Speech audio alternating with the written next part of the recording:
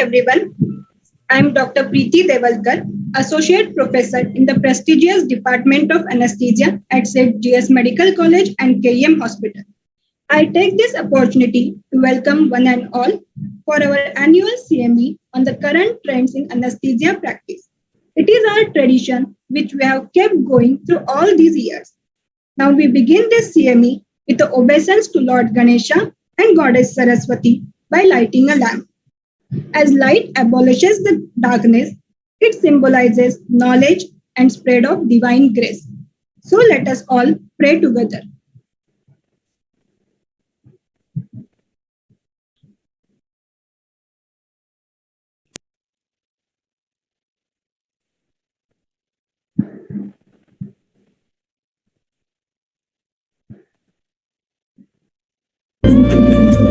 शुभं कुरुत्वं कल्याणं आरोग्यं धनसम्पदः शुभं कुरुत्वं कल्याणं आरोग्यं धनसम्पदः शत्रुबुद्धिविनाशाय दीपज्योतिर्नमोऽस्तुते दीपज्योतिर्नमोऽस्तुते शुभं कुरुत्वं कल्याणम् आरोग्यं धनसम्पदः शुभं कुरुत्वं कल्याणम् आरोग्यं धनसम्पदः.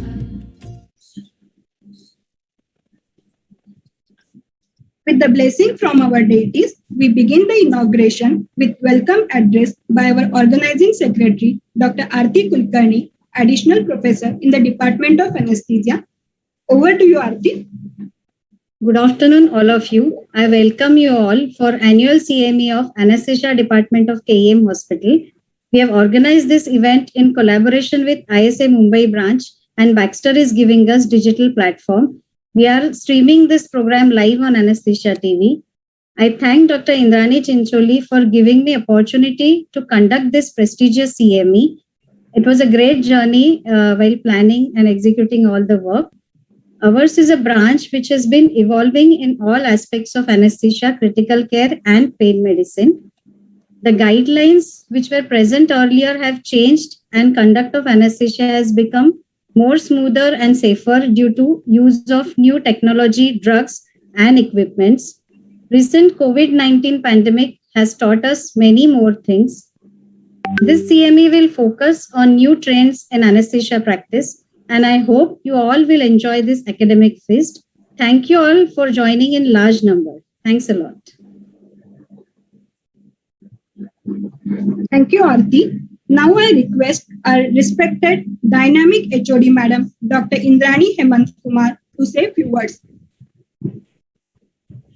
Respected Dean, Dr. Hemant Deshmukh, Dr. Devekar, Dr. Das Gupta, Madam Bhatt, all previous heads of departments of anesthesia, KEM Hospital, my seniors from Nair Hospital and other hospitals, colleagues, students, and my dear friends.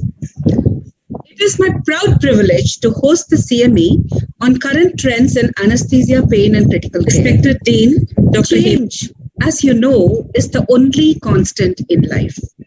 This topic was chosen to illuminate our anesthesiologists on the changes, trends, and recent breakthrough in the field of anesthesia, pain, and critical care. A lot has changed in technology, anesthetics, critical care, drugs, guidelines, patient safety, to just name a few. COVID epidemic has humbled us and made us unlearn a lot of things and relearn and embrace the future realities.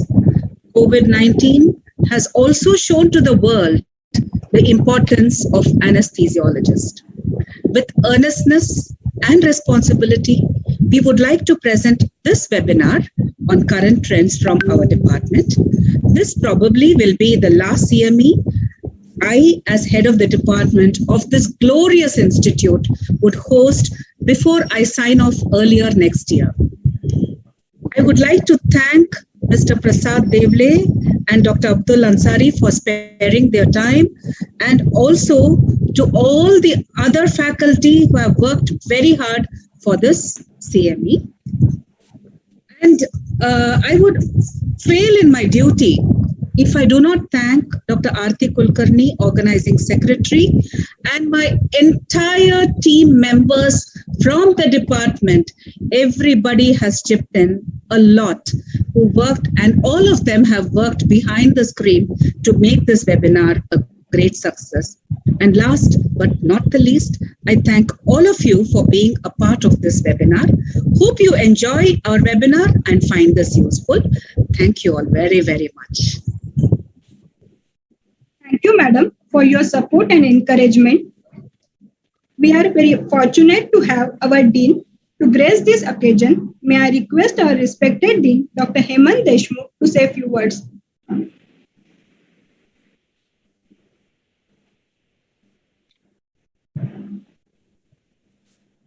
Sir, you are on mute, sir.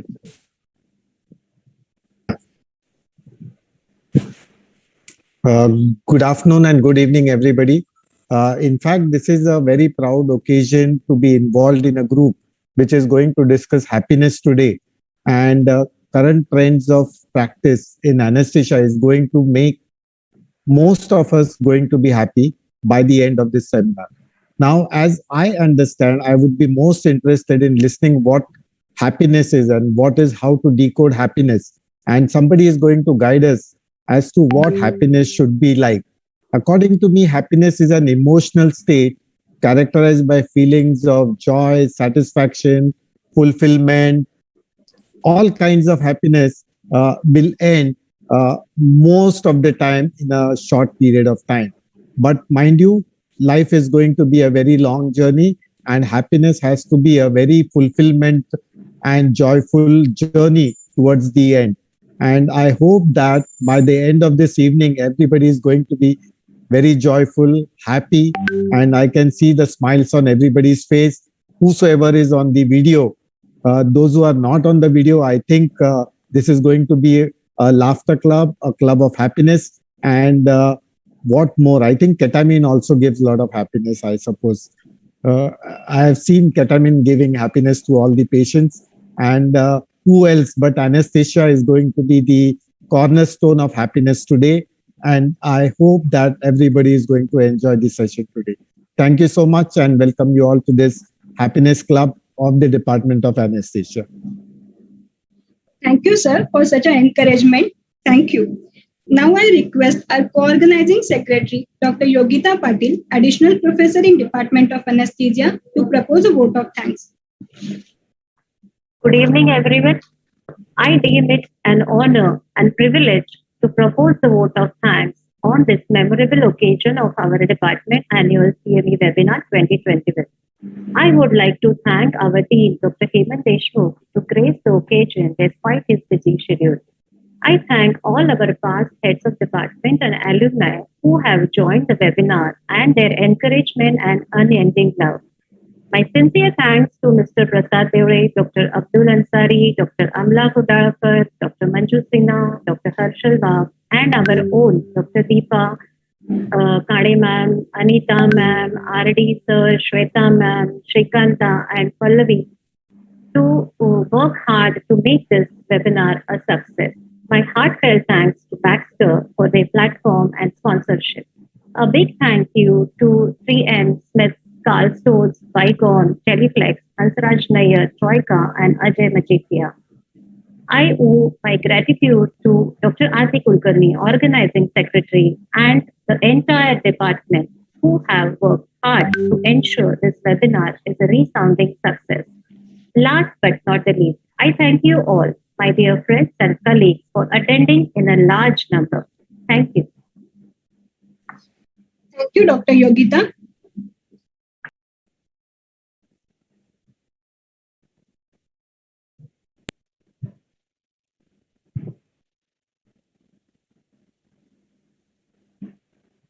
Now there are few instructions for delegates. Kindly log in with your registered email ID. Please your full name as a username. Please keep yourself on a mute mode and video off during virtual session. It is advisable to use the earphone. Attendance for 3.5 hours is must for MMC credit point, and question can be asked in the chat box. Our speakers will answer it online at the end of the session, and submitting the feedback form is mandatory. Feedback form link will be posted in the chat box at the end of the session.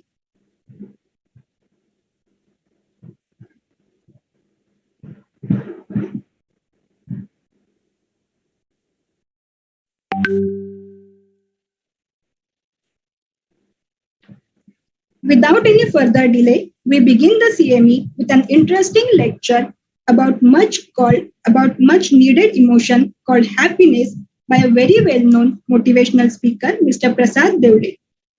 Sir is a certified great leadership trainer. He is associated with the Chinmayananda Mission as a spiritual coach. He is a director of Z-Back Adventures, and he has an experience of corporate training session about team bonding, leadership, personality development. So, welcome, welcome, Mr. Prasad Deole.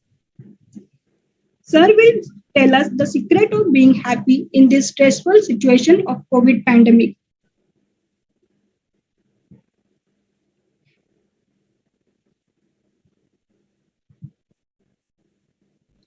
Yeah, thank you to all. Good afternoon. Normally, when I have face-to-face sessions, and I'm very happy to see that some of you at least have put on their videos. I would suggest at least I can see some faces when the session is going on. When I have face-to-face sessions, normally I have this question asked, but now I cannot ask, and it is very difficult to open, unmute and answer, but some of you can try. Normally I ask one simple question which we have been asking and discussing with people, how are you? How are you feeling this moment? So some people answer, how are you question? Fine. Most of us answer fine. From today, those who are attending 152 doctors will not answer fine, because if you look into dictionary, fine means penalty. And that means you are telling me that you are penalty to life. So, many times we don't see what we are answering. Some people say they are good. That also I have a challenge, because I can show you at least 4 people who will vouch you are not as good as you sound or you look. So good also is not a correct answer to the question, how are you? Some people answer great without telling their achievements. That also is not a politically correct answer, because great means how can I know your greatness in 1 minute? I just want to know how are you? So 152 doctors, I really am very happy to have this session with the great KEM, which I've been hearing since long, that the history of this university college is huge and the kind of service what you're doing is great. So 153 doctors who have logged in from today. If anybody asks you a question, how are you? You will not answer fine, good, great, chal raha hai, kat rahi hai. Because these are the common question answers and they are not correct answers as such. The answer must be happy, because the speaker or the questioner wants to know how are you feeling this moment. Now you will require a lot of courage to answer this question, because suppose you go out in college and your spouse calls you, how are you? And if you say happy, there will be doubt and there will be challenges at your home, because the other person would think, how can you be happy? Because normally when you come home, you are not so happy. So one commitment to all of you, from all of you, that for a simple question, how are you? From today, all of you will answer happy, because the way we speak, the same way we feel. Because as we say, we feel. So there is a science of this. And today we are going to decode this happiness, which many people think that they know it. But after today's session, you will realize that it's very interesting to decode different aspects of this happiness session. I would also request, if you are not carrying a paper and pen, you can just pick up your paper and pen, or your mobile phone must have some kind of color note. You can write down some numbers, because we are going to derive your happiness quotient, and we will see whether KEM, this group of doctors, their happiness quotient is higher or lower, because as doctors, you measure a lot of quotients of people with X-ray and various things. But today we are going to discover your happiness quotient. So get set, ready. I will just share the screen and let us participate in this session. If anybody has any questions or anything, just put on the chat. Sometimes I don't see the chat so prominently. If Aarti or somebody can just read out the question at the end, that would be great. So this saying I had heard long time back, I will just say this is not my saying. So sometimes you might not accept what I say, but this is a saying, What is the duration of happiness? Suppose we want to see. This is a saying. If you want happiness for 1 hour, take a nap, the saying says. And you are also doctor, you give anesthesia and the patient is in happiness because when the patient is sleeping or in anesthesia, the person is happy. So if you want to be happy for 1 hour, take a nap. If you want to be happy for a day, play. Very important. Today people have forgotten playing in life. Some people only play with somebody else's emotions. But actually, we have stopped playing in life. If you want to play in life, you must see your children. Children actually know how to live life with playfulness. And some people are so serious. And actually, they think seriousness is sincerity. Actually, there is a huge difference between seriousness and sincerity. Happiness program tells us that please do not be serious. Please be sincere. And we must know how to play during the daytime. When I go to the hospital, I must know how to play, not play with patients, but in a playful manner, I can be sincere. If I want to be happy for 1 week, travel. If I want to be happy for 1 month, get married. Now, this is where people say we don't agree. That's the reason I said this is not my saying. Some people say don't say 1 month, at least say 1 year. Don't say 1 month is too short, but choice is yours. This is the saying I'm saying.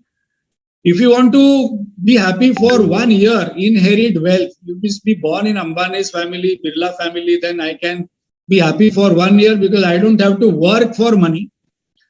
But the key for starting this particular program is this. If you want to be happy all the time, now this is our mantra. Love what you do and do what you love. Those people actually love what they do. They have no concept of work-life balance or holiday because their work they love. There is no holiday need for them. Sometimes they get tired, but there is no work-life balance. This work-life balance is a big myth because some people say work is different, life is different, family is different. Now we have to understand happiness and life in a completely different perspective. So there are two choices to you. Either you love what you do or you do what you love. This is the first code of happiness. So when you go to your hospital from tomorrow morning, please ask whether you love what you're doing. If not, there is less scope of happiness. And when you go from hospital to your family, then I must ask this question that what is the purpose of creating a family also? We do not know that. We will come later. But this is what I want to do and love what I do. So this is the first decoding of happiness. This question I need to ask myself. Whether work, life is a burden or whether I can create love into it. Without love, there cannot be happiness. Love and happiness, we will discover there is a slight difference in it, but both sometimes people use as synonyms. There is a person called as Ed Diner. He has done research for 5 years, but I have been doing research on this topic for last 30 years. And actually, most of the scriptures, I was introduced that I'm part of Chinmay Mission. Yes, I take a lot of sessions on scriptures, science of scriptures, where the basic goal of all scriptures, Bhagavad Gita, Quran, Bible, Upanishad, Brahma Sutra, they only talk of one thing. Paramananda Prapti and Atyantik Dukkha Nivrutti. Some people think that, scriptures must be read after retirement by the time everything is gone. But all the scriptures have one goal, how to be happy 24 by 7, 365 days. So, but I'm going to share some of the research given by this person. Happy people are more healthier. This is the first research what this person did. And I'm going to give you some reference books because I know you're all doctors. You'd like to see reference and the material to cross-check whether it is right or wrong. You can cross-check this particular theory. Happy people perform better at workplace. A person who is frustrated, unhappy, angry, irritated, depressed cannot perform better at workplace for most of the time because the person will be successful but will get stressed out and there will be challenges at relationships and health. That's the reason McKinsey, suppose you want to go and see on the Google, you will find McKinsey has done a research. They researched around 500 to 1,000 successful people who are CEOs and who are at the top of the rank in the corporate. To their surprise, they found that 80% of them are not having good health or not having good relationships and they are under stress. Actually, one of the research I had read long time back, I don't know whether you'll agree or no, 50% of doctors are unfit at physical level. Those who know the best of the body, they are unfit at the physical level because somewhere my priorities are changed. Happy people judge positively. This is a very important thing for a doctor. If I'm unhappy, frustrated, irritated, depressed, I cannot judge. The judgment goes for a toss. These are all very valuable research. Actually, my session is 1.5 hours, so I will go slightly faster and maybe last 10 minutes we can have question answers. Happy people volunteer more and help more in life because they're basically happy. Some people who don't offer help in organization, they will only think that my work, they will do their work and go home. They will not figure out who needs some more help from my side, but not for this team because you have been working for last 2 years. And I think hats off to your service because I've been hearing a lot of stories of how doctors and that community is working for all of us. Happy people display more energy. So from the how you walk, how you talk, how you smile, we can say whether you're happy or no. Now, some people say, no, this is not true. But you can say whether the person is a sick person or a healthy person from the body and from the talk under the face. So definitely if a person is happy, will display more energy. A person who is depressed, low, frustrated, angry will not display that kind of energy. Happy people look better. Actually, if you want to ask research for this, I would invite all of you that go and see some research where the most beautiful women, the most handsome man in the world, the beauty queen is declared, the world beauty queen. And I was researching the interviews. They told that we are trained to feel better before we go to stage. Before we actually go on the stage for a beauty queen contest, we are trained how to feel. Because the way I feel, the same way I look. If I don't feel good, however makeup, however clothes and perfume I wear, it will not show off. Happy people look better. Happy people are more social. Happy people have more harmonious relationships. That's a very, very important pointer for all of us. Whenever I'm unhappy, depressed, frustrated, irritated, and there is a lot of hatred in me or tiredness, my relationships will go for a toss. And that is what is the research coming out in lockdown, that many people who are locked up at home, 30% have gone into divorce because they are basically not happy. And one cannot stay long with unhappy person in a house locked up for a long time. And this is a research which is coming out from many countries. Happy people live a more purposeful life. Not just getting up day, okay, then think what is to be done during the day, go to office and then come back. So these are the research outcomes. You can just have a look at it. I'm going to share some books. You can have this research clarified and justified also. Now, what is the need? Because we are going to check your happiness quotient today. But what is the need to check? Some people think I'm happy only, but other people don't say that you're happy. If you are really happy, then these are the parameters what will be seen from outside. If you check an international level, they celebrate Happiness Day on March 20. And Finland is discovered as the happiest country. You know, sometimes Finland, sometimes Denmark, you know, these are all small European countries which are declared. And I was keen as a research person to figure out what are the parameters on they declare where the country is happy or no. First came trust. Second came purpose. If a person who is trustworthy, if a person is having clear purpose and freedom to choose whatever I want to do, whatever I want to say, whatever I want to become, then that particular person, that particular country, they collect the masses and then declare this country is a happiest country. I'm leaving the other one, GDP, corruption, because India comes maybe 10th from the last in 195 countries. Organization level, enhanced happiness leads to enhanced engagement and enhanced productivity. So most of the organizations, professional organization, multinational organization, they do a happiness survey called as engagement survey in the organization. And there are companies who do this kind of work. But for me as an individual, as a doctor, what is important? This myth we are going to destroy today after this session, after this slide. Individual level, it is very important to be happy because more happiness leads to more success and more success leads to more fulfillment. Now, this is a myth what many people have in life, and today we want to destroy this myth. And we are going to see one small video on this. The myth is what? If I become more successful, I will become more happy. So persons who is in school, they say, I want to go to college, then I will become more happy. Then after college, I want to get a good degree, then I'll be happy. If I get a good degree, then I will get a good job, then I'll be happy. If I get a good job, then I should get married, then I should be happy. If I get married, then I must have children, then I'll be happy.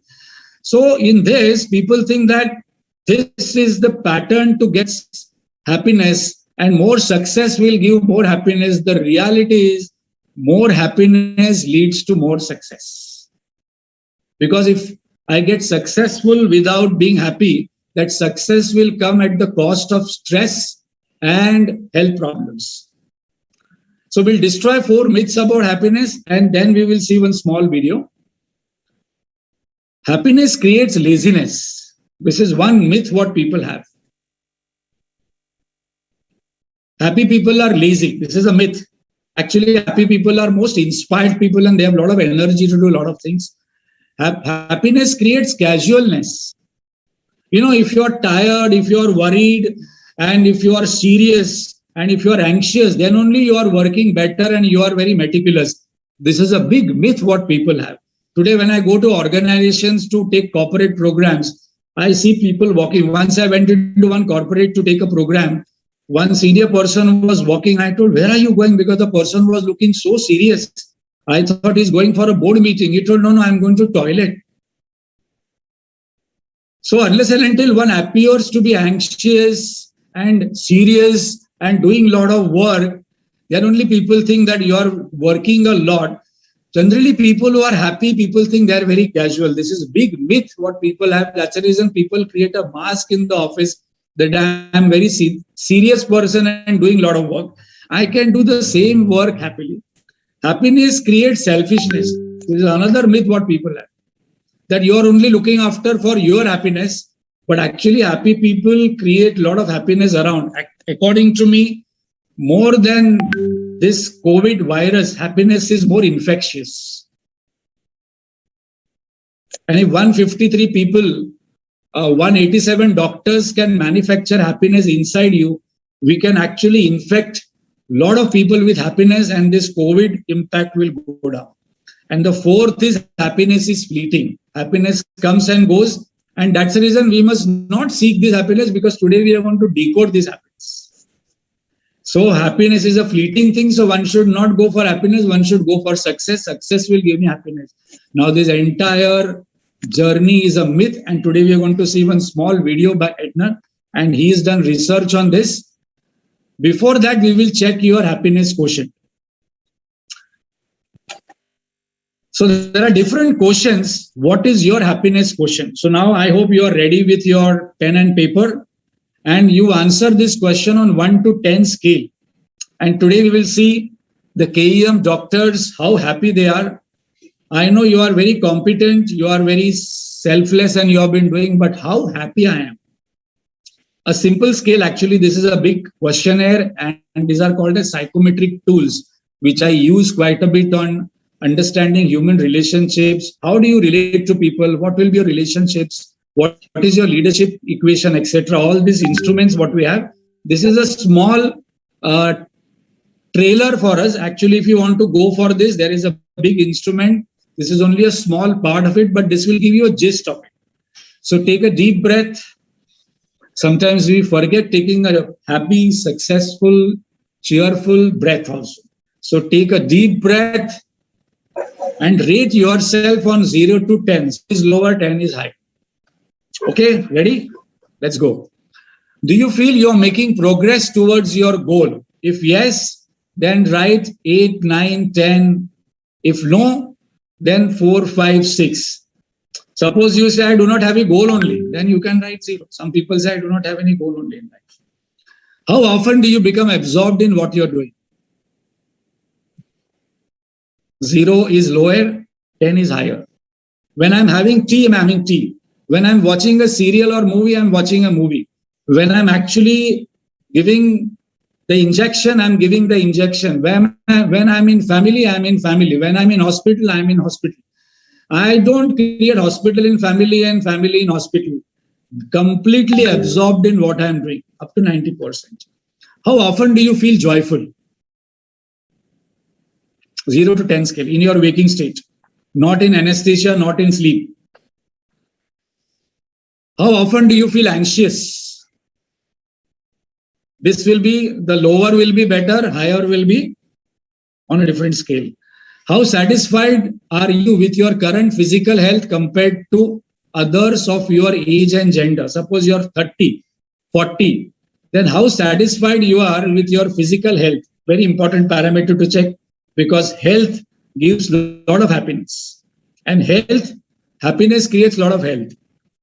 To what extent do you receive help and support from others when you need? Very important. Huh? If I don't need support and help at family level or in the organization level, then my happiness quotient goes down. To what extent do you feel excited, interested in things you do?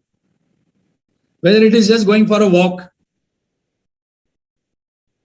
or simple thing, watering plants. How often do you feel lonely in daily life? 0 is lower, 10 is higher. How often do you feel angry?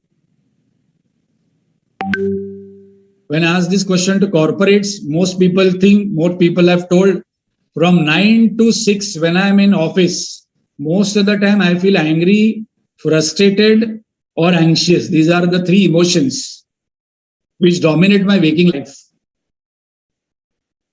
How often you are able to handle your responsibilities? To what extent you feel loved from your near and dear ones in your family and in your office? So if you're got, considering all this, how happy would you say you are? So you can take an average of this. In this, there are 3 questions, lower the better, lower number is better. So you can have an average of this and you can get your happiness quotient. So before I conclude this session, I would like some of you to share on the chat, what are your happiness quotient? This is very important because wherever I go, I create happiness. I think we have heard that saying, there are 2 types of people. Wherever I go, there is cheer and happiness. And the second type, wherever they are not, there is cheer and happiness. So sometimes when somebody comes in office, we get tensed. And somebody comes in office, we get cheerful. And some people are at home. They are very happy, chilled out, relaxed, watching TV. When they understand their parents are coming, somebody is coming, TV is off. And there is tension in the house because somebody who is very tired, frustrated is coming at home. One of my favorite observations in life is that some people are professional at home and emotional in office. So I need to check how much of emotion I must take into my profession where my all emotions get exhausted and I come back without any emotions at home where I have less emotions to share, and these people are tired and frustrated most of the time when they go there. So this is the happiness quotient trailer. If most of you are above 7 to 8 on most of the numbers, and on these two questions, lower and anxious question on the lower, then this KEM team is a happy team. So whenever I go to corporates, I say, before you become successful, please ask whether do I have a happy team in KEM. Then the success is just around the corner. So I'm going to show you a 2-minute video. Before that, let me start the sound.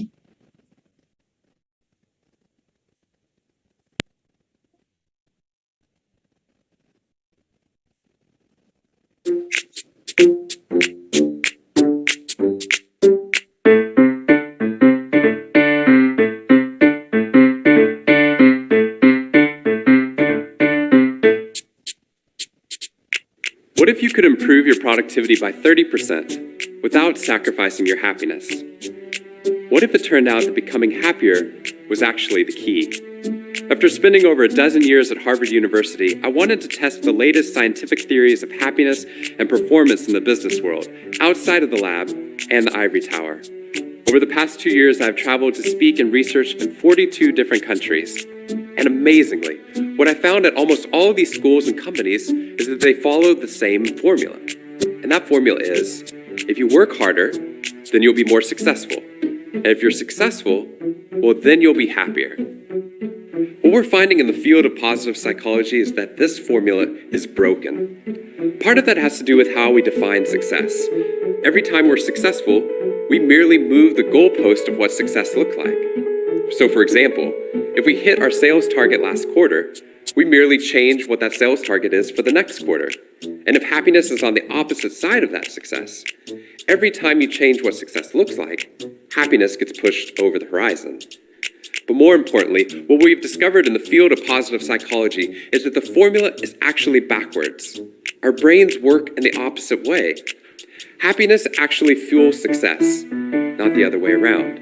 If you can find a way to get your brain to become positive, your success rates will increase, and as a result, work will become more productive, enjoyable, and rewarding. So if we can change the formula, if we can reverse it, then we can maximize our brain's potential and our performance will increase dramatically. Not to mention the fact that we'll be happier right now in the present. I can imagine that you might be skeptical about all of this. Could happiness really make a difference to our work? Well, the research shows that it actually does. Let me explain. So what is a myth? Hard work leads to success. Success leads to happiness. This is a myth we have destroyed today. The reality is, if I am happy, I work with inspiration, and that inspired work leads to success.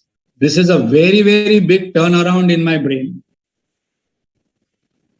And today we are going to discuss for a short time, as I mentioned to Aarti, that this is a half-day workshop, but I'm just giving you a trailer, that how we can manufacture this happiness from deep, the science and decoding that. So happiness and success mantra redefined. Our goal is happiness. Very important factor. I've asked this question to many people for last 15 years. That what is the purpose of getting married? 99.9% or 100% couples didn't answer questions clearly that what is their purpose of getting married. Most of them said, I got a job, then there was social pressure, and then I was feeling lonely, so I got married, need a companion.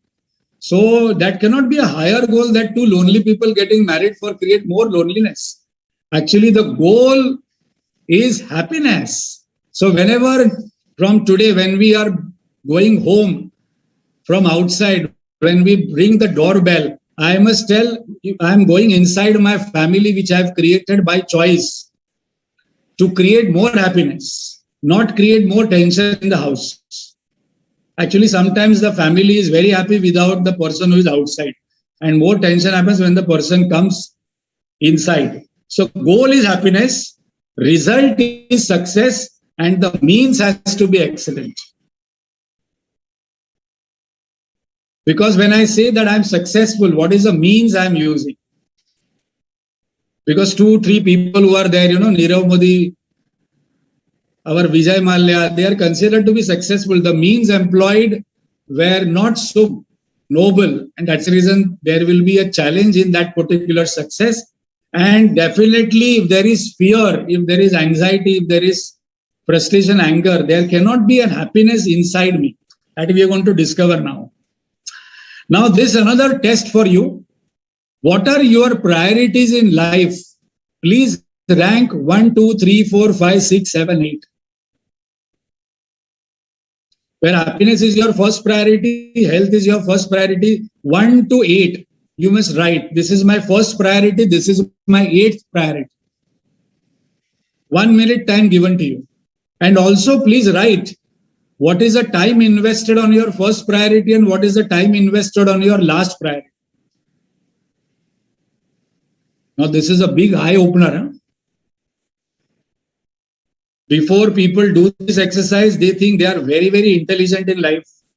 But after doing this exercise, they think that they are not so intelligent because whatever first rank what they have put priority wise, they are giving the least time. And what is the second last, third last, last priority, they are giving maximum time.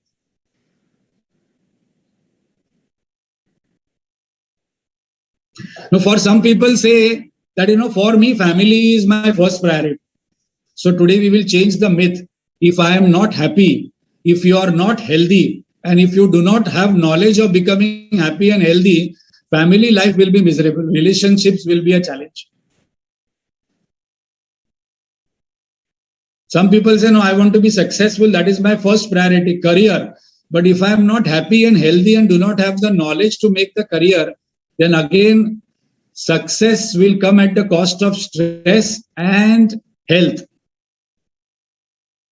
So, in short, actually this session itself I take for 1 hour, but in short, what our scriptures say, happiness must be my first priority in life. Second priority must be health. And the third priority must be knowledge. These are absolute. There is no relative thing what Einstein told. Further to this, whatever you want to change is up to you as per your age and ashram, whether whatever stage of life you are. Because if you are not happy, creating a family and working in organization is a misery for others. If I am not healthy, and those who are single earners in one family, if my health goes for a toss, we know the entire family suffers. And this is where our scriptures say that actually the entire happiness depends upon the knowledge. So we are creating this knowledge. People who suffer failure, they actually lack knowledge of how to become successful. People who suffer poverty, they lack knowledge of how to create wealth. People who suffer ill health, they lack the knowledge of how to create health and wealth, because wealth also creates health. People who are miserable, they lack knowledge how to create happiness from deep within. People who are angry, they lack knowledge how to create love from deep within. It's basically about knowledge. So first 3 are absolute, you cannot change it. Other 3 you may change, other 5. So from today, my first priority must be happy. Please ask yourself whether you are a happy person or not a happy person.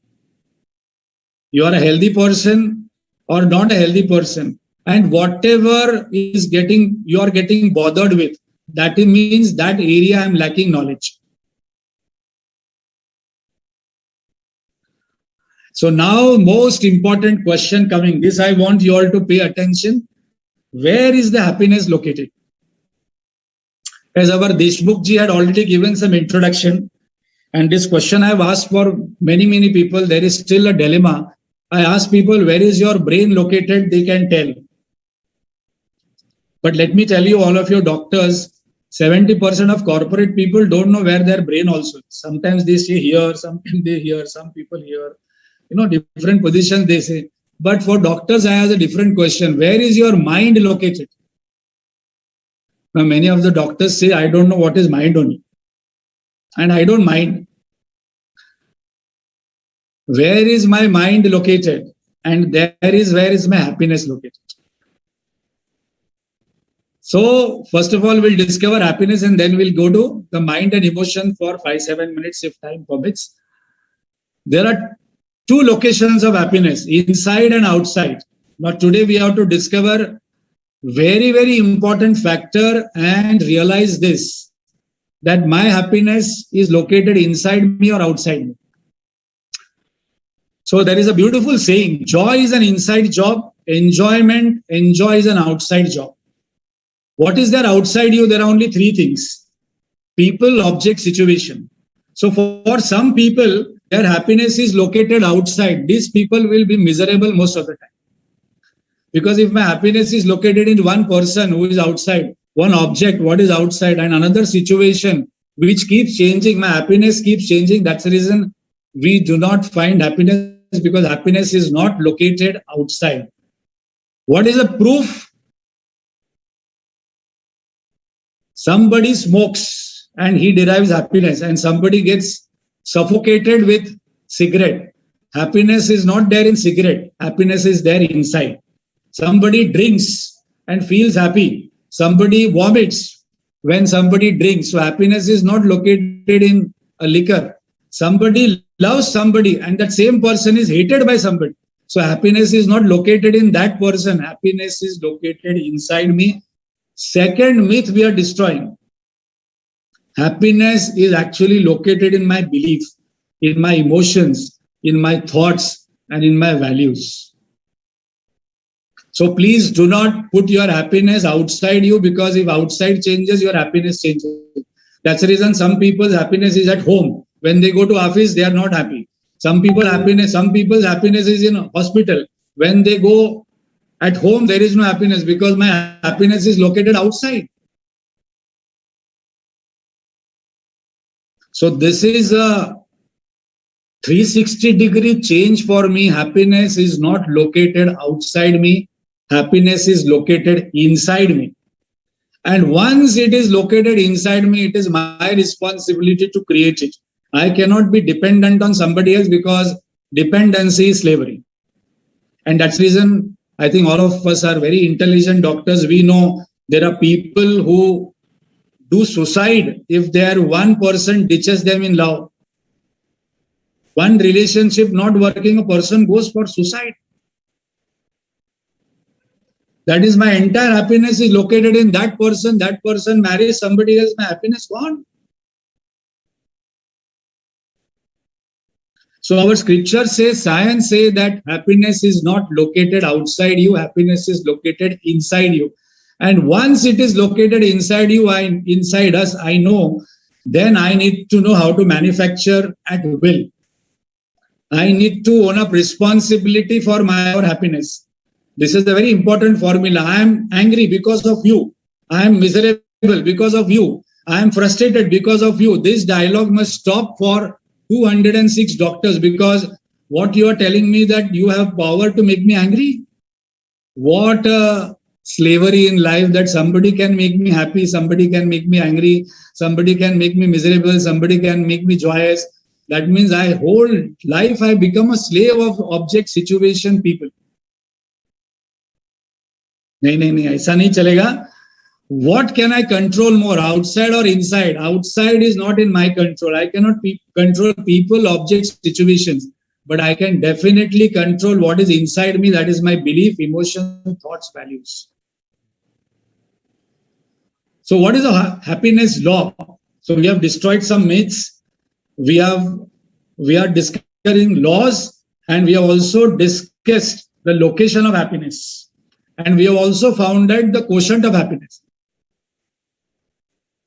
The inner controls the outer.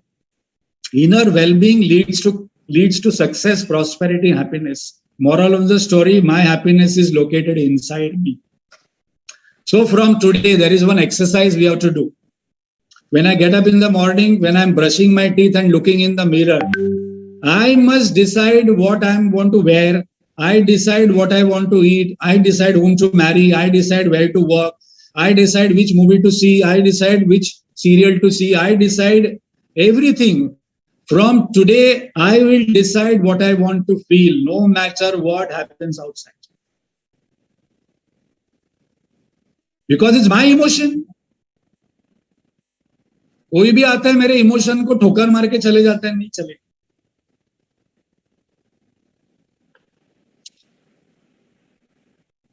This belief, these are different beliefs about happiness. For some people, money is happiness. For some people, pleasure is happiness. For some people, success is happiness. For some people, fame and power is happiness. For some people, relationship is happiness. So one question to all of us, happiness is in the journey or in destination? So all these things can be the cause of happiness, but cannot be happiness because we are going to define happiness. Happiness comes from inside us. Happiness cannot be stimuli driven. Happiness has to be source driven. And the day I discover the source of happiness inside me, life is changed. Not that I am not interested in money, pleasure, success, fame, power, relationship. All this comes to a happy person very easily. I am not joking. This is what our science and scripture says, that you discover happiness and see how people will attract, how relationship will be sound, how I will work inspiredly towards success, and how I can create great wealth. Today, this particular aspect has given me, as I have already mentioned, I have got 2 resorts. I told Aarti I would invite all doctors of KEM to come to my resort, because in this pandemic, there are a lot of doctors and nurses we have invited to our resort, which is 2.5 hours from here, and there, which is located next to a lake, and 200 people can stay there. And one of the secret, people ask me, what is your secret? I say the secret is the scriptural knowledge which has told me that I can manufacture my happiness. I create my own sunshine. I like this small cartoon. Where did you find that? I've been searching for it everywhere. I created it myself. So from today, 208 doctors will manufacture happiness for themselves and not look for outside. So from today, I will not seek happiness. I will share happiness. Most of us are beggars of happiness. From today, I will be a giver of happiness. I would invite you to see what happiness is now. We are going to discuss for 10 minutes and then we will have question answers.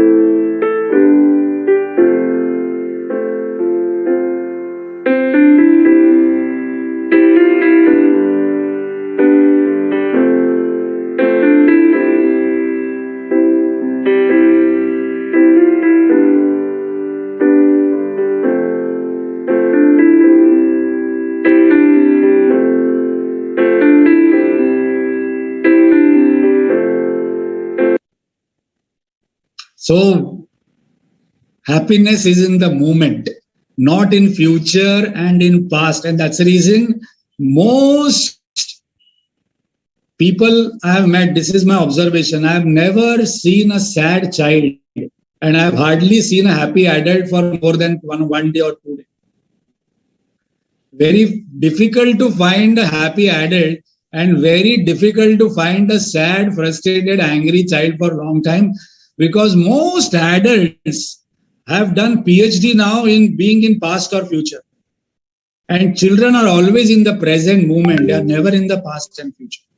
And happiness is located in the moment. So we are not happy. Happiness is in freedom, not in slavery. Happiness is inside me. The moment I discover this, then I am free. You saw that child. There is freedom to go about and play. Happiness is in our self-expression. And happiness is in trust. That boy trusts that dog and the dog is guarding that. Now I would invite all of you to actually look at these pictures and see which resembles you in your office and family life. Most of the time, people are only looking in the mirror for combing their hair and putting some lipstick and powder. But how do we appear to others? And that's the reason people put off their video, because some of the face resembles me here most of the time. Sometimes with your friend and child and family, you might be laughing, but 90% of the time, this is a reflection of people's faces.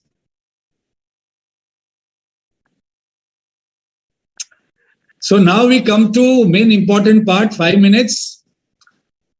Happiness is an emotion.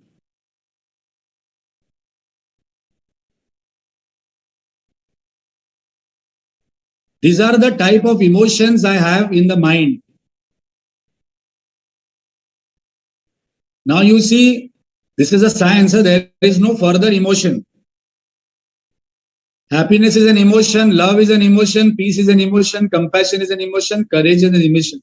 Anger is an emotion, fear is an emotion, sadness, jealousy, revenge, frustration, irritation, anxiety, hatred, disgust. Now the more important part is that these are all there in my mind. Now if you see, the right hand side is double of left hand side, so people are unhappy because most of the time I experience negative emotions. So if I want to be happy, I have to actually feel happiness 3 times more than a negative emotion. So very important rule. Happiness is an emotion, and all emotions are thoughts, and thoughts can be changed.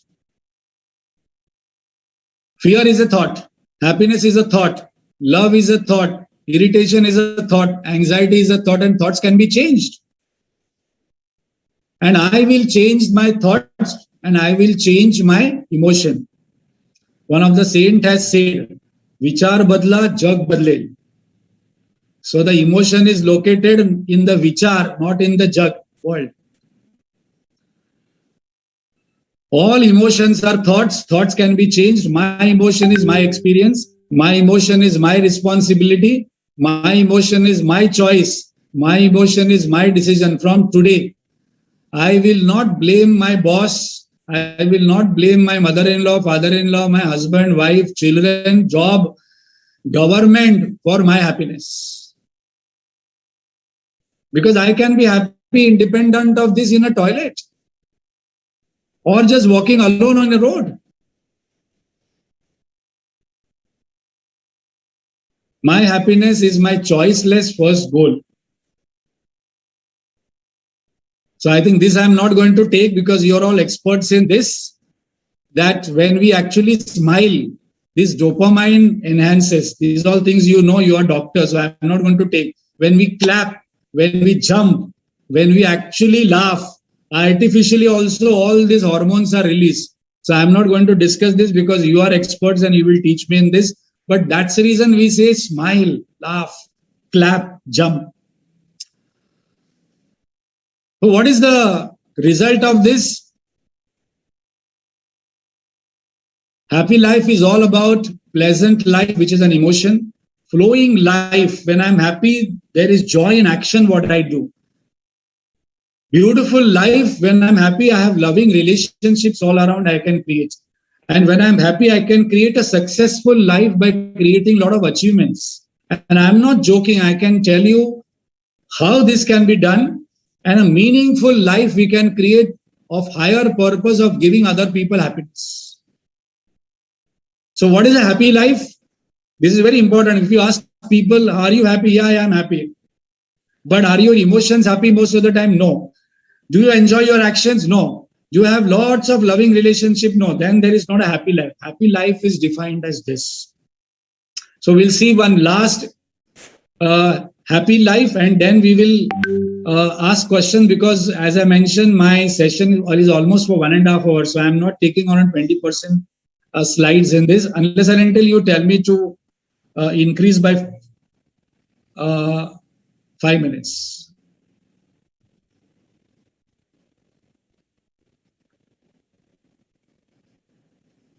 Yes, sir. Yes, sir. We can increase.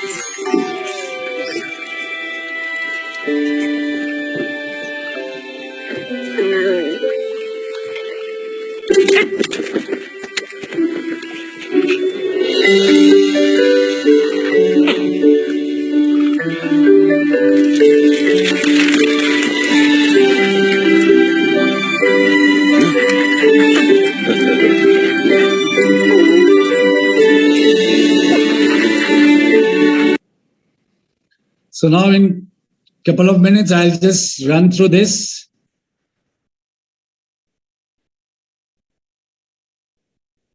Practices to be happy. This is an important practice. Share 3 things you felt happy for during the day to your family and to your colleagues. Most people do not follow this particular science. They normally tell about what went wrong. Do something nice for people around you every day without expecting anything in return. At least one thing. You're all doing, but you can share this. How your actions helped you getting things done. That creates the mindset that my actions can matter. Don't wait for happiness to happen. Smile more, breathe deeply, sleep soundly, meditate. So now I'm going to mention one habit which I want to just mention because there are many habits I can speak about. From today, 203 doctors will not complain, criticize, compare and blame. I will drop this from my mind. From today, I will not complain about anything, criticize about anything and compare because this reduces happiness. Now, this is a courageous act because half or 80% of our life goes in complaining only, criticizing only and comparing only. And then if these 3 I do a lot, then I do PhD, then I get into blame game. That's all. And when I have these 3 C's and 1 B, forget about happiness. So please write yourself one thing that today I will drop complaining, criticizing, comparing and blaming because today I know that happiness is located inside and I can create my own smile and laughter. So what will I do if I don't complain, criticize, compare? I will compliment more, appreciate more, be grateful. These are all practices for enhancing happiness.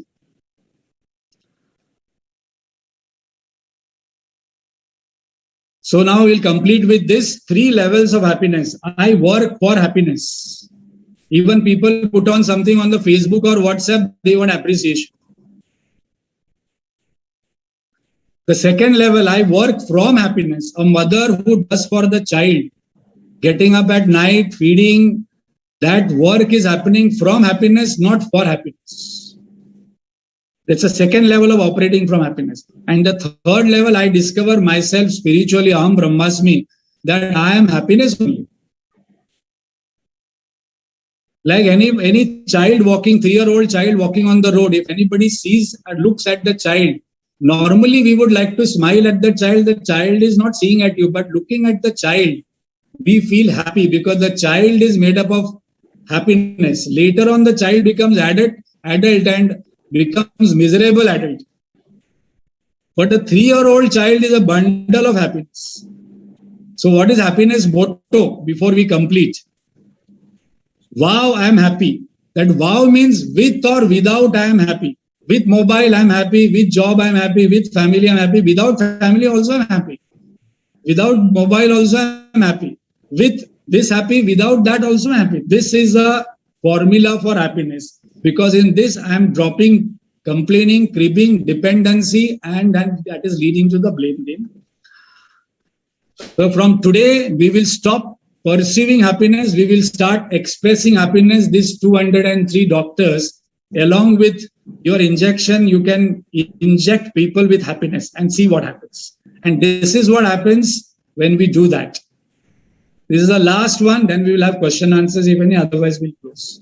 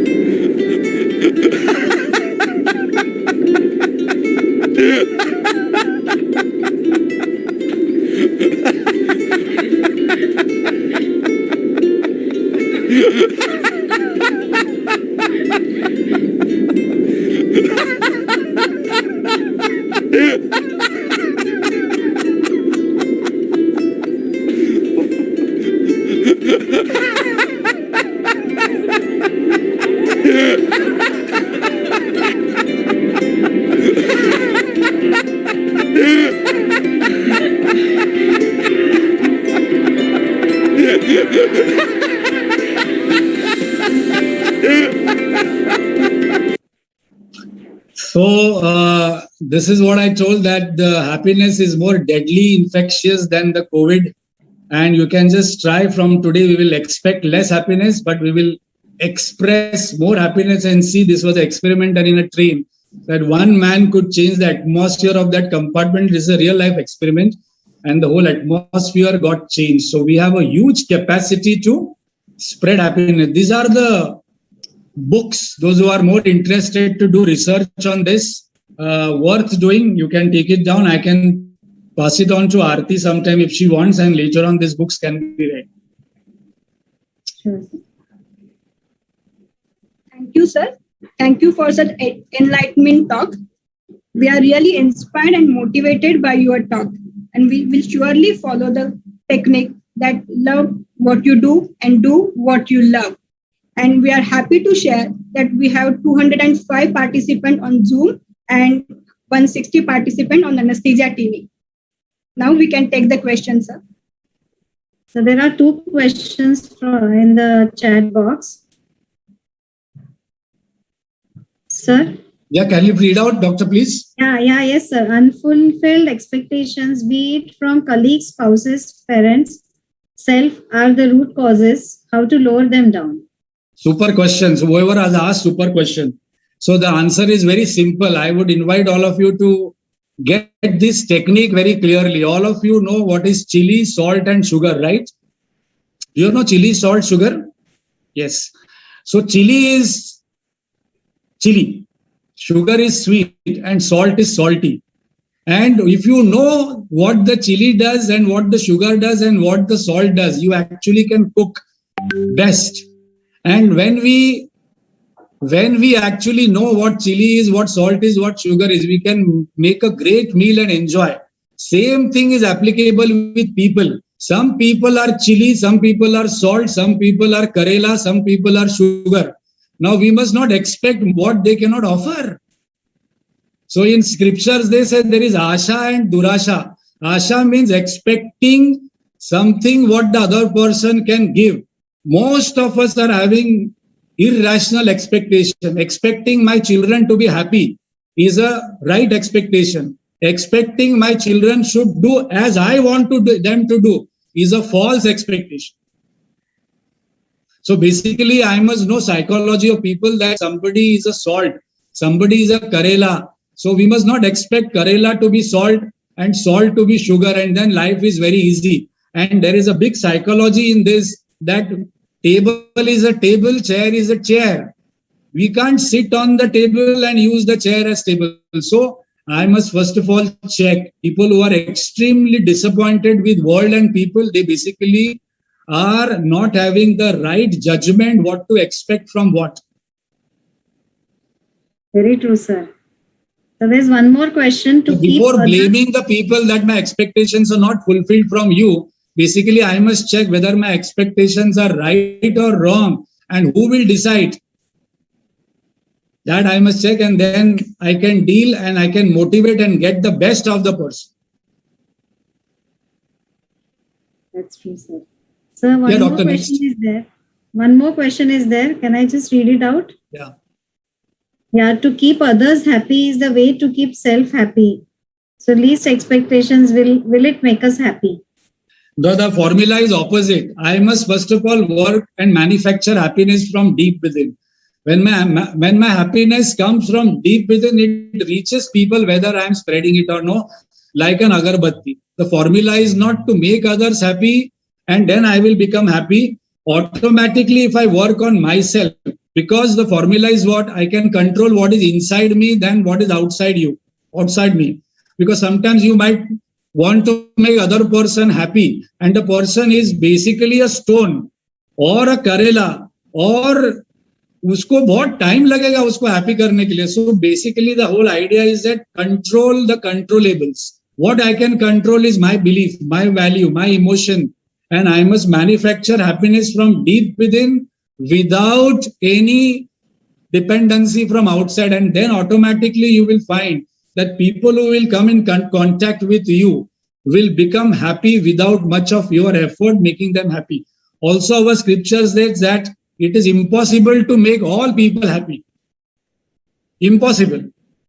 But it is 100% possible to make oneself happy. So the formula is opposite. I must work on myself. And the law is what? Only a good swimmer can save another person who is drowning. If you yourself are not having abundance of happiness, sharing happiness will be a big problem. Sir, actually you said that you have to work on your inner self to be happy. You have no control on the extraneous things like objects, people, relationships.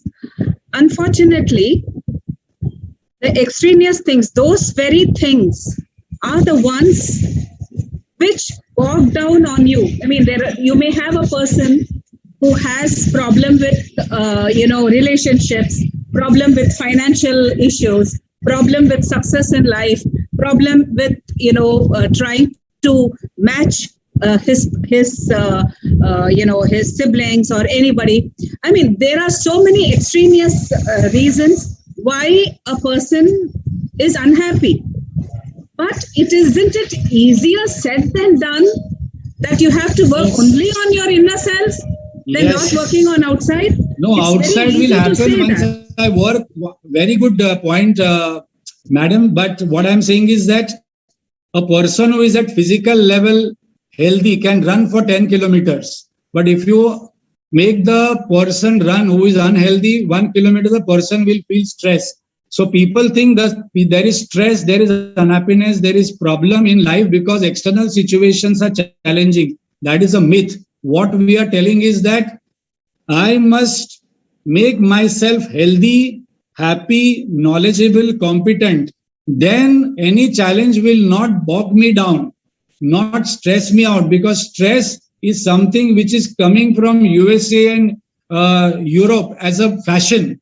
In our scriptures, there is no thing as stress, because we believe that stress is not something to be managed. What we have to manage is what is valuable to us. We must manage our family.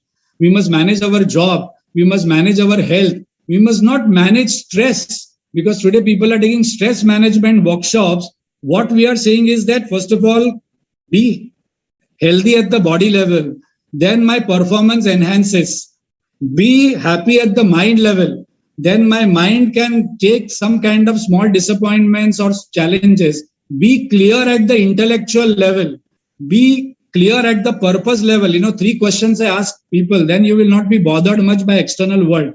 Why have you got married? Why are you working? And why are you living? If you are clear about these 3 questions, many things happening outside you will not bother you much. So not that the problems will not come, but I am ready to face these particular problems in a much better way.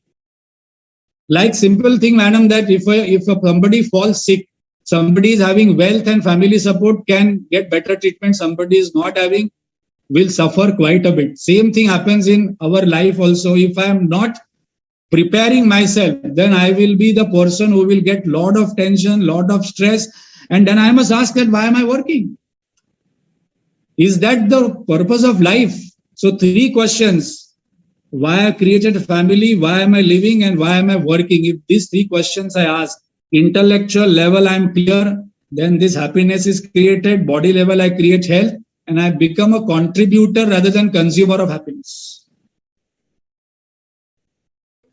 Yes, it is easily said and done. That's the reason we have to practice. We have to have some kind of laws, and we have to follow. As we all know, to reduce body weight also, I have to work for 6 months to 1 year. So to work at the mind level, I have to work for 1 to 2 years. It will take time because mind is subtler than the body. What is the contribution of external things to happiness then? External things to happiness, maybe. For example, for me, success may be happiness. For someone else, money is happiness. For someone else, running is happiness, or exercise is happiness. So, what is the contribution of external thing to one's happiness? If I keep any equation outside me to give me happiness, that is a possibility that I will be hugely disappointed by that, because the moment I will get into a failure thing, I will be the most miserable person. People who are failures, they go for suicide also, they go for drugs, because for them success is happiness, for them relationship is happiness. All these things are important for my growth. But suppose my equations and beliefs are like that, which are outside me. You can see a person getting 90% marks, the child goes for suicide because parents think that 97 means you are successful. But who will decide the success parameter? Who will decide that you are successful? I might say you are not successful. Somebody, Shah Rukh Khan, I don't think is successful. I don't think Vijay Mallya is successful. I don't think Nirav Modi is successful. You might say somebody who has grown into organization, another doctor, that he's cheating. He might having 1 car and 1 bungalow, but according to you. So whenever the parameter of happiness, we are talking about happiness, is outside me, then it is going to create challenges. All these things we can create: beautiful, successful life, healthy relationships, lot of achievements, when I work on myself first, because the ball rests in my court as such. All these things actually matter very, very importantly, as you mentioned, but a healthy, happy and knowledgeable person will be able to get out of it very easily. There is a saying, getting upset is not wrong, but how long to get upset, how deeply you get upset, and how much you get upset, that is the important criteria when I develop this happiness, health and knowledge.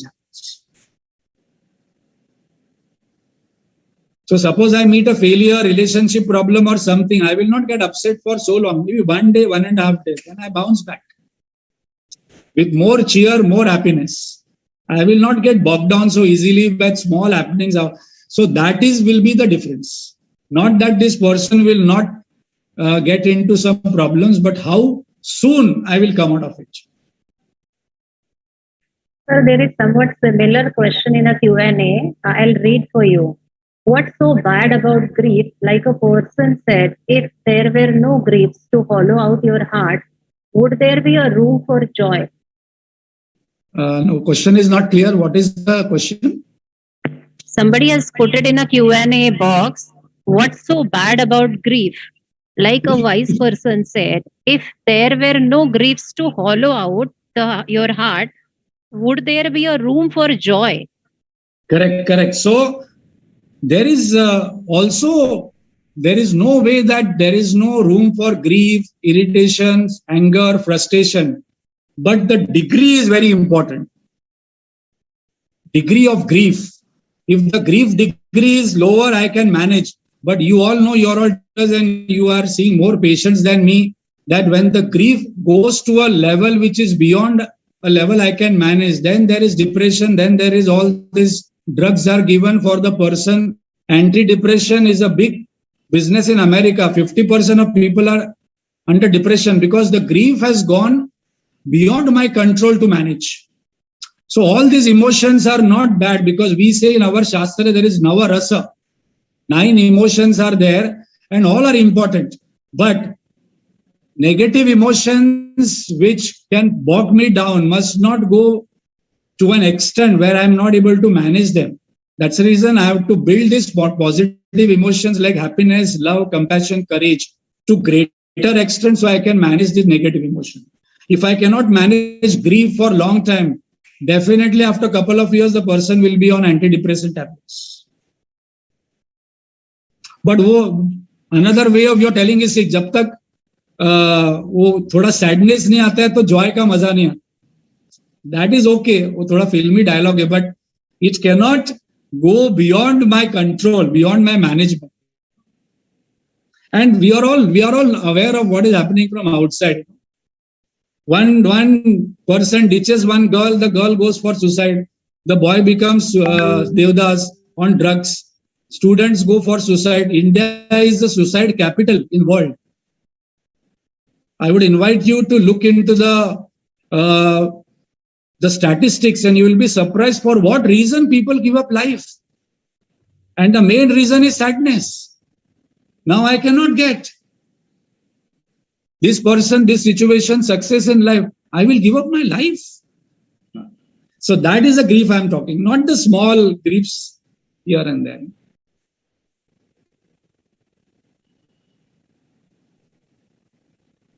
Actually, the first chapter of Bhagavad Gita is Arjuna Vishada Yoga. Vishada means grief. That is where the whole Gita starts.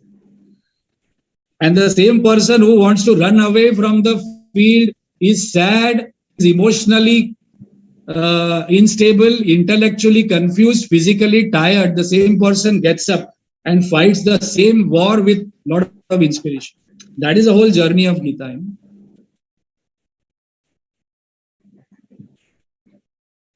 Thank you, sir. Thank you for clearing our all doubts. As I mentioned to Aarti, sometimes I would like to come and do face-to-face for half a day, because 1 hour virtual is not my way. This is an adopted way in the COVID. But for last 25 years, I've been doing face-to-face programs where I can see face and figure out what questions you would have, in the beginning itself. Now here I have to have a monologue and I have questions. So sometimes I would like to come and do some sessions in the hospital.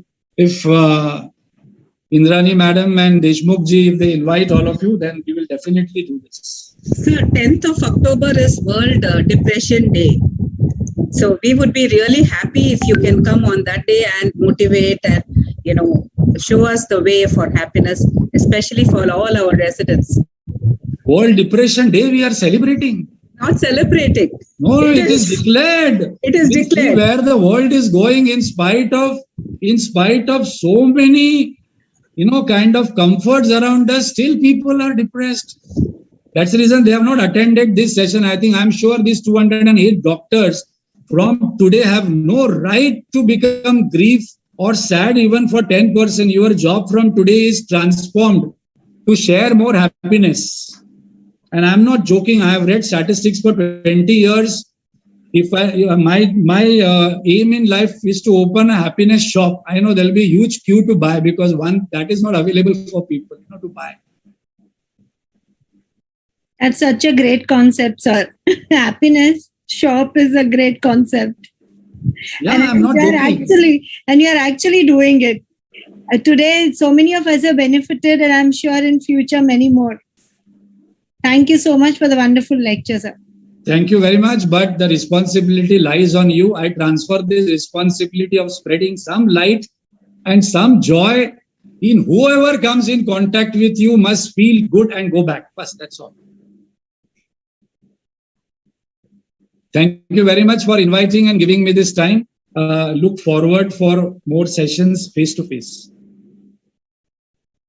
Sure, sir. Thank you, sir. Now we move on to our next lecture, that is changing practices in the critical care.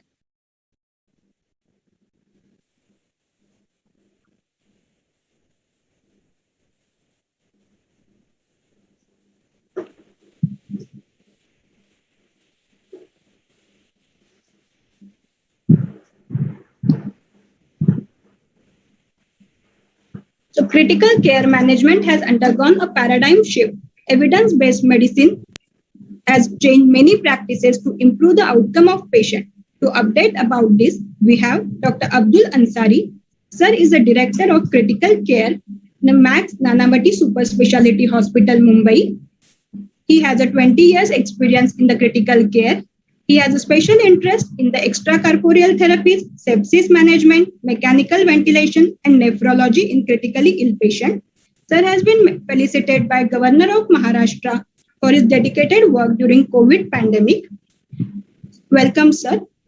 For delegates, if you have any question, please put it in the chat box. It will be answered at the end of the session. First of all, it's a privilege to be in this August gathering, and thank you, Madam Indrani, Madam, for inviting me on this wonderful platform. And I was listening to the previous speaker, it was really inspirational. And I completely agree that happiness lies within. But unfortunately, the change is the only constant in life. And I think we will have to embrace that change to sustain this happiness. So the happiness should feed on the change. And I think from moving from a stable, constant happiness zone, we should move on and look at what intensive care and the changing practices has brought us to. I hope my slides are visible. Yes, sir. Visible. Not able to change the slide. Sorry, just one second. Yeah. So the only thing that is constant is a change. Heraclitus said that. And once more, I would thank ISA Mumbai and Department of Anaesthesia, KM Hospital for inviting me here, and Indrani Madam for having me over here. The plan today would be, I would like to cover intensive care from a kind of retrospective view over the last 20 years, what all has happened, and how we have probably evolved, learning from what we have done in the past, or what we call as standing on the shoulders of the giants. So this talk would be about a few bundles of critical care, where we will talk about, in the first bundle, resuscitation and what all has changed there, then endocrinology and nephrology, and finally after that we'll talk about mechanical ventilation, nutrition, and a little about COVIDology. So the whole plan would be that a few prominent studies which have been done, the path-breaking studies, we'll quickly go through them. And the summary would be on a final slide for that critical care bundle. What is the current take? And we can take the questions in the end. If I exceed my time, please give me a cue so that I can quickly finish it off.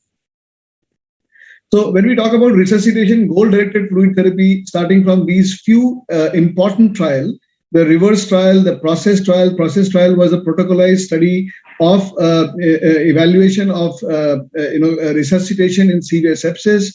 Similarly, Australian trial about resuscitation in severe septic shock, and PROMISE trial. These were the few important trials which tried to find out how should we resuscitate our critically ill patients. This is the classical study by Emmanuel Rivers, which has changed the practice. It came in 2000.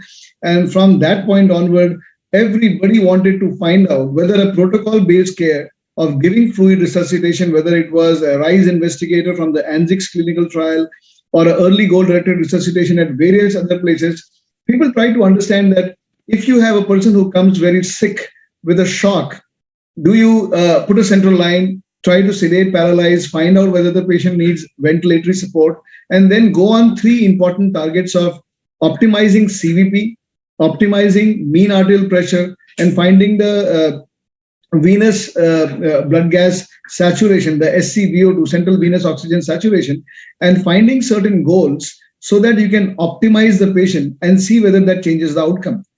While doing this, the choice of fluid, vasoactive agents, transfusion, and inotropic agents were done to proceed with all these sequential goals. And finally, once the goals were achieved, the patient was moved on into a proper intensive care and continued with that. So this was done in an emergency department. And later on, this was replicated in a lot of other studies just to try to understand in a usual care versus EGDT care, was there any major difference in the outcome? What they realized was this was practically done after a decade of EGDT, that the in-hospital mortality actually didn't change much in the early goal-directed therapy versus usual group. And these various studies, though they were very beautifully designed, multi-centric studies, they were good algorithms, they didn't show a great outcome change. But the whole important point to read between that was that with EGDT and evolution of the thought process, the care also kept on changing. So the summary for goal-directed resuscitation today is that the various approaches examined by the trio of EGDT trials, ARISE and PROMISE, suggest that alternative strategies can provide an equal reduction in mortality. So it's not necessary that you always go through a protocolized way, but you must keep on looking at the clinical situation and look at those loose goals to get to a point where the patient has been appropriately resuscitated. And you keep on going between CVP, MAP, and SCVO2, but it's not mandatory that you need to have a central venous pressure. You need to have a mean arterial pressure monitoring all the time if your patient's other parameters are fine. So look at commonsensical alternative strategies to get to the same goal-directed assessment. Moving on to the second area of fluid resuscitation. So what is the role of colloids? If you look at the colloids, again, a lot of investigators, the SAFE study investigator, which was saline for fluid resuscitation in intensive care unit versus very aggressive hydroxyethyl starch versus Ringer's acetate in severe sepsis, and effects of fluid resuscitation, the crystal randomized trial about colloid versus crystalloid for assessing the mortality. Finally, Albios study, the albumin replacement in patients with severe sepsis, and hydroxyethyl starch for saline for fluid resuscitation. All of these studies, they tried to ask one simple question: whether a saline versus a colloid-based resuscitation had definitely a change in the outcome. These were all multi-center studies done across Europe, Australia, and North America. And all of them had big number of patients, more than 5,000 in most of the arms. And they were all double-blinded, open-label, randomized controlled trials done across more than 50 to 100 ICUs.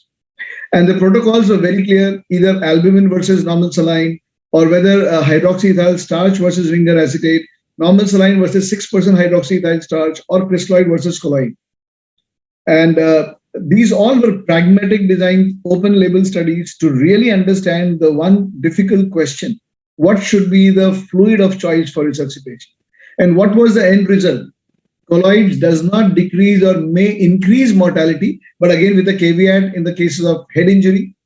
More need for renal replacement therapy may be on those patients who are primarily colloid-based resuscitation. More blood transfusion, no hemodynamic advantages. So not to be used for fluid resuscitation in critically ill patients. But at the same time, colloids can be continued beyond 48 to 72 hours of appropriate initial resuscitation for a sustained low-grade need for fluid intake, especially for those with liver dysfunction and those who have got some amount of renal dysfunction and hypoalbuminemia. So this is one take where most of the people have understood that colloid should not be used as the initial choice of fluid for resuscitation. Moving on, the blood products, the third area in resuscitation. So this was a TRIC trial, a multicentric randomized controlled trial for transfusion requirement in critical care, and the TRIS trial, the lower versus higher hemoglobin threshold for transfusion in septic shock. And apart from that, there was an ABLE trial, age of blood evaluation trial, which spoke about two groups receiving blood transfusion with red blood cells stored less than 8 days versus another one with the oldest blood product in the blood bank. And transfuse trial, again about short-term storage versus long-term storage. A lot of surgeons, and as anesthesiologists, you must have faced this. I want the freshest, compatible allogenic red cell versus those whatever first available. And these international multicentric randomized trials have very clearly shown, we'll come to the result, and also about the appropriateness of component therapy. Whether you have to give 1:1:1 transfusion of plasma, platelet, and RBC versus a more conservative 1:1:2. And this proper randomized clinical trial answered this very viable question that we every day face. The conclusion, among patients with severe trauma and major bleeding, a 1:1:2 ratio did not result in a significant difference as compared to 1:1 that we all have been practicing. In fact, reduces the number of components used and also achieved better hemostasis early in the course. So blood transfusion, restrictive strategy should be followed for critically ill patient, which means less than 8 grams, except for those patients with active ischemia or those who have got underlying chronic kidney disease. A target of 9 grams and above only for cardiac patients. No adverse effect of age of RBC transfusion. So this puts to rest as a changing practice on blood transfusion in intensive care. Plasma platelet, as we spoke about, 1:1:2 is better than 1:1:1. So 2 packed cells, and then you go for 1 plasma and 1 unit of platelet. Coming back to the endocrinology bundle, insulin in critical care, oft repeated question, tight sugar control or loose sugar control, intensive insulin therapy in medical ICU, in surgical ICU, conventional glucose control versus nice sugar. Study investigators try to look for very intensive control. And they randomized practically more than 2,800 patients in one study, that is Vandenberg. And in nice sugar, there were nearly 6,000 patients enrolled. And all 3 trials divided into intention to treat analysis for intensive insulin treatment versus conventional. In the conventional, they allowed blood sugar to even fluctuate up to 200 plus and titrated to keep the blood levels just below 180. While in intensive insulin, they tried to target 80 to 110. What did they find?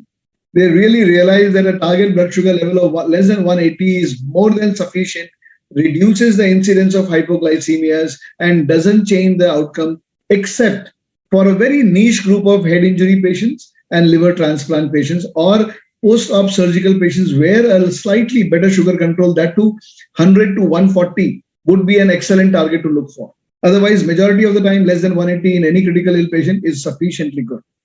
Moving on to another conundrum, steroids. Now, we all know steroids have been touted as the one game changer. But if you look at the studies like CRASH trial, which was about multicentric randomized trial of more than 10,000 patients where methylprednisolone versus placebo was used in patients with head injury, where patients had significant traumatic brain injury and looked at the death. And the initial dose was 2 grams of methylprednisolone loaded by maintenance dose of 0.4 gram per hour for 48 hours, especially in SKYVORA, that is spinal cord injury, with or without radiological evidence. Another study, a cortical study, which was done in 2008 about multicentric trial on clinical evidence of patients with sepsis for a 72-hour duration of steroid infusion, nearly 200 milligrams of hydrocort over 24 hours. Another adrenal study, which was again adjunctive glucocorticoid therapy for septic shock, which was again intention to treat analysis for 3,800 patients. And lastly, one more recent study, which was in a Spanish hospital about receiving either an IV bolus per hour of methylprednisolone versus placebo to just look at the outcomes. Finally, high-press randomized clinical trial where hydrocort was given as 50 mg bolus followed by 200 infusion up to day 5, then 100 milligram for day 6, 7, and a placebo arm. And what was very clearly shown out of all these big trials was steroids in traumatic brain injury increases mortality and should not be used. So all you people who have been working closely with neurosurgeons, neurologists, make your foot down, put your foot down to tell them that steroids in this subgroup is harmful. Steroids only causes early reversal of shock in sepsis, but does not decrease mortality. So initial hemodynamically unstable subgroup of sepsis, where septic shock, you can use steroids, but quickly taper it off beyond 3 to 5 days. Any role of ongoing steroids will not be important unless there is some kind of proven adrenal insufficiency. Finally, patients with severe community-acquired pneumonia, methylprednisolone can be used for reducing treatment failure. So this is only one group where in severe community-acquired pneumonia, giving adjunctive steroid could be beneficial. Lastly, patients with severe sepsis, not in shock, steroid did not reduce mortality or incidence of shock. So these are very important take-home messages for the usage of steroid in critical care.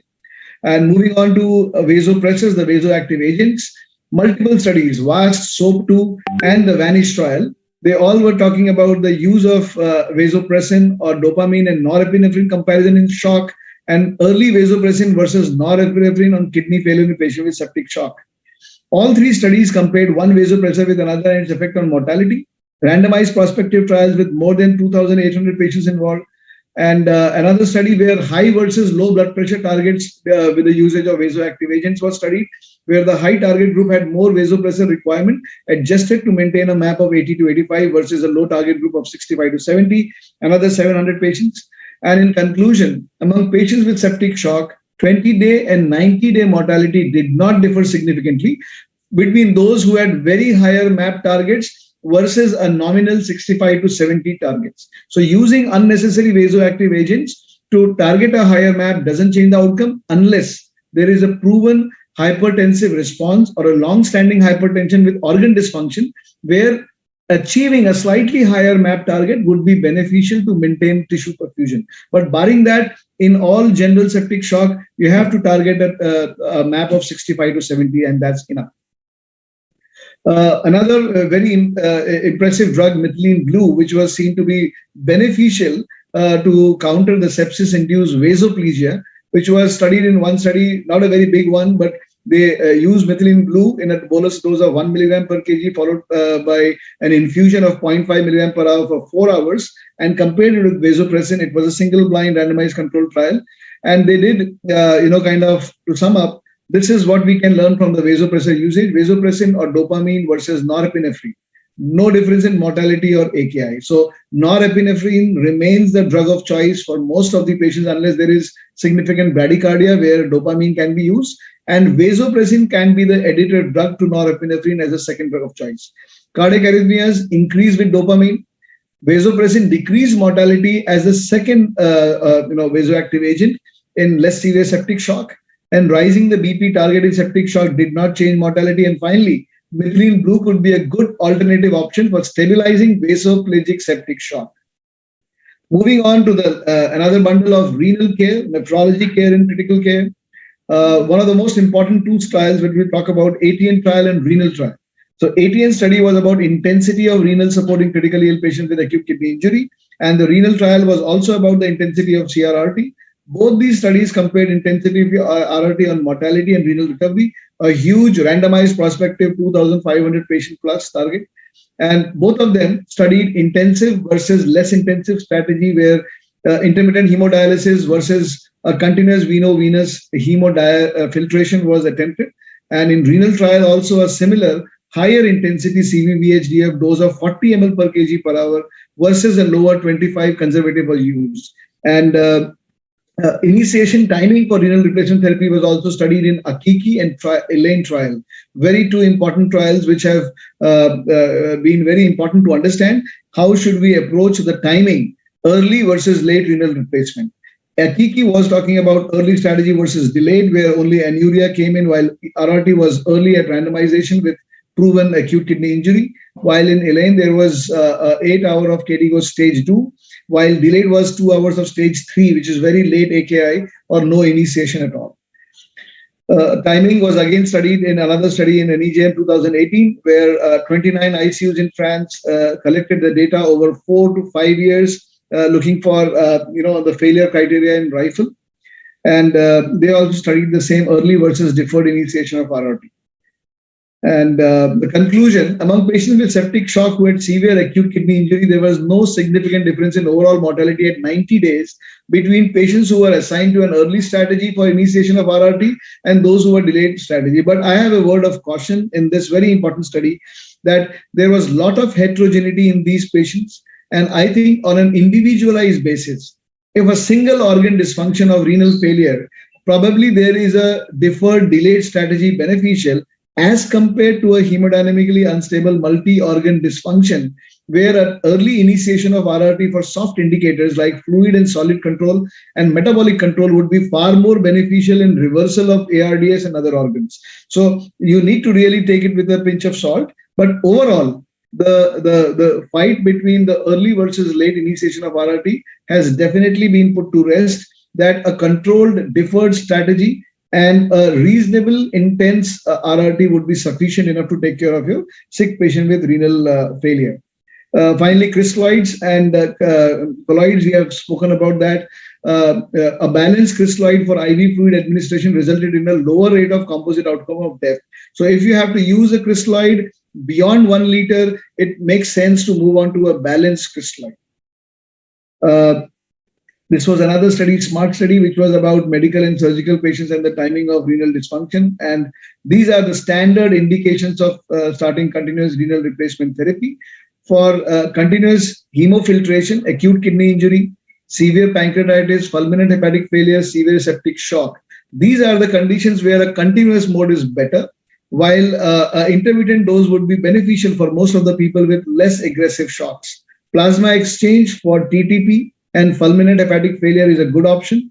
And lastly, direct hemoperfusion for poisoning and drug intoxication and endotoxic shocks.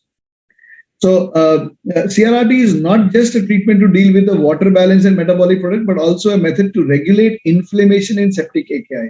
So this is also an important learning over a period of time. And one of the few filters which we call as Auxeris filter, which is like a pre-treated surface membrane, which can be beneficial in this kind of a study, where they have shown that usage in septic patient with septic shock with AKI, additional filter which can reduce those putative toxins can be beneficial in controlling inflammatory cytokines. But again, a lot of ifs and buts, and the mortality benefit has not been shown in larger trials, and we are still awaiting more trials. So on the renal care bundle, intensity of RRT does not affect mortality or renal recovery. A standard low intensity 20 to 25 ml per kg per hour of CRRT is good enough to give you a lot of renal stability. Timing is difficult to decide and dependent upon the patient's symptoms, but a deferred strategy is welcome if the patient's hemodynamics are good. Balanced solution reduces the composite death rate. CRRT is preferred for sepsis in improving middle molecule clearance, and Auxeris filter can be used where a lot of inflammatory cytokines are into the picture. Moving to another area of post-cardiac arrest care, which is a very difficult and challenging task. Mild therapeutic hypothermia to improve neurological study was studied in TTM, targeted temperature management group, and the VSC trial, which was about vasopressin, steroids, and epinephrine, and neurologically favorable outcome in a hospital cardiac arrest. And the conclusion was that among patients with cardiac arrest requiring vasopressors, combining vasopressin, epinephrine, and methylprednisolone during CPR and stress dose hydrocortisone in post-resuscitation can improve the outcome and a favorable neurological status. So this is the only indication where probably to maintain post-resuscitation shock, you may use steroid. The only word of caution is you need to have a tight sugar control in this situation, because hyperglycemia would be bad for a swollen brain. So though you have to use vasopressin, epinephrine as a combination, be a little more vigilant about usage of steroid to reduce cerebral edema and probably maintaining of the post-shock relative adrenal insufficiency.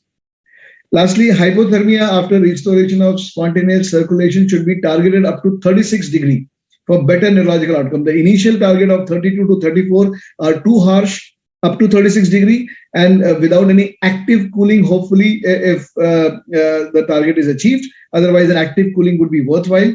During CPR, use of vasopressin, epinephrine, and MPS may better offer a neurological outcome, but not yet included in ACLS guidelines. So if your pressures are well maintained with only a single agent like vasopressin or epinephrine, there may not be any need for addition of MPS. Moving on to neuro care bundle, traumatic brain injury. This has been very extensively studied at multiple areas called DECRA trial, the BEST trip, where intracranial pressure monitoring in TBI was shown. Decompressive craniotomy in diffuse traumatic brain injury or traumatic intracranial hypertension, and hypothermia for intracranial hypertension after traumatic brain injury. They all were studied variously. In large studies, rescue ICP trial for decompressive craniectomy and outcome at 6 months, and DECRA trial again about decompression refractory to first tier therapy, the use of craniectomy to kind of improve the outcome was also studied, and various measures. Also Destiny 2, which studied about hemicraniectomy in older patients with malignant MCA territory strokes. And that was also one study to really look at the role of decompression. And the conclusion was early hemicraniectomy significantly increased the probability of survival. But the most important, survivor had substantial disability, which means you may improve the survival, but probably there may not be a great impact on disability in the stroke. And in trauma, CRASH 2 and STITCH trials spoke about early surgical intervention for versus conservative treatment for traumatic intracerebral hemorrhage and blood transfusion, along with some kind of tranexamic acid for CRASH 2. These two studies were for traumatic brain injury. And CRASH 3 definitely showed evidence that tranexamic acid is safe in patients with TBI, and it does favor tranexamic usage. While ICP monitoring and hypothermia does not reduce mortality in traumatic brain injury, but they are definitely advisable in patients with GCS less than 8 and severe TBI, probably to maintain the initial wave of rise in ICPs. But beyond 48 hours, probably they have not shown any benefit. Decompressive craniectomy may reduce death at 6 months, but both in TBI and malignant MCS stroke, they cause more disability and vegetative state. So whenever you are trying to think about decompressive craniectomy, please sit with the family and make them understand that survival versus a meaningful outcome both have to be looked at together along with the neurologist and neurosurgeons. Tranexamic acid is definitely cool in trauma, TBI, and early surgical intervention for intracranial hematoma decreases mortality. So for trauma, early intracranial hematoma evacuation definitely reduces mortality. Coming to the other bundle of nutrition, early versus late TPN, late parental nutrition in critically ill has been very clearly studied at multiple areas, European and Canadian guidelines, and nearly 2,300 patients were randomized. Another study of initial trophic versus full enteral feeding with patients of ARDS was studied to understand whether it had any major outcome change, the EDEN study. And finally, the role of antioxidants in critically ill patients. What was the outcome on patient with multi-organ failure and the primary outcome in 28-day mortality? And role of these feeding through parental versus enteral route initiated within 36 hours was also studied in a lot of patients. And finally, permissive underfeeding or standard enteral feeding in critically ill patients was another new article which was trying to not go for goal-directed feeding calories versus a standard enteral feeding. And all of this, to sum up, showed that late parental nutrition in critically ill patients is associated with fewer side effects. So all your surgical friends who do a complicated surgery in onco and they want to start early TPN, please tell them that the evidence is not in that favor unless there was attendant underlying malnutrition. So you need to have a proper malnutrition scoring with the Nutrix score to really understand that there is deficiency, sarcopenia, where you may think about early PN. Otherwise, majority of the patients who are feeding till the day of surgery, no early parental nutrition should be advised. Initial trophic feed as compared to full enteral feeding does not increase ventilator-free days. That means you can go slow on the feeding. You don't need to really target on full enteral feeding and risking in the initial phase of sepsis or full stomach and aspiration risks. Lastly, glutamine administration is actually harmful. So definitely no added antioxidants.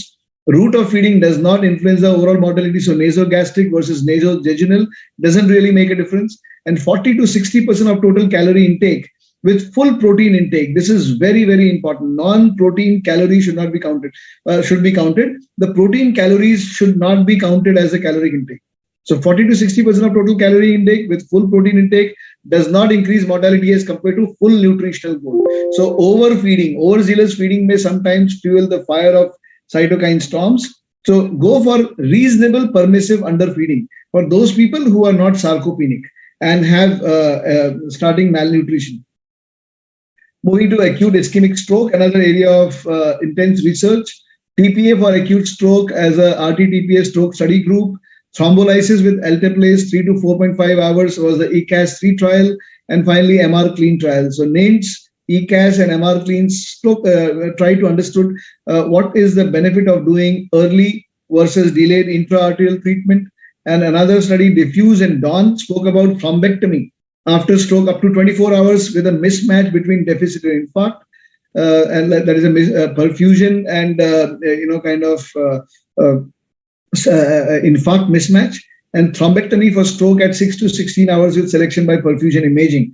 So these two important trials tried to find the efficacy in the endovascular therapy or the thrombectomy group as compared to standard medical therapy. And they definitely showed that the primary efficacy and outcome was significantly different. The p-value is very, very impressive. And it definitely also, kind of allowed another study of thrombolysis guided by perfusion imaging up to 9 hours after onset of stroke. But this was again guided by specialized MRI-based or color CT-based perfusion imagings. And they definitely showed that the amount of ischemic stroke and salvageable brain tissue can increase for a duration up to 9 hours if there was a good selection of patients. And there were slightly more symptomatic cerebral hemorrhages in the group beyond 4.5 hours. So when we look at DAWN, diffuse, and extend, all of these trying to look at the extended window for thrombolysis, this is the final conclusion. RTPA, recombinant TPA, when administered within 3 hours of ischemic stroke, results in better functional outcome with no increase in mortality. Thrombolysis within 3 to 4.5 hours, the extended period, produces favorable neurological outcome with ICH not really reaching significant status. But beyond 4.5 to 6 or 9 hours of intravenous thrombolysis could be harmful, where an intra-arterial thrombolysis for anterior circulation can be performed safely up to 6 hours, and a thrombectomy, mechanical for a LV or large vessel occlusion, up to 24-hour duration, had a better outcome in terms of disability as compared to standard therapy. So this is what is called decoding the whole approach towards ischemic stroke. And patients with ischemic stroke of 4.5 to 9 hour duration with salvageable brain tissue benefits from RTPA with good neurological outcome, provided your neurologist is looking at complex algorithms to understand the diffusion-perfusion mismatch. Moving on to another bundle of ventilation. Please let me know if I'm exceeding my time at any point, please. Ventilation. When we talk about ventilation, this is again by the classical ARDS-NET trial, which was a standard study done in 2000, which gave us the best insight about understanding conventional tidal volume of 10 to 12 versus 4 to 6 ml per kg. And there was a significant reduction in mortality, which was the most impressive absolute 9% reduction in mortality by single one intervention change. ARDS-NET trial, the lung protective ventilation. Finally, the lung open ventilation study, which tried to open up the lung by using PEEP for recruitment. And finally, expiratory pressure or EXPRESS study, which tried about the PEEP setting in adults with ALI and ARDS. And the LOBS and EXPRESS study, which were talking about the lung injury and acute respiratory syndrome. And EXPRESS about finding out the right strategy of setting PEEP by increasing alveolar recruitment, but limiting hyperinflation. And also fluid management strategies in acute lung injury. Also pulmonary artery versus central venous pressure monitoring to guide treatment of ALI. So various studies, large, beautiful studies conducted to understand, and none of them actually was beneficial except prone positioning in severe acute respiratory distress trial, which showed that prone positioning for at least 16 hours had shown a definite improvement in the outcome. Lastly, neuromuscular blockage. So early usage of neuromuscular blockage in the first 48 hours as infusion was definitely beneficial in 90-day mortality in ICU patients. And there was another Patel study to look for the same idea that preventing ventilator dysynchrony by using early neuromuscular blockade could probably be an answer to have better ARDS outcomes. Now, HFOB, again, the oscillate trial very clearly showed that oscillation is probably not beneficial except in small children.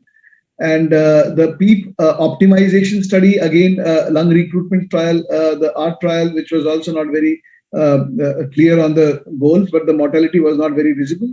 And finally, PREVENT trial to prevent, low versus intermediate tidal volume strategy for outcome change in ARDS. And this was the ECMO extracorporeal membrane oxygenation of severe acute trial, looking at the mortality at 60 days. And this was the EOLIA, the ECMO for lung injury in adult trial, which also had a lot of strengths, large multicentric trial, and looking at the supernova study about understanding the safety of extracorporeal CO2 removal in these severely sick patients, ECOR. And these were the take-home messages from all these studies over the last 20 years. Ventilate with low tidal volume with plateau pressure less than 30.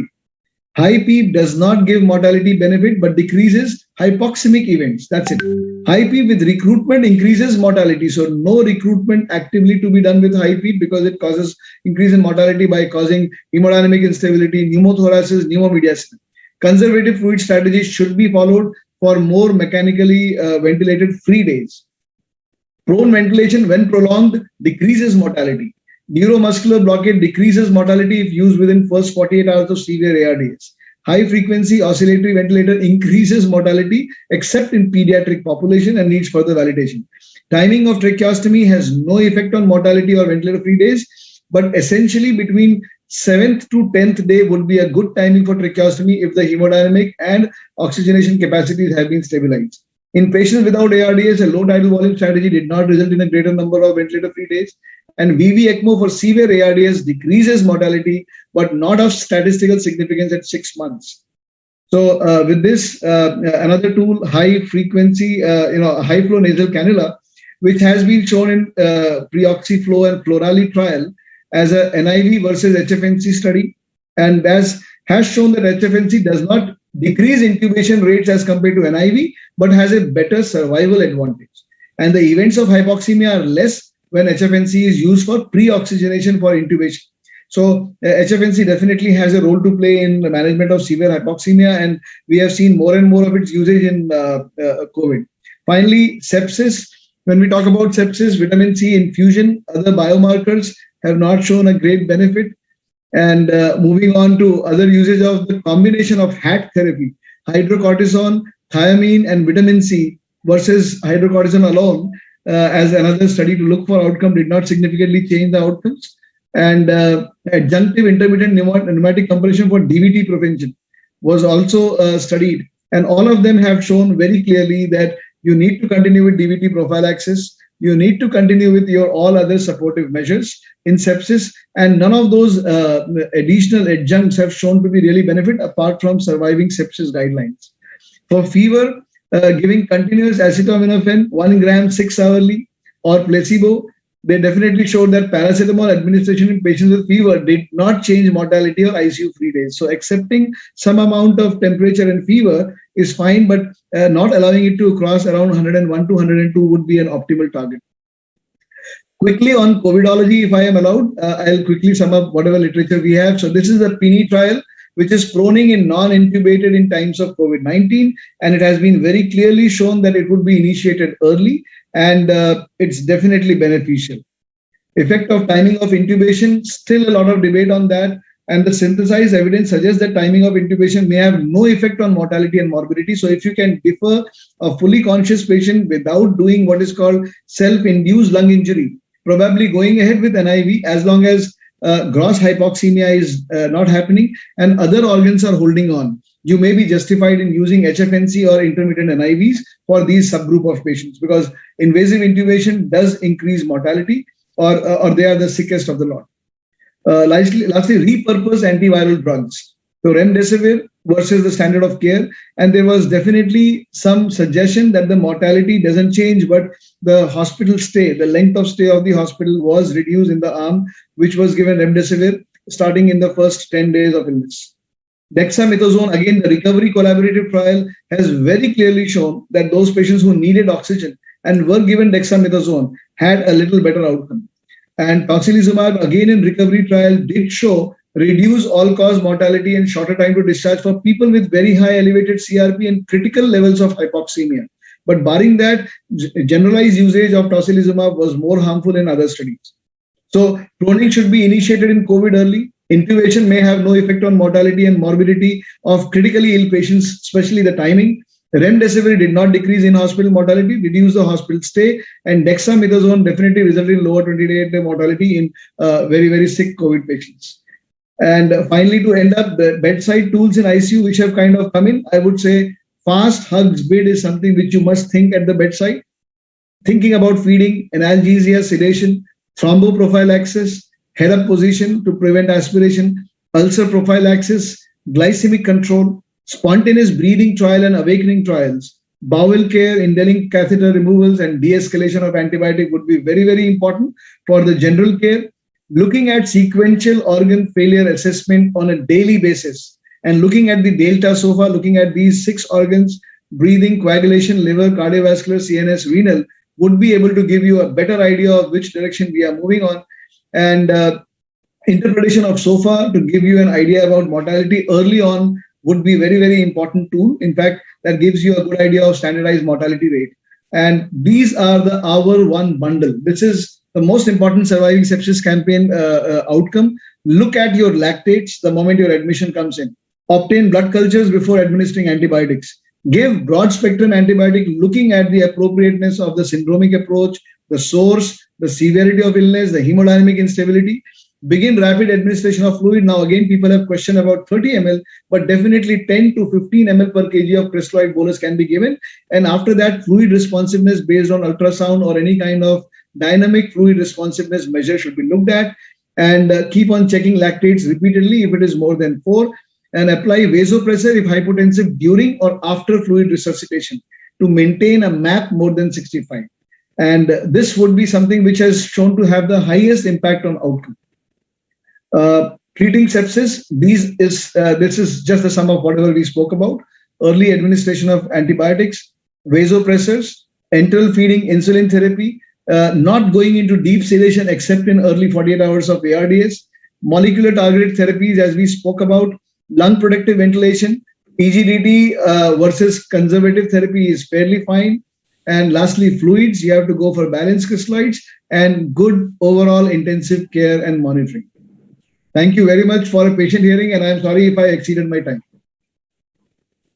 Thank you, Dr. Ansari, for your excellent and lucid presentation. It was an elaborate discussion about all critical care bundles and COVID care. Thank you, sir. Now we can take the questions. So there are questions in chat box. Should I read them out? Yeah, please. Yeah, for how long DVT prophylaxis is continued for COVID thromboembolism? So this is actually a very loaded question. I will first talk about DVT prophylaxis in general. So a person who is not moving 500 meters in a day is not said to be completely mobilized. So as a rough rule, if your patient is moving around at least 2 to 3 times a day, or is able to walk a distance of 500 meters in a day, he is reasonably mobilized, provided he is not a patient of total hip replacement, total knee replacement, pelvic surgery, or a high-risk intra-abdominal oncological surgery, where the duration of DVT prophylaxis can last up to 2 to 3 weeks post-discharge. But majority of the time, as long as the patient is not mobile, he needs to be on DVT prophylaxis, and if he cannot get a pharmacological prophylaxis because of underlying risk of bleeding or thrombocytopenia or coagulation abnormality, a mechanical thromboprophylaxis device, which is sequential compression device, coupled with a graded compressive stocking, would be the best possible alternative, and spontaneous limb movements if that can be done. I hope that answers the question. Coming to the part 2 about COVID. In COVID, there is a practice of using D-dimer as a surrogate marker for your coagulation abnormality. I think that should be discouraged, but all hospitalized COVID-19 patients should undergo the same DVT prophylactic dosing if they are not mobile or if they are having hypoxia or respiratory distress. Those who have underlying valvular dysfunction or any thrombotic episode should go to the therapeutic index of anticoagulation as standard. And very rarely some high-risk people, immobile people, can be given an intermediate low dose of anticoagulation, but the data is not very clear. And one of the studies recently has shown that there could be a little higher risk of bleeding, especially upper GI bleeding in those patients. So, supposing you have a morbidly obese patient with COVID and is not extremely hypoxemic, not needing oxygen therapy at the moment, would you give anticoagulation in these patients? Yes. So madam, basically obesity. In fact, if you look at the latest edition of NABH, makes it nearly mandatory for every institution to have a DVT prophylaxis and checklist form right at the admission. And there is a very clear-cut guideline where it has been shown the risk factor, patient factor, environmental factor, and surgical factors. So looking at all of them, a BMI more than 35 probably is a clear-cut indication for a person to be on prophylactic dose, even if the patient is reasonably mobile.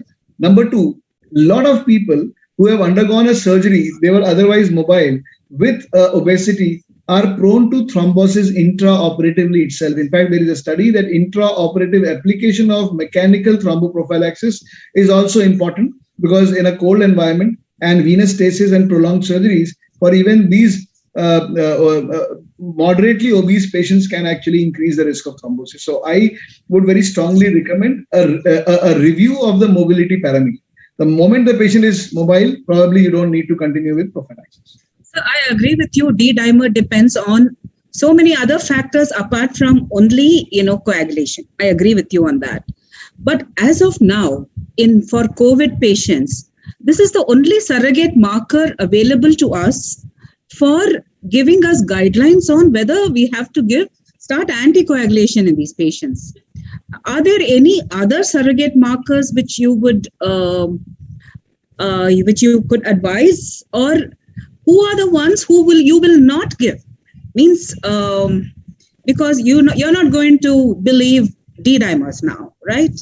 So whom would you not give? Because that's a risk which we are taking. Giving, okay, on one side we have all the problems of bleeding and things like that, but we have not seen that many number of bleeding. But by not giving, we have seen patients progressing in their hypoxemia and having other organ thrombosis.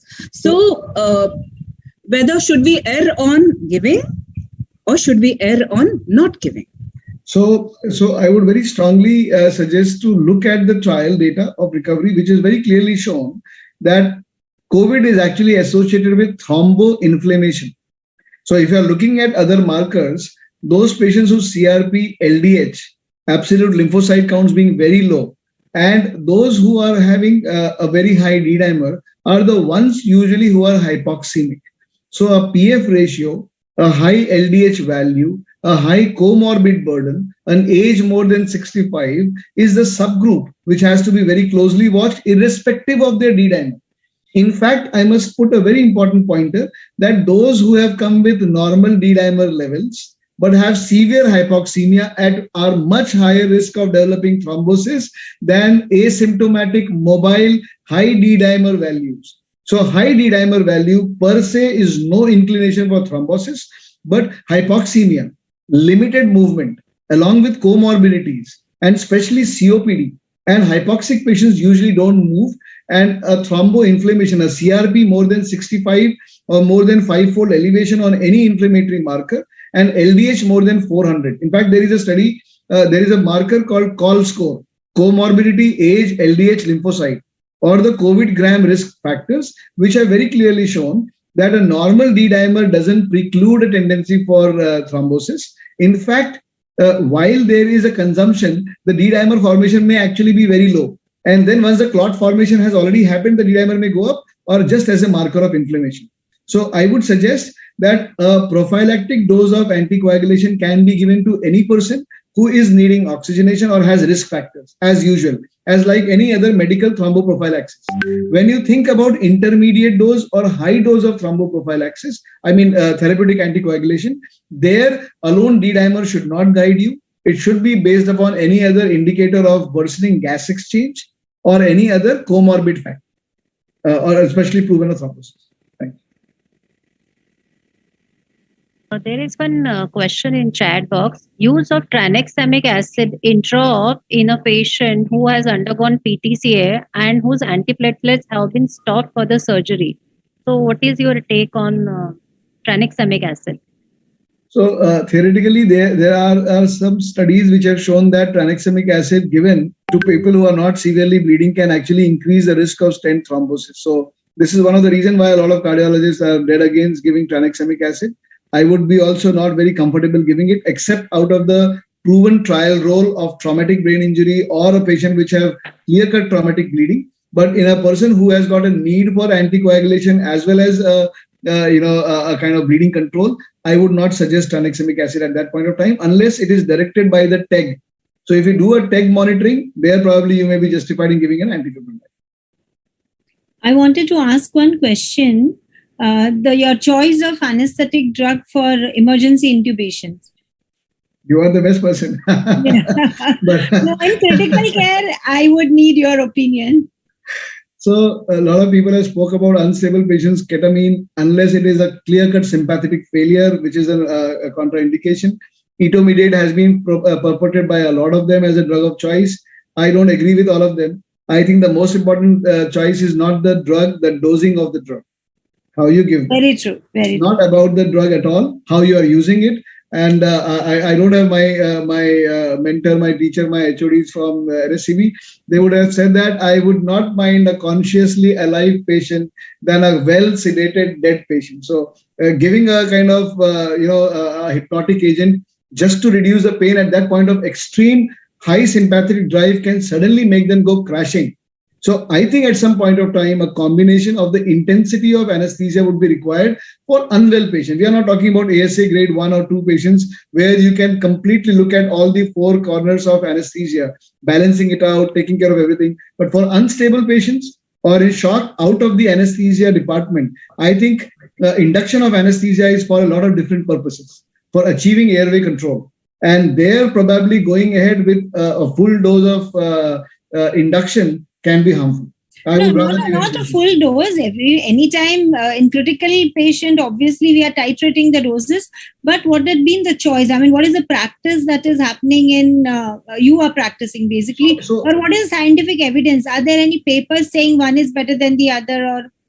So I would not be often able to answer this on an evidence base, but there has been very clear-cut demonstration that etomidate has been shown to be beneficial in most of these emergency settings, out of care settings, provided adrenal insufficiency, which results to that, is kept in mind. But majority of the time, people have used combination of propofol and even a kind of a benzodiazepine-based induction, and along with pain relief, which comes from definitely an opioid-based addiction. So I think I would say that choose the agent that you have, choose it wisely and in a controlled manner with an eye towards the map, and good fluid resuscitation during the time of intubation. Because most of the time you can have either hypoxia or hypotension happening at that point of time. Precisely. The complications after the emergency intubations are difficult to manage and may lead to further consequences. That's the worry. I completely agree. Yeah. Thank you so much. Thank you. Thank you, sir, for clearing all our doubts. Now we will move on to our next lecture. Thank you. Dr. Ansari, there are many questions. We would be happy if you can answer them on the chat box since we are running out of time. I'll try my best. Thank you so much. Yeah.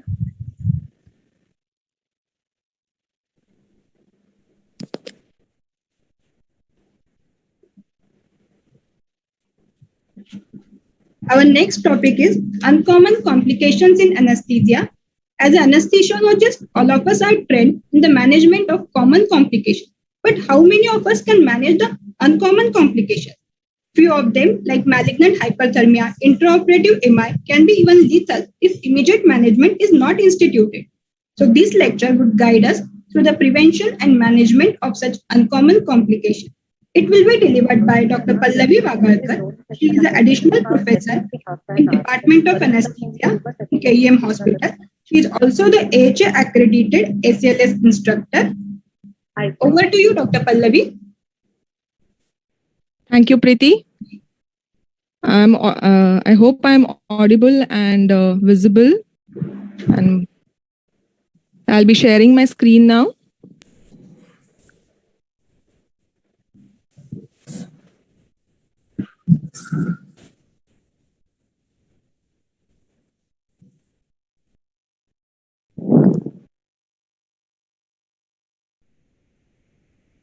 As Preeti said, I'll be talking about uncommon complications in anesthesia. Yeah, is my screen visible? I hope my screen is visible. You can raise your hand and let me know my screen is visible. It is visible. Visible. Thank you. So, uncommon complications in anesthesia. Before starting my talk, I would like to thank Dr. Indrani Hemant Kumar, our HOD, for giving me this opportunity, and the whole Department of Anesthesia. So let's start the talk. The overview of my talk is why about complications in anesthesia, causes of complications, classification of complications, uncommon uncommon complications, case synopsis, and general management of complications in anesthesia.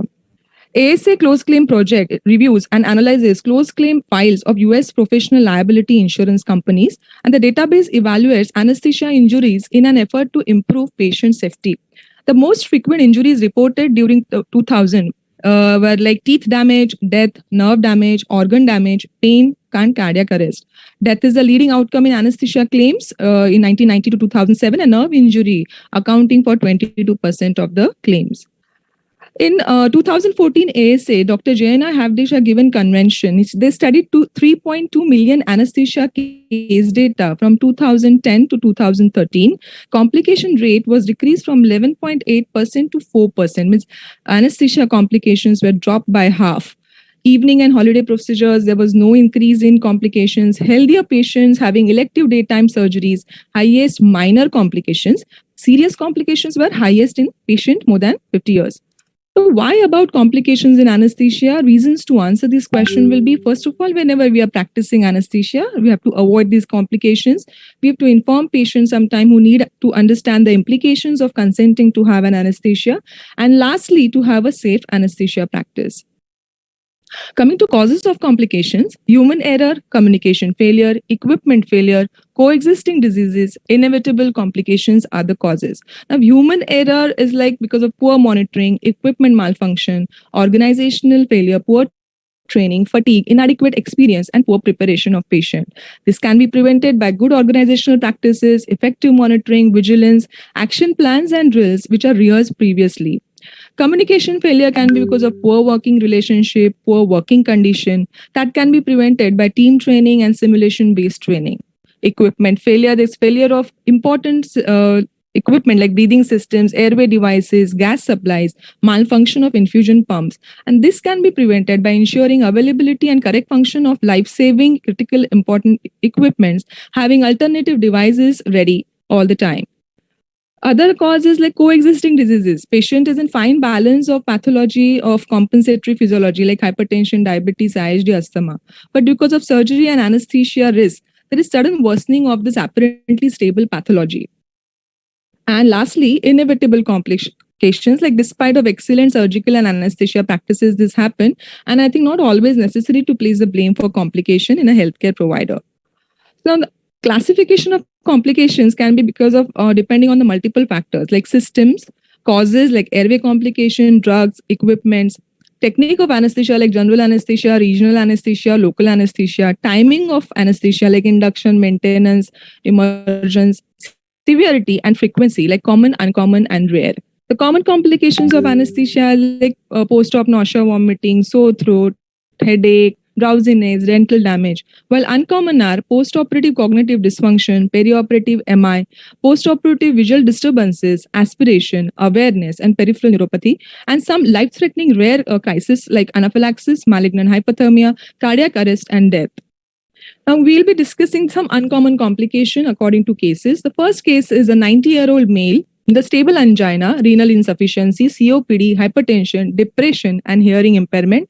GA was given for femur fracture. The surgery anesthesia was uneventful. In ICU, patient became disoriented and combative. Now, we have also published one case of a 70-year-old male patient, geriatric postoperative delirium, a rarely reported common entity who developed this delirium-like state post-operatively in a cervical spine surgery. And we have discussed the predisposing factors like age more than 65 years, lack of sleep, poor vision, poor hearing, presence of infection, alcohol use, laboratory or electrolyte imbalances are the predisposing factors, where precipitating factors are long high-risk surgeries, longer ICU stay, poorly controlled pain, and exposure to high-dose opioids. This delirium is in 10 to 15% of elderly patients after GA, and it can lead to mild neurocognitive disorder or post-operative cognitive disorders, or rarely it can lead to dementia, like multiple cognitive deficit, which can lead to impairment in occupational and social function. So incidence, if we can see, it is 28 to 60% in ortho procedures, maybe the high risk or elderly patient group is coming there.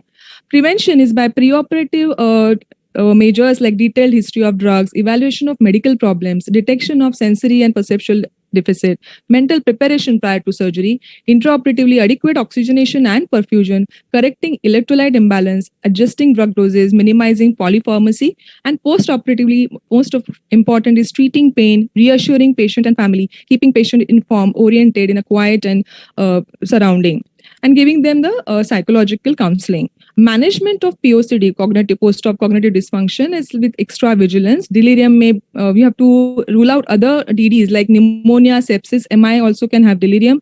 Reduce or stop the risk-associated drugs. Haloperidol is a drug of choice in a very combative patient. Diazepam in delirium tremens, thiamine in psychosis, and psychiatric and psychosocial reference can be needed. So that was POCD. Coming to another case, this is a 62-year-old man, cystectomy. He's a known case of coronary artery disease, underwent CABG 8 years ago, diabetes, hypertension, hyperlipidemia, takes aspirin, atenolol, statins, and losartan. He's able to walk a flight of stairs without symptoms.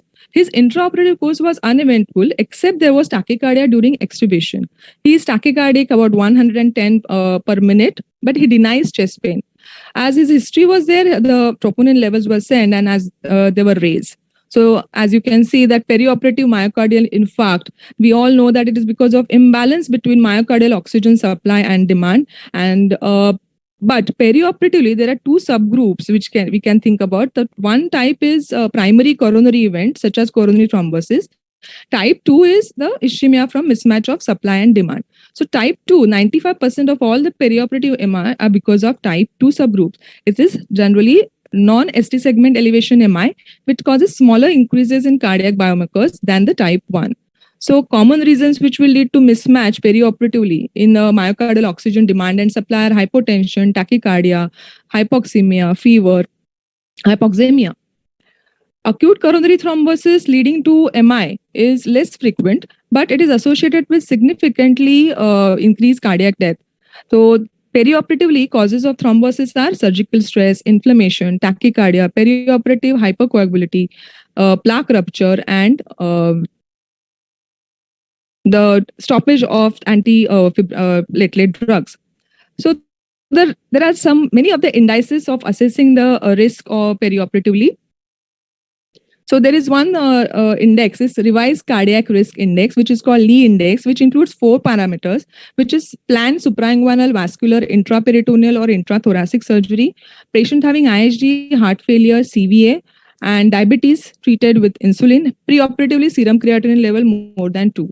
So among these 4 factors, if patient has more than 2 factors, is at high risk of having a major adverse cardiac event. So routine cardiac biomarkers monitoring whenever undergoing major surgery is advisable to identify the perioperative MI.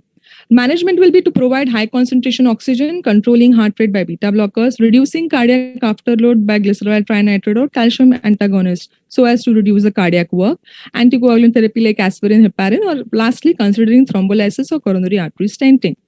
So that was perioperative MI. Coming to a next case, which is 58-year-old male, 90 kg, decompression, laminectomy, and instrumentation fusion of lumbar spine. Now, during case, if you think about a diagnosis, you can always write in a chat box, all the viewers. The patient was given GA, prone positioning. Patient's face and eyes were protected from direct pressure with a horseshoe headrest. Duration surgery of was 8 hours. Blood loss was 2.5 liters, replaced with IV blood transfusion crystalloid. Post-operatively, patient complains about blood vision in both the eyes. So as we can think about, this is like post-operative visual disturbances or post-operative visual loss refers to permanent impairment of total loss of sight associated with surgical procedure during which GA was administered.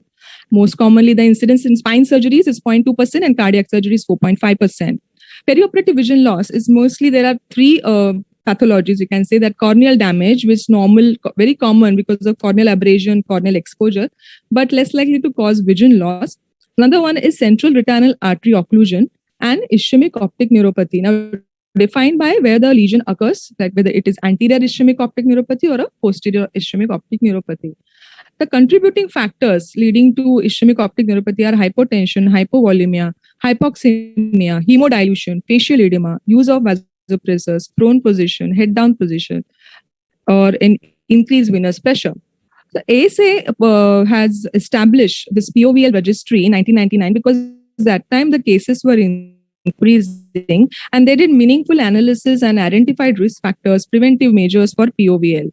In 2005 June, 131 cases of POVL were reported. 95 cases were spine cases, 12 were cardiac cases. Well, 2006 ASA interim report says 93 cases of POVL associated with spine surgeries. 83 cases was because of ischemic optic neuropathy, and 10 cases were because of central retinal artery occlusion. So in this case, as we were seeing this old patient getting operated for spine surgery, like before incision, we all give proper positioning in a headrest to prevent extraocular pressure.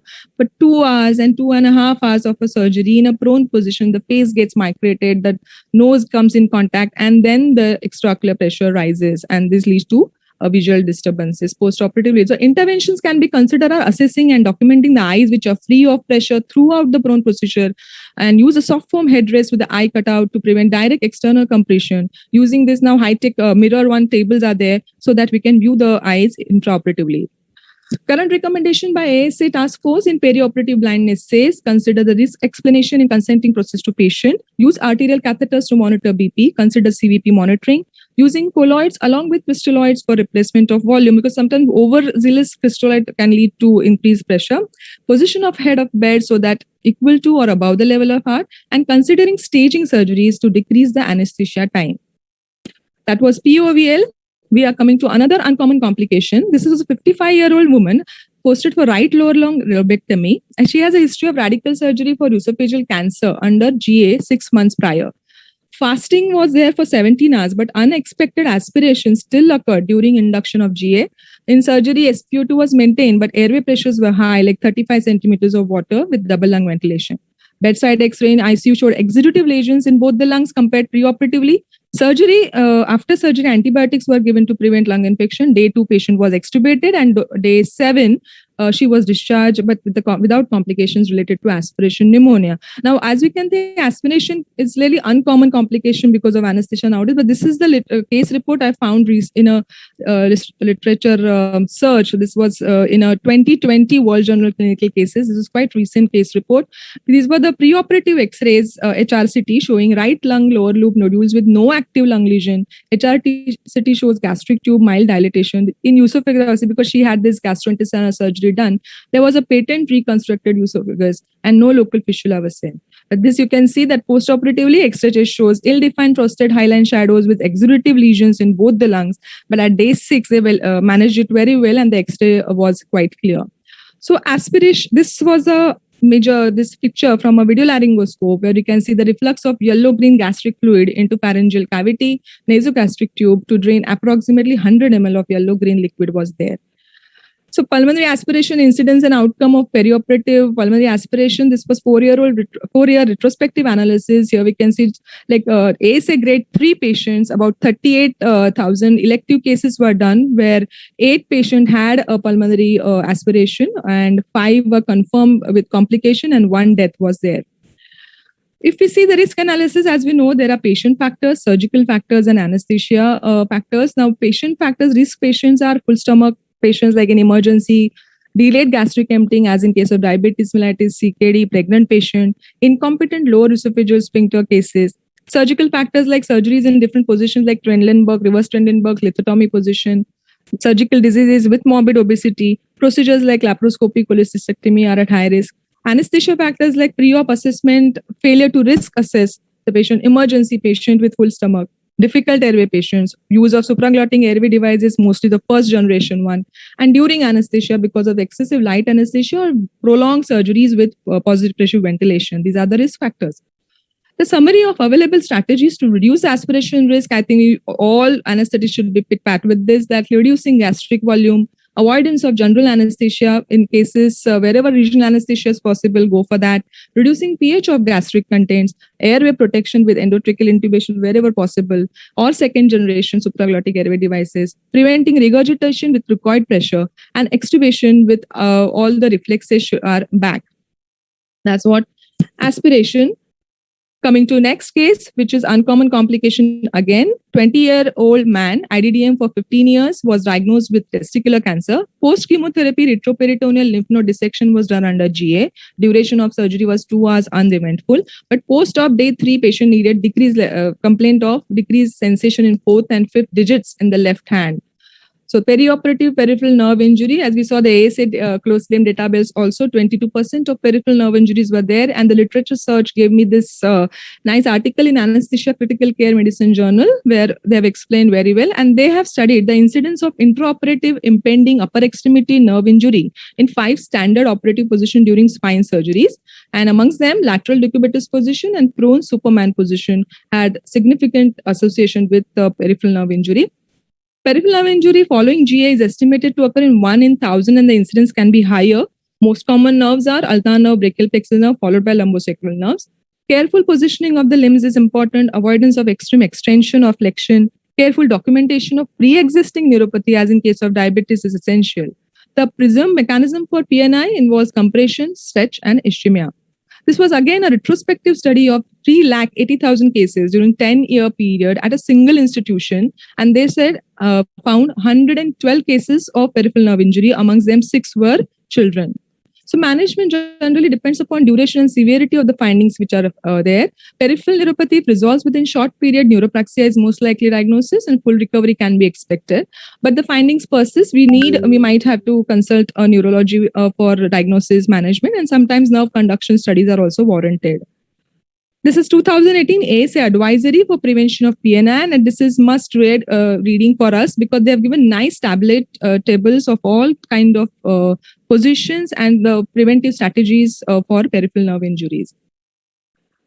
Coming to next case, this is a story of a patient in a NAP5, this National Audit Project 5. Patient says, I thought I was about to die.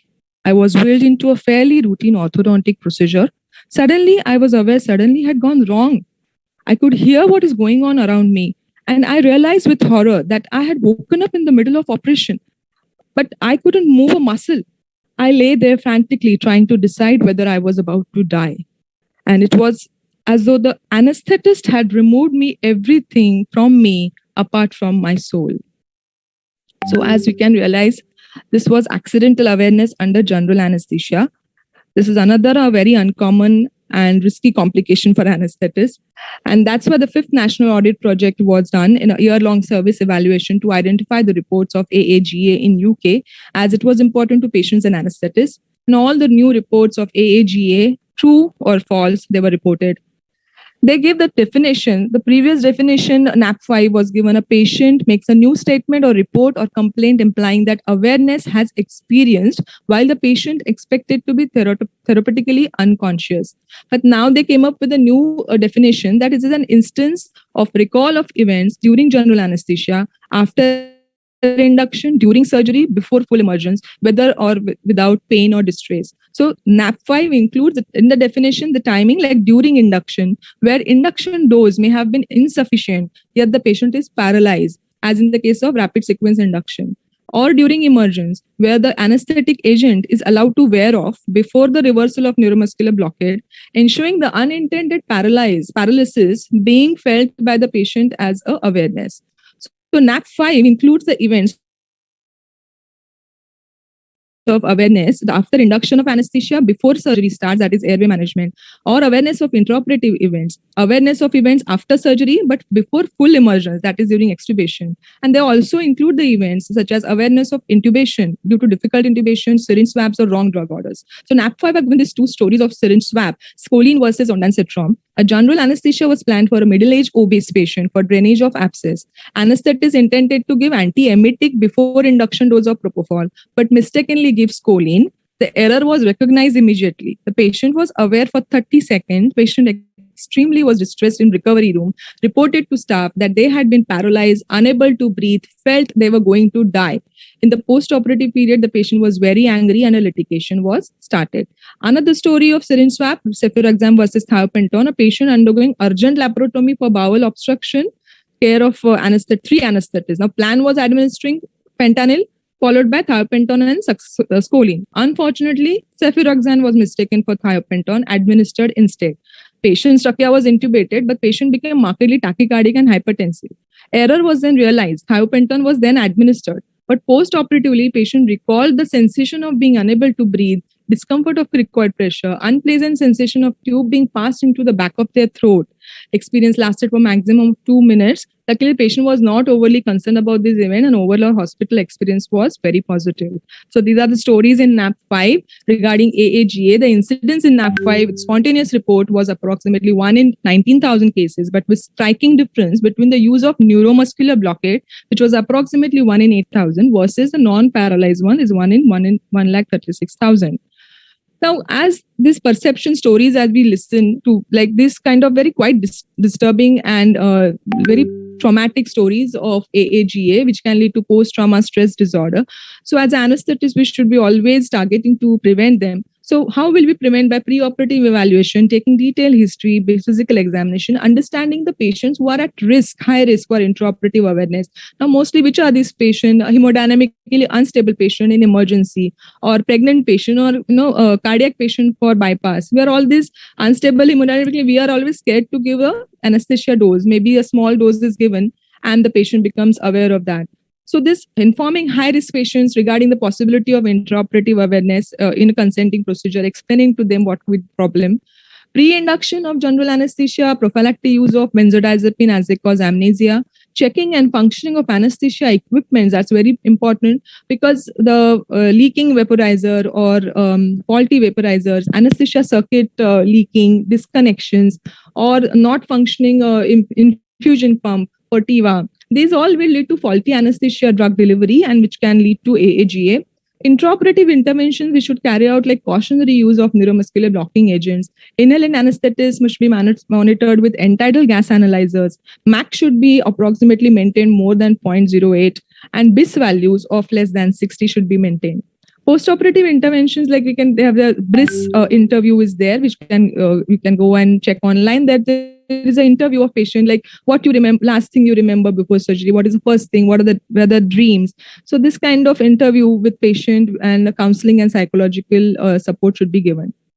So this was a cultural, there are some cultural references of AAGA. This was a movie Awake, which was in 2007. And the producer says Awake will do to surgery that Jaws did to swimming in the ocean. This was a nice movie. I watched it. You also can watch it. And the patient was heart transplant patient, and he felt paralyzed and awake during this surgery. So that was a movie, but we can go ahead with a small movie in this talk. And this, you just don't have to watch it. You can just think about what is going on and just give your reviews, or you can help this anesthetist for diagnosis. You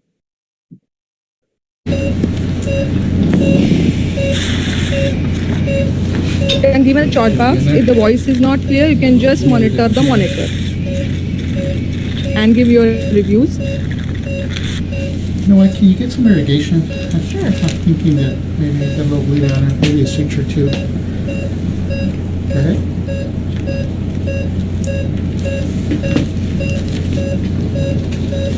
Yeah, I need a suture. Yeah, a little pressure. When was the last antibiotic given? She got a gram of Ansett 30 minutes ago. Okay, perfect, thank you.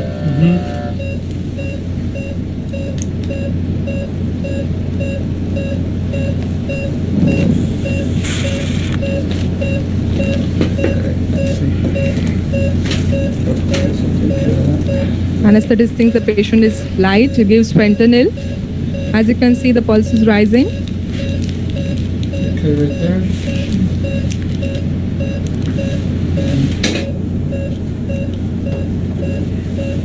A little more irrigation if you got it.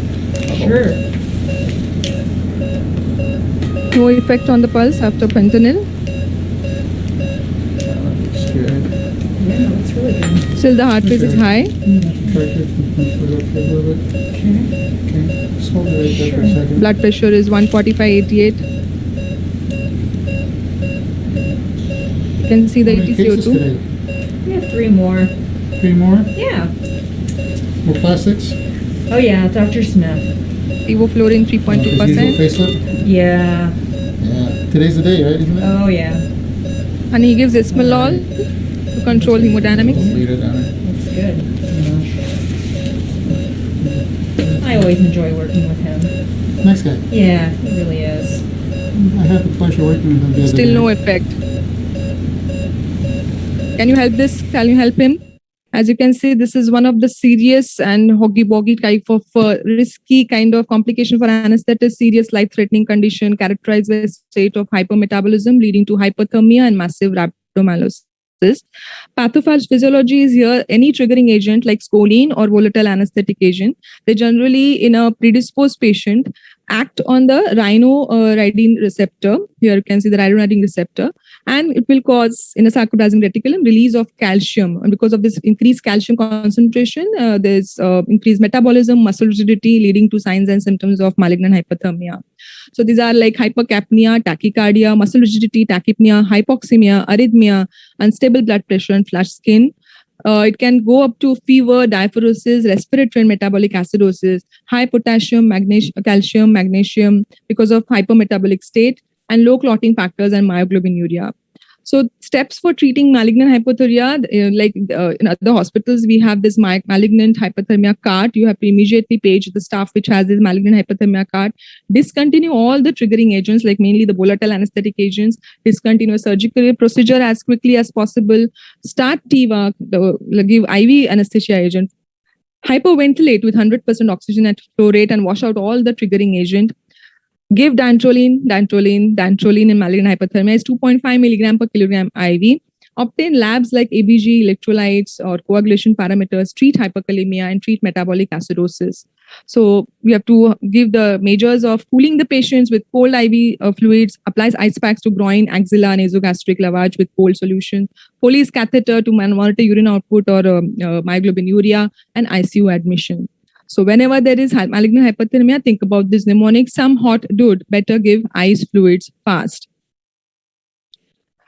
Complications in anesthesia. Epidemiology was studied in US in 1999 to 2005, and surprisingly, overdose of anesthetics and adverse effects of anesthetics in the therapeutic use has higher incidences. We can see that about more than 40% of complications, while the failed intubation was only in 2.3%. So we can see this bottom line is perioperative complications are preventable rather than curable, and this can be prevented by improving our anesthesia practices, having the redundant systems like availability of at least 2 working laryngoscopes, maintaining of 2 or more IV lines when the blood loss is expected, monitoring expired volatile agent concentration along with depth of anesthesia monitors that will minimize the risk of awareness.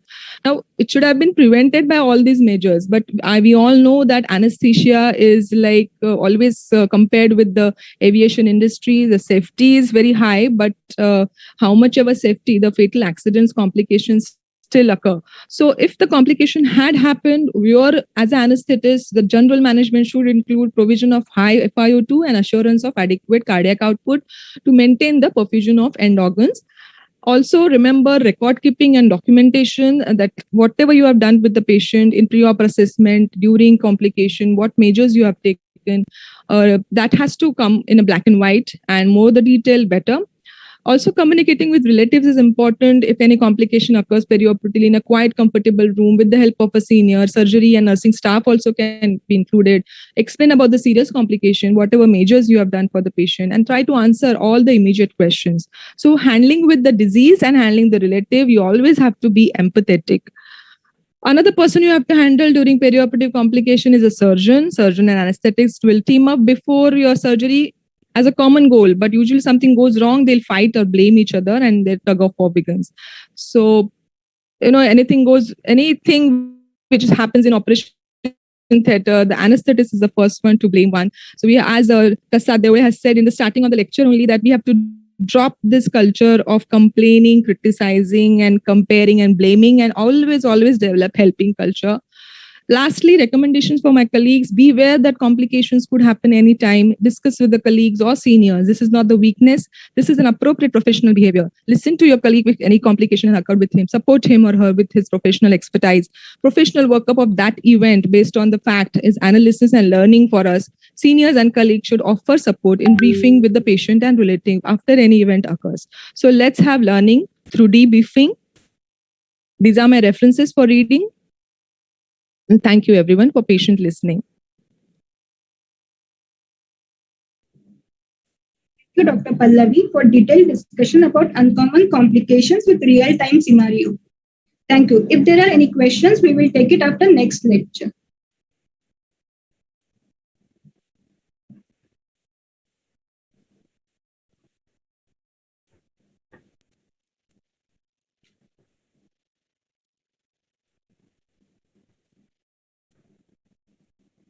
Now we will move on to our next lecture, that is recent trends in the treatment of chronic pain. From the days when there used to be no cure for chronic pain, we have traveled so far when newer therapies and modern technology have almost conquered the pain. To deal with this emerging subject, we have Dr. Sweta Salgaonkar, Professor of Anesthesia and Pain Physician in KM Hospital with lots of experience in the treatment of chronic pain, and she is a treasurer of ISA Mumbai branch. Over to you, Dr. Sweta. Thank you, Preeti. Am I audible? Okay, the screen is visible? Yes. Okay, Yes, yeah. So, I would like to thank Dr. Indrani, Dr. Aarti and the whole organizing team for putting up this enlightening, wholesome CME that has included chronic pain in the mainstream CME, anesthesia CME, and giving me an opportunity to talk about recent advances in chronic pain management. 2021 has been declared as a global year about the back pain. The talk will include what's the update about the understanding of pain, definition of pain, and what are the recent updates in the management of pain, be it non-pharmacotherapy, pharmacotherapy interventions or surgery. Coming to the understanding of pain, well, until about 2 decades ago, we understood pain using biomedical model, where we thought the pain was based on physical tissue damage and on somatic processes within the body, which leads to biochemical imbalances and neurophysiological abnormalities. So correction of these abnormalities would cure pain, but that led to unrealistic high expectations, and we can manage pain but not cure pain when we talk about chronic pain. So that is where the concept of biopsychosocial model is come, which emphasizes on illness and how pain and how patient lives with pain or responds to pain. So it's a very complex and dynamic pain experience process, which leads to unique symptom pattern. And that's why there's a need to tailor the interdisciplinary and multimodal pain management program for the individual patient. This leads to the extension of the same understanding of pain, where we use biopsychosocial diastasis stress model, which considers the predispositional vulnerability of the patient. The patient has a predisposition for illness, and the resulting behavioral phenotype could be because of the genetic vulnerabilities. Patient has disruption of the homeostatic states and cortisol release, which leads to breakdown of tissue and pain. There is release of serotonin, norepinephrine, which can lead to mood disorders. And this can be because of biological vulnerability and physical deconditioning. There can be psychological vulnerability and mental deconditioning, because there could be catastrophizing, fear avoidance, and poor coping strategies and poor resilience. Compromised socioeconomic state can also put them into social vulnerability. We've also understood that nociception is not the same as pain. Pain perception gets affected not by just the visible physical injury that we see, but it gets modulated because of beliefs and concerns, including the spiritual faith that patient has, cultural factors, the language, the expectation, psychological factors like fear, anger, agitation, social factors we've just discussed in the previous slide, the concomitant comorbid diseases, or the type of the coping strategies they've developed.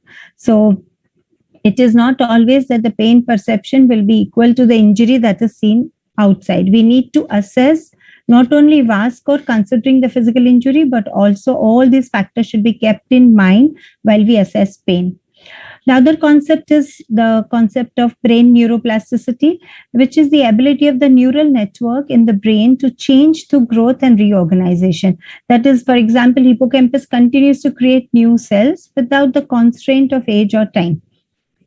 So the conventional wisdom was that we cannot grow new brain cells. Neurogenesis stops shortly after birth. But the new research says that the brain continuously, it never stops changing in response to learning. It continuously adjusts and adapts. Neurons that fire together wire together. So we can use this understanding to develop better coping strategies in patients with chronic pain. Coming to the definition of pain, which was given by International Association for Study of Pain in 1979. So far, we had to understand it was defined as an unpleasant sensory and emotional experience associated with actual or potential tissue damage or described in terms of such damage. Here now in 2020, that is just the last year, the definition has been changed to it is an unpleasant sensory and emotional experience associated with or resembling that associated with actual or potential tissue damage. Here, they do not rely much on the patient description of pain. Inability to communicate does not negate the possibility of the pain experience. And chronic pain is classified as ICD-11. It is classified as a chronic disease. So non-pharmacotherapy updates which are there in pain management therapy are a lot of mind games, which is the cognitive behavioral therapy, mindfulness, yoga and meditation, biofeedback, psychoeducation, virtual reality and electroceuticals. We'll discuss few of them. Well, CBT is a practical, hands-on, goal-oriented psychotherapy treatment that aims to change the patterns of behavior and thinking. So it retrains the brain from automatic thoughts to alternative thoughts. Used primarily in chronic low back pain, fibromyalgia, rheumatoid arthritis, and chronic musculoskeletal pain. So what happens in patients with chronic pain, there's a lot of catastrophizing occurs, which leads to patterns of negative thinking and fear. It leads to emotional distress, anxiety, depression, anger, frustration, which in turn causes physiological arousal and maladaptive behavior, and that leads to exacerbation of pain. Probably, I hope that you all can see fully on the screen. You can't see the right side of the screen. So it leads to exacerbation of the pain experience. While if when you do give CBT to the patient, there is cognitive restructuring, which leads to more realistic and balanced thoughts. That leads to positive emotions, better adaptive behaviors, and attenuation of the experience of the pain. Coming to virtual reality. Virtual reality-based exercise imagery improves the pressure pain threshold during VR task following TKR, chronic shoulder pain, non-specific low back pain, or fibromyalgia. Here it is based on the hypothesis that the exercise observation activates the same neural regions as those involved in the actual execution of the observed action. So virtual reality acts provide analgesia by acting on affective, emotional-based cognition, attentional processes on pain modulation system.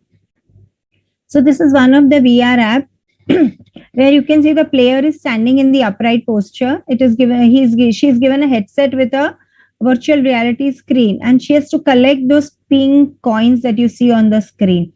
So any malposition of the back turns the player surrounding from a colorful landscape to black and white one. And that makes patient understand. So you can use these VR apps to give them kind of physiotherapy, correct posture and ergonomics. Electroceuticals are the devices that deliver electrical stimulation at a very high frequency on different parts of the body as a therapy. So you can have epidural stimulation, vagal nerve stimulations, transcranial stimulation. So when you are using the vagal nerve stimulation, it's like a TENS device where you have the surface electrodes put in the earphones and conchi. It is in the shape of that, and it gives strong analgesic and anti-inflammatory effects because it inhibits the nociceptive reflexes and transmission. So primarily used in fibromyalgia and in chronic pain, pelvic pain and headaches. Coming to transcranial direct current stimulation, well, this was derived because the current pharmacological approaches had a very limited effect on the mechanism of pain. Well, it provided analgesia, but it did not address the mechanism of pain, which is central sensitization. And this opioids actually increase central sensitization. So it was not a very ideal thing to be used for chronic pain. So this transcutaneous direct stimulation, it modulates the spontaneous neuronal activity and generates long-term neuroplastic changes. So scalp electrodes are put on the motor cortex contralateral to the site of pain, and it is given into about 8 to 10 sessions over a period of 20 minutes. Another thing that can be given is the transcutaneous spinal direct current stimulation, where when the currents are given, it causes the migration of the inflammatory cells, epithelial cells, and fibroblasts, because there is a transepithelial potential gradient that has been created, and that actually helps in wound healing. So it not only causes neuromodulation, but it actually helps in wound healing. The changes, the updates which you see it in pharmacotherapy are those that understands the epigenetic mechanism of chronic pain, where we understand that chronic pain leads to persistent nociceptive hypersensitivity leading to allodynia, primary and secondary hyperalgesia, and long-term changes in the multiple areas of CNS, spinal cord, and adaptations at cellular and molecular levels. So epigenetic mechanisms either enhance or suppress the gene expression, and without affecting the altering the primary DNA sequence. And so it's much easier to treat individuals by looking at which genes are active and which genes are dormant in that particular patient. So if we see, for an example, the endothelin 1, there is secretion of this peptide in malignancy. So when endothelin 1 binds to endothelin 1A receptor, there are pro-nociceptive effects. When this endothelin 1 binds to 1B receptors, there are anti-nociceptive effects. So there is increased methylation of endothelin 1B receptors in these painful cancer patients. So if we can restore the endothelin 1B receptor expression to baseline, it is sufficient to reduce the pain behaviors in the patient. So the pharmacological intervention should be directed towards methylation, and that can be the new approach for the cancer-related pain management. Another epigenetic mechanism is about the HDAC inhibitors. Now, when there is nerve injury, the HDAC-dependent silencing of the morphine gene. So there is loss of pharmacological target for the peripheral morphine analgesia. The morphine doesn't work here. So when you use HDAC inhibitors, it will modulate the expression of this morphine gene and bring about the analgesia. Few more molecules which are there in pipeline are mostly in phase 3 trials are the monoclonal antibodies. They work against the nerve growth factor, and that is the nerve growth factor inhibitors, tenezumab and fesinumab. They have good efficacy in osteoarthritis pain or low back pain or bladder pain syndromes. Of course, the cost and the side effects and the need for the parenteral therapy are the limitations. Angiotensin 2 receptor antagonists, they target the type 2 receptors, primarily tried in their trial is going on in chronic neuropathic pain. The angiotensin 1 receptors are the one, antagonists are the one which are used for the as antihypertensive therapy.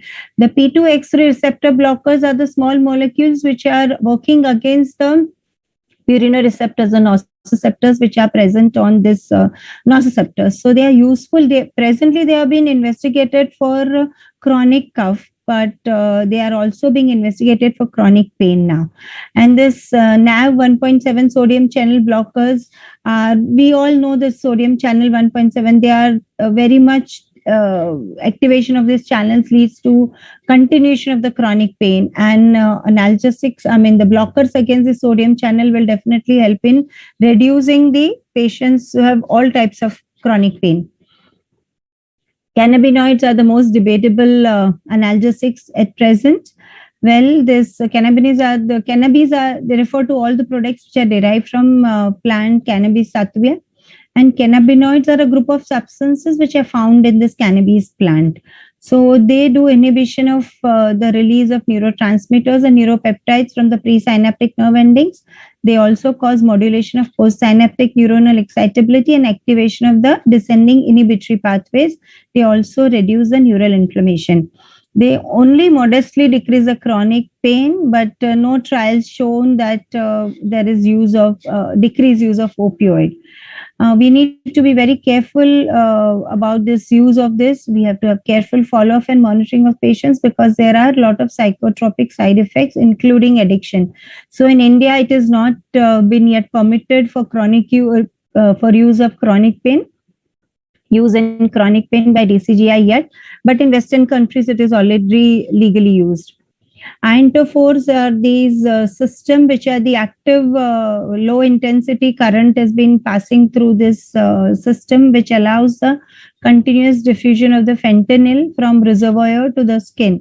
So the conventional transdermal patch will require a high concentration in the patch and to create a gradient so as to passively move through from the patch to the skin and to the systemic circulation. This active system does not require that, it does not do accumulation because it does not require any depot.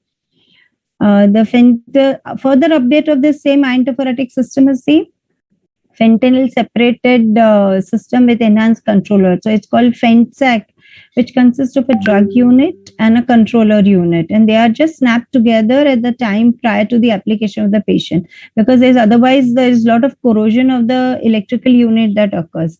And of course, with this, there is a lot of residual fentanyl remaining in, so disposal of this should be done properly. Interventions for chronic pain management, a lot of updates because it's an evolving science. Growth factor concentrate, Botox, ultrasound guided blocks, cooled radiofrequency ablation, intrathecal drug delivery system, that is the the pumps, they call it, spinal cord stimulators, and endoscopic surgery, that is MIPSI. So growth factor concentrate or platelet-rich plasma are nothing but the proliferation therapy or a regenerative therapy, primarily used in degenerative arthritis, tendon and ligament injury, where the autologous blood is taken from the patient. It is anticoagulated and centrifuged by double spin method, a very handy portable equipment that is. Platelet concentration in the supernant that comes, needs to be injected into the joint or the ligament, that has a concentration 3 times that of the normal. So it has to be more than 10 lakhs per cubic millimeter, and it really drives a lot of growth factors inside and helps in regeneration. Botox, yes, primarily used by the dermatologist a lot. It's a strong bacterial toxin from fermentation of Clostridium botulinum. It causes presynaptic neuromuscular blocking the release of acetylcholine at motor nerve endings. So it decreases the muscular hyperactivity, but it could have direct analgesic mechanisms also. Primarily used in myofascial syndrome, headaches, arthritis, and neuropathic pain. Has a side effects of fatigue, muscle, unintended weakness. So that should be kept in mind. And also there's a ceiling dose for using Botox in one sitting, 360 units for a 70 kg man, and should be not sooner than 12 weeks. Ultrasound guided blocks, yes, extremely important, and they are in vogue because you can really give daycare office. These are like daycare office procedures. Facial plane blocks like erector spinae or serratus anterior plane blocks can be used for mastalgia. Quadratus lumborum block can be used for postoperative analgesia following nephrectomy, cesarean section, or in laparoscopic gynecological procedures. Rectus sheath block can be used for acne, that is anterior cutaneous nerve entrapment, can be used for abdominal wall pain, which is pretty common. Greater occipital nerve block and spinopalatine can be used for headache. Cooled RF ablation, that radiofrequency does undifferentiating destruction of all the nerve fibers. So conventional RF takes the temperature up to 80 degrees. So it causes thermal as well as electric neurodestruction. There is another mode called as pulsed RF, which is a less destructive alternative. It gives brief pulses of high voltage of radio frequency energy, temperature going only up to 42 degrees. It does primary neuromodulation rather than the destruction. And cooled RF, which is the latest version, which has come up only in the last 4 or 5 years, where the temperature reaches only 60 degrees, but it produces much wider lesion compared to the conventional RF. It is good for small nerves because it produces wider lesions. So it's good for small nerves. Even if you are not very precise, it can still be effective. IDDS is intrathecal pumps. So these pumps are primarily used for spasticity and refractory pain, progressive cancer-related pain. The purpose is to deliver the drug very close to the target near the dorsal horn of the spinal cord, so that the dose requirement is much less, side effects are much less, and there's better tolerance, less tachyphylaxis. This comprises of an intrathecal catheter and a drug reservoir, which is fully implanted. And there's a low dose background infusion that's going on. And there's also a possibility of providing a bolus if there is a breakthrough pain. So that gives the advantage of decreasing the tolerance and tachyphylaxis to opioids and local anesthetics. Here, the important concept was that the notion that the CSF moves from the site of production rostrally and caudally, that is not correct. It's not true, because the understanding that the drug administered anywhere will be distributed equally throughout has been disproved. At spinal level, the CSF circulates and oscillates in a pulsatile fashion related to the heart rate in a series of donut-shaped entities. So CSF, the movement is very pulsatile and it occurs at the level and a donut-shaped area that it moves. So there is slow infusion and low volume. They do not distribute the drug much higher about the particular level in which they are introduced. So this is also is a concept which is used in segmental spinal that nowadays many people are using. Primarily indicated in primary and metastatic invasive tumors, chemo and radiotherapy induced pain and neuropathy, failed back, canal stenosis, compression fractures, and CRPS. The drugs which are approved for intrathecal pump use are the opioids, clonidine, ziconotide, and calcium channel blockers, that are the local anesthetics. Spinal cord stimulators are being used. These are all advanced pain management therapy. It causes activation of the large A fibers, resulting in segmental pain inhibition, as described by the gate control. Primarily, it causes the neuromodulation, causes release of endorphins and inhibition of sympathetic fiber discharge. But this should be implanted only after a trial of 5 to 7 days before we consider the permanent placement. Deep brain stimulation has been used primarily so far in movement disorders, but it has its application in cluster headache and chronic pain, including pain from stroke, amputation, trigeminal neuralgia, and multiple sclerosis, a severe intractable pain. So here the deep structures of brain are stimulated electrically by an implanted pacemaker. Complications are obviously permanent neurological deficit and intracranial hemorrhage can be really destroying. A dorsal root entry zone lesioning, it's called as DRES lesioning, using radio frequency. So this is done after the laminectomy. So you silence the damaged areas of the spinal cord and pain signaling nerve cells, used in very severe debilitating chronic neuropathic pain as it occurs in brachial plexus avulsion injuries. But it has again its complications. Inaccurate lesions can cause severe neurological complications. Lastly, MIPSI, minimally invasive pain and spine interventions. Well, the advantage is that it can be done under local anesthesia with a small incision, less dissection, less blood loss, less postoperative discomfort or pain, faster recovery and healing. But it, of course, requires trained, skilled, and experienced personnel to do these procedures. Can be done in moderate to severe disc herniation, facet, sciatica, or spinal stenosis. Not suitable for resurgeries or cases of spinal instability that requires fixation or cancer. So to summarize, the research in neuroscience has led to better understanding of pain mechanisms coming from biopsychosocial model, and so also the identification of newer targets for pain management. Definition of pain is now more inclusive of non-descriptor clues, and the understanding that the pain is not the same as nociception, and neuroplasticity of brain can best be used for breaking painful neural connections and forming the new ones for development of coping strategies. CBT, virtual reality, electroceutical psychoeducation, all can be very well used in our clinical practice, non-pharmacological therapy for pain management.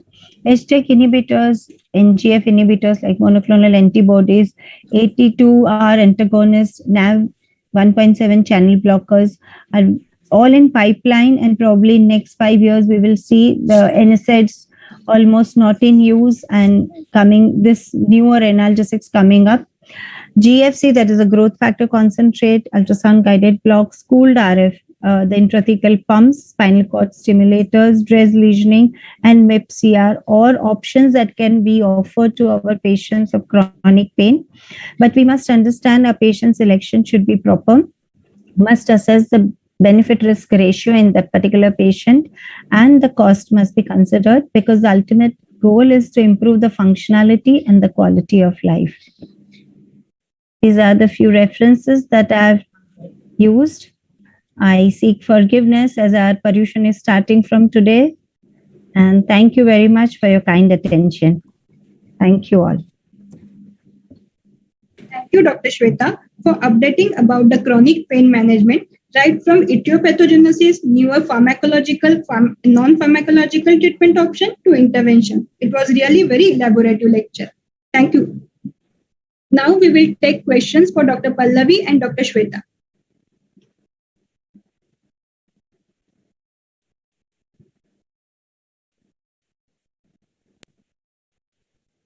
There are no one or two questions for both, and the remaining we're requesting the speakers to please answer in the chat box.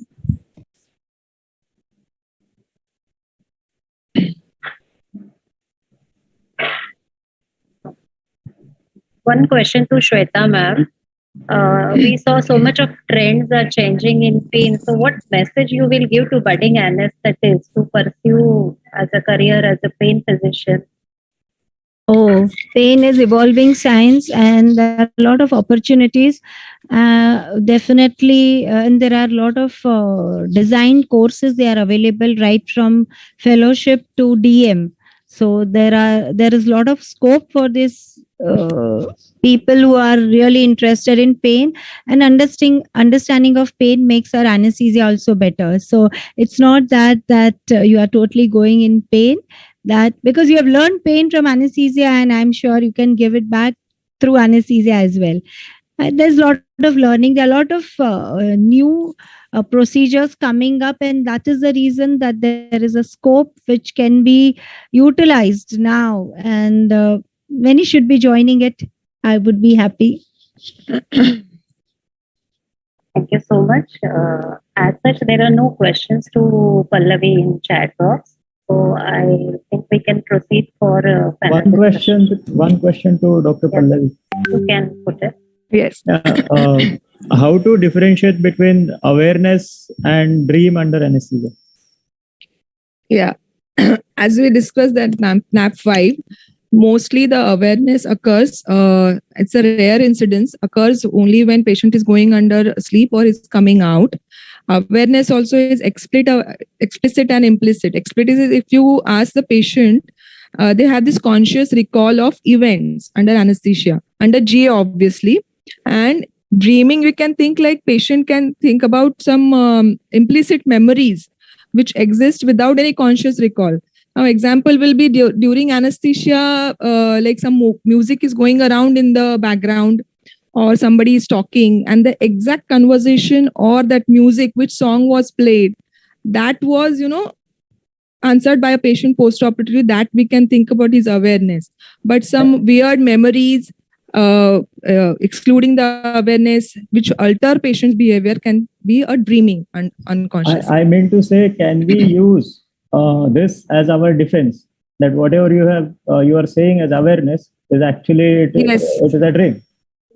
Yes, it can be. It is like it's very difficult to.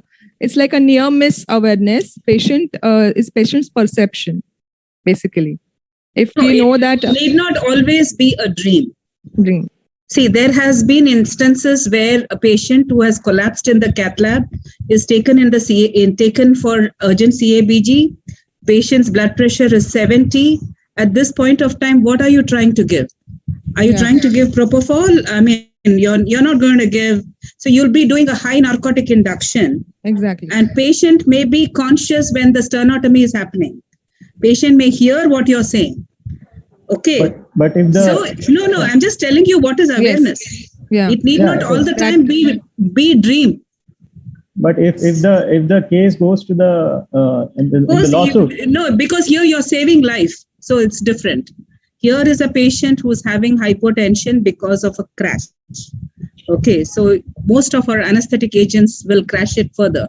So you need to go for a high narcotic induction, which means patient may be conscious. So I may be aware what I mean to say. So what the message I wanted to cut across is not that every awareness is a dream. It is not dream. Patient can probably perceive what is happening around him. That's what I wanted to say. Yeah. So as Madam said correctly, these patients are mostly trauma or cesarean section or cardiac patient, as Madam said, where we have to really balance. We can't give a high dose of anesthesia and the patient can have an arrest.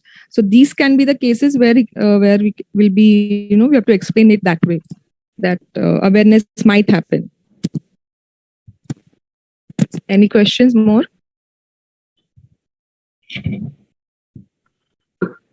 No more questions. I guess we can proceed. Pallavi, Preeti, we move on. For all delegates, please fill up the feedback form. The link will be posted in the chat box. It is mandatory for MMC point. Now we will move on to our next session, that is panel discussion in the anesthesia. Panel discussion in interesting case scenario in anesthesia.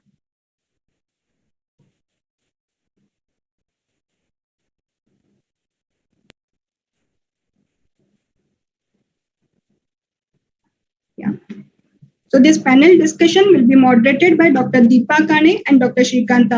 Dr. Deepak Kane is a professor of anesthesia in KEM Hospital and coordinator for fellowship program in regional anesthesia.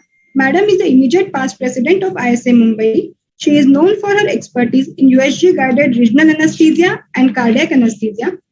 Dr. Shrikant is an additional professor of anesthesia and fellowship teacher in neuroanesthesia in KEM Hospital. And our prestigious panelists are Dr. R.D. Patel, Professor of Anesthesia in KEM Hospital. He has a special interest in difficult airway. Dr. Anita Shetty, Professor of Anesthesia in KEM Hospital and Fellowship Teacher in Neuroanesthesia. Madam is the Secretary of ISA Mumbai branch. Dr. Amala Kudalkar, Professor of Anesthesia in Lokmanya Tilak Hospital, Sion. She has a special interest in chronic pain management. She is a co-editor of book Anesthesia for Emergency Surgery. Dr. Manju Sinha, alumni of KEM Hospital. She is a director of Women Hospital, founder and treasurer of Association of Obstetric Anesthesiologists, Mumbai. And she has publication in fluid dynamics in hysteroscopy and use of LMA in laparoscopy.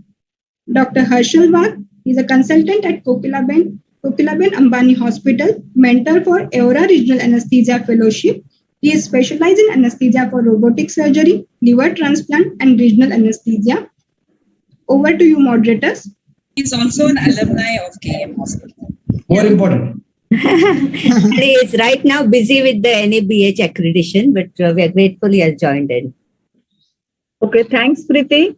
First and foremost, I want to thank Indrani Madam and the department for giving me this opportunity. It's a privilege to moderate a panel with eminent speakers and interesting cases. So I will be sharing my screen. Before we start, can I just say one thing? Yeah. It is my pleasure to chair the panel with my teachers and also being my examiner. So it feels like an exam, to be honest. So, because I'm the only student there with the rest of the panelists teachers. Yeah, sorry, carry on. Amala has not yet put her video on, I think. Amala? Full screen, full screen. Full screen, yeah, I'm trying. 1 minute. Slide. This one. Touch on this one. Which one? This one, I'm showing it on your screen. Go on slideshow. Go on this slideshow. Down. Home, insert, draw, design, transition, animation, slideshow. Yeah, but this my participants and chat का है ना वो ऊपर गया है madam. 1 minute.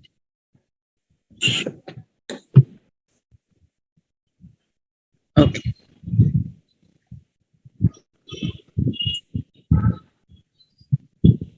Further. Or you can go on the larger icon below. This one. Go on the larger icon below. Shrikanta, this one. No, she won't be able to see. Oh, she can't see. Go on the larger icon below. Go on the larger icon. Kanta, down where you can see the volume, no? Yes, See the four squares? Yes, the fourth one. Go left. Go left. Left of yeah. That's it. Yeah. Okay. Thanks a lot. Okay, so incidence of thyroid disease is 4 to 5% in normal pregnancy, mainly because of the similarity between beta HCG and TSH hormone. We have an interesting case. Patient is a 23-year-old primey with 36 weeks of gestation, resident of Nerul, had a swelling in front of neck since 2 months, which was insidious in onset, painless, and it gradually progressed to a size of approximately 10 into 6 into 3 centimeter. There is hoarseness of voice since 1 month, and there is difficulty in breathing since 2 weeks, which increase in supine position, and patient sleeps in propped up position. No history of difficulty in swallowing, no history suggestive of hyper or hypothyroidism, no history of other endocrine disorder, and no other comorbidities. Patient is a moderately built, well-nourished, conscious, cooperative, oriented, weight of 65 and height of 160 centimeter. Pulse rate is 110 per minute. Right radial artery regular. Blood pressure is 120 by 70 mm of Hg in right brachial artery in semi-recumbent position. Respiratory is 20 cycles per minute and regular. There are no signs of Teller, icterus, cyanosis or lymphadenopathy. Pemberton sign was positive. No tremors and no eye signs. Blood investigation unremarkable. Thyroid profile normal. USG neck showing solitary nodules 65 into 54 mm in left lobe, mid upper lower pole region. And CT neck was showing large 6 by 6 into 9.3 centimeter nodular lesion in left lobe of thyroid and isthmus with retrosternal extension of approximately 4.2 into 8.6 centimeter. Trachea is deviated towards right with posterior mass effect on tracheal lumen. There is a 60% narrowing at the level of the cervicothoracic junction. So my final diagnosis is 23-year-old female, primary gravida with 36 weeks presented with retrosternal goiter with tracheal compression without any signs and symptoms of hypo or hyperthyroidism. So the patient has presented for an emergency category 1 LSCS. So Manju madam, what will be your plan of management? Manju madam is there? You can hear me? Please unmute yourself. Good. Yes. Okay. Fine. Thank you. You can hear me? Yes, thank you very much. Yes, Shrikant. Okay, so Manju madam is there? I cannot see Manju madam. She's there. We are able to hear her and see her. Yeah. Manju madam, what will be your plan of management? We'll call up Dr. Indrani or Dr. Deepa or you or Harshal and say, please take over. Obviously, this patient needs a multidisciplinary approach.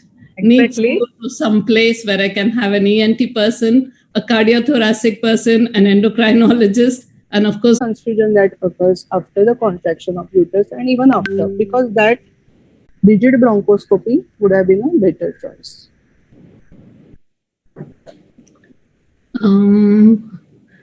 I think one thing about, first of all, I'm not very sure of giving her opioids for post-op analgesia epidurally for this patient. Yeah. And even 20, the patient is somehow is posted for expedited thyroid surgery. Okay. And the patient is unable to lie down in a supine position. We have to ask her in which position she is comfortable apart from being in head-eye position. In head-eye position, head-eye laryngoscopy position. So, where the nose also with dilometazole. I think we prefer nasal route after giving oxygen also, because it is easier in these patients. Also, perhaps post-operatively, the patient would have required to keep the tube in place even after you may not extubate this patient on table. So nasal acceptance is better. So fiber optic, flexible fiber optic bronchoscopy would be my choice. Let me give you some more information about this patient, Amala. Yeah. See, this case was a swelling which rapidly growing swelling. So probably because of hemorrhage inside the gland. Yeah. Rapidly growing swelling, and she deteriorated 15 days before. And she came to KM hospital 15 days before. And immediately all the investigations were ordered, including CT and everything. And they found that not really tracheal compression. But if I see your previous story, she was very dyspneic and never comfortable. Never comfortable in any position. Now, 2 days later, she was not comfortable in any position. Yeah, because the slides don't say so. And she was deteriorating saturations. Because rather than the radiological features, I would, more give weightage to her symptoms. If the patient means, now we are talking about the second surgery. If the patient is really symptomatic and, she is becoming dyspneic even after the cesarean section, then perhaps femorofemoral bypass can be done. I mean, similar cases we had done in cardiothoracic surgery also. Once we had insisted on, cannulating the femoral vessels under local anesthesia. But next time only sternotomy had saved the situation. Sir, madam, can femoral bypass can be done under low dose spinal or epidural? But we have to give heparin. So how much? No, we'll do it under local. No, it is not needed. It is not needed. Yeah, exactly. Only under local anesthesia it is put. I mean, the last time we had put it under USG guided, we had cannulated both the vessels. Madam, any role of that now integrated tube if patient is coming for thyroid surgery? In fact, many big swellings, or especially this patient has a preoperative hoarseness of voice. There is a possibility that the nerve is getting entangled in the swelling itself. Then always one should go for NEM tube. However, NIM tube. However, I have not used it. But if available, you can definitely go ahead with. Harshal, have you used? The tube that you're talking about where you do for nerve monitoring. Yes. Now integrated. Yeah. We have two surgeons. Well, we have more than a couple of surgeons who do the thyroid just under without muscle relaxation, who monitor the nerves during the surgery. Yes. So we have done quite a few cases without using muscle relaxants. So you use inhalation, which completely agree with Amala madam and the previous speakers who said that the femofemoral bypass also is not very easy to do, and it's not as quick as we normally think. We tend to say that femofemoral bypass, it's not something which is easily done. It's not something which is quickly done as well. So unless you're actually there in that OT and people are actually ready there only, then you can do those things. Ideally, femorofemoral bypass it has to be planned. It can't be done as an emergency. By that time, you've lost the patient. So it has to be planned, and the cardiac surgeon and everybody has to agree that this patient is for femorofemoral under local anesthesia. Yeah. Then you're very safe to do everything else, because it cannot be done in a hurry at all. Femorofemoral takes a lot of time, as we all know. It's not as easy as we think. It's a planned thing. It is planned. Yeah, it has to be planned. We can have planned this patient in CVTC surgery, thyroidectomy and cesarean at the same time? Yeah, but since it was a category 1 cesarean section, perhaps much time you will not. Otherwise, selectively. Yeah, definitely. Patient was admitted since 15 days. So, exactly, that is what I mean. That it could have been planned in a different way. So basically, we are saying that basically, Amala madam is saying that this is a multidisciplinary approach where the anesthetist should take the lead and say we are very worried about the airway more, and so obstetrician would be very worried about the baby, but we would be saying that the patient may die because of airway collapse. So please see that the airway is secured while you do all these things. So you please plan it out together. So rather than ending up with category 1 LSCS, it could have been an elective cesarean section. Yes, and well planned. So we are worried about the airway also, and we are worried of the baby also. So something has to be done where we do it together. That's what Amala madam is saying. The report. I think we can carry on. Yeah, we can carry on. Since you already had the report that it was very vascular. Yeah. So extubation strategies, Harshal. Such a large thyroid. Yeah, so the extubation would be, first is we have to make sure that we are talking after the surgery is done, yeah? Yeah. So we have to make sure that she's not had this for long standing. So I'm told that it's not a long standing thyroid swelling. So the issues of tracheomalacia will probably not be as much because it's a faster growing swelling, I'm told. So we probably not err on that side of issue where she's going to have any sort of tracheomalacia. But at the same time, you want to be sure that the trachea has expanded properly. There is no other issues which are going to cause you any difficult intubation afterwards once she's extubated. So you want to be sure that the trachea is well expanded. There is no more compression on the trachea.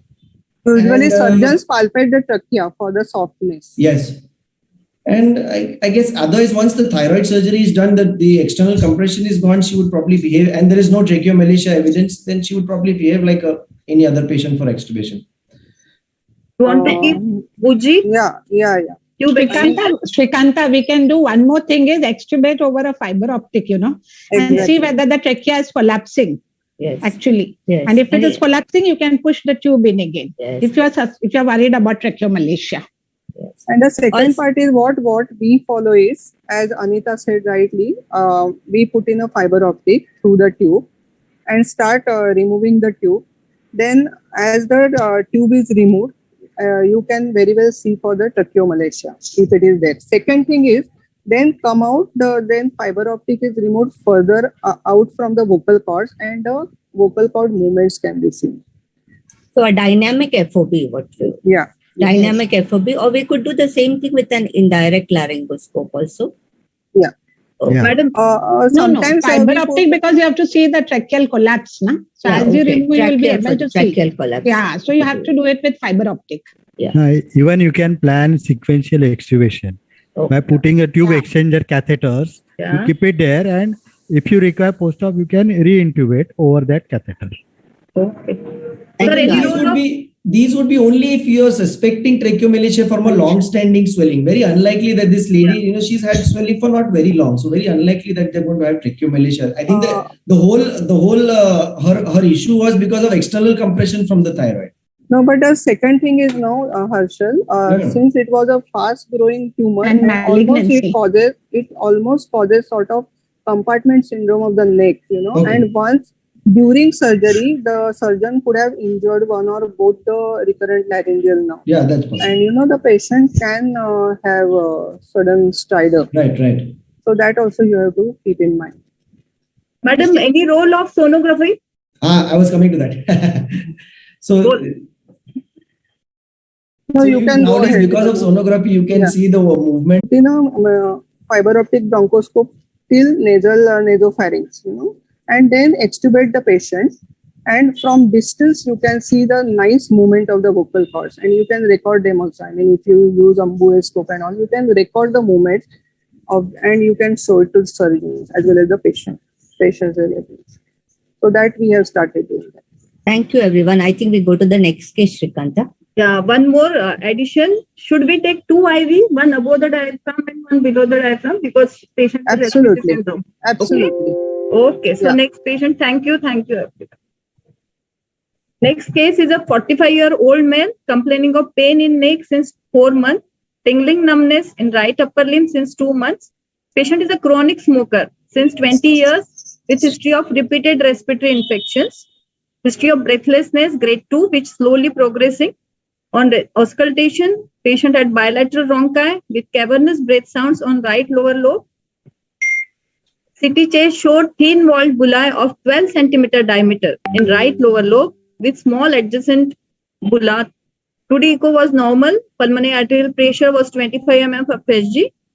PFT, picture of mixed obstructive as well as restrictive. Residual volume is increased. ABG on air, PaO2 of 95, PaCO2 of 48, and SpO2 saturation is 97%.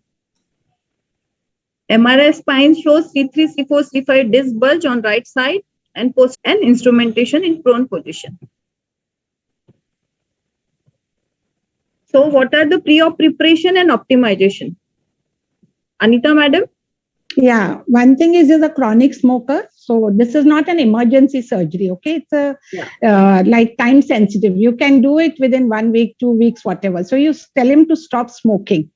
Okay, good physiotherapy, bronchodilators, good hydration, and good nutrition, because most of these patients who are COPD and emphysematous patients are very cachexic patients. So good enteral nutrition.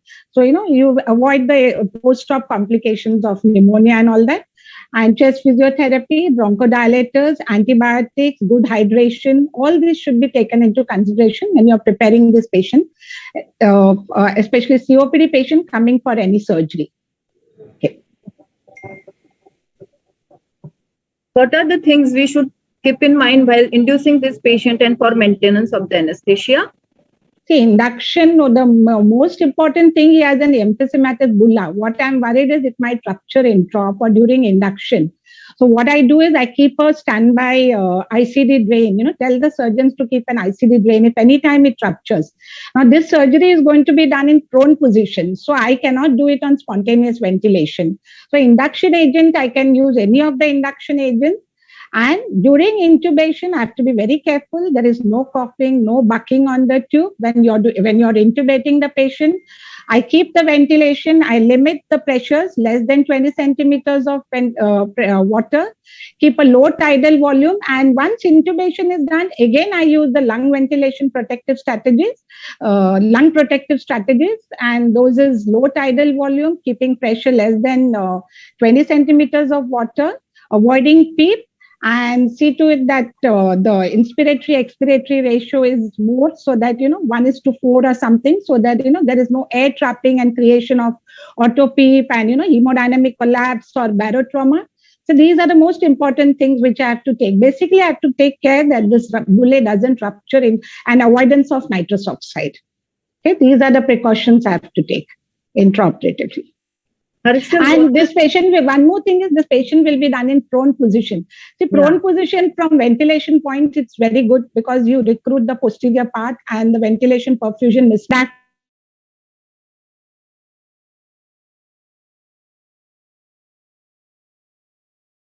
Yeah, same thing I was going to ask Harshal, what are the benefits or disadvantages of prone position? If the procedure patient may be posted for another surgery and lasting for 45 minutes. Harshal, what are the ventilation strategies you will prefer? Patient will be in supine position and supine. As madam said, it depends on what the procedure is. If there is something which you can keep on spontaneous ventilation and avoid, high airway pressures, and so we would probably do that. I mean, there is no, if this posted for any other surgery which does not contraindicate, even a simple LMA does not, any supraglottic airway where you can keep him on spontaneous respiration, I think we should do that. And so spontaneous ventilation is the best way to prevent all the further complications. Or just avoid anything we can do under regional anesthetic. That is probably the best. If patient is coming for intestinal obstruction, you can do that. Ventilation strategies, madam has covered. What are the other intra-op complications apart from pneumothorax? So how the patient can present? There are two more important complications. One is pneumothorax and another which in coming for some other surgeries, development of auto-PEEP.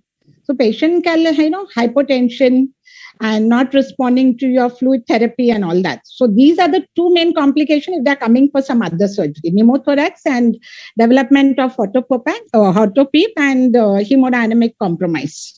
Actually.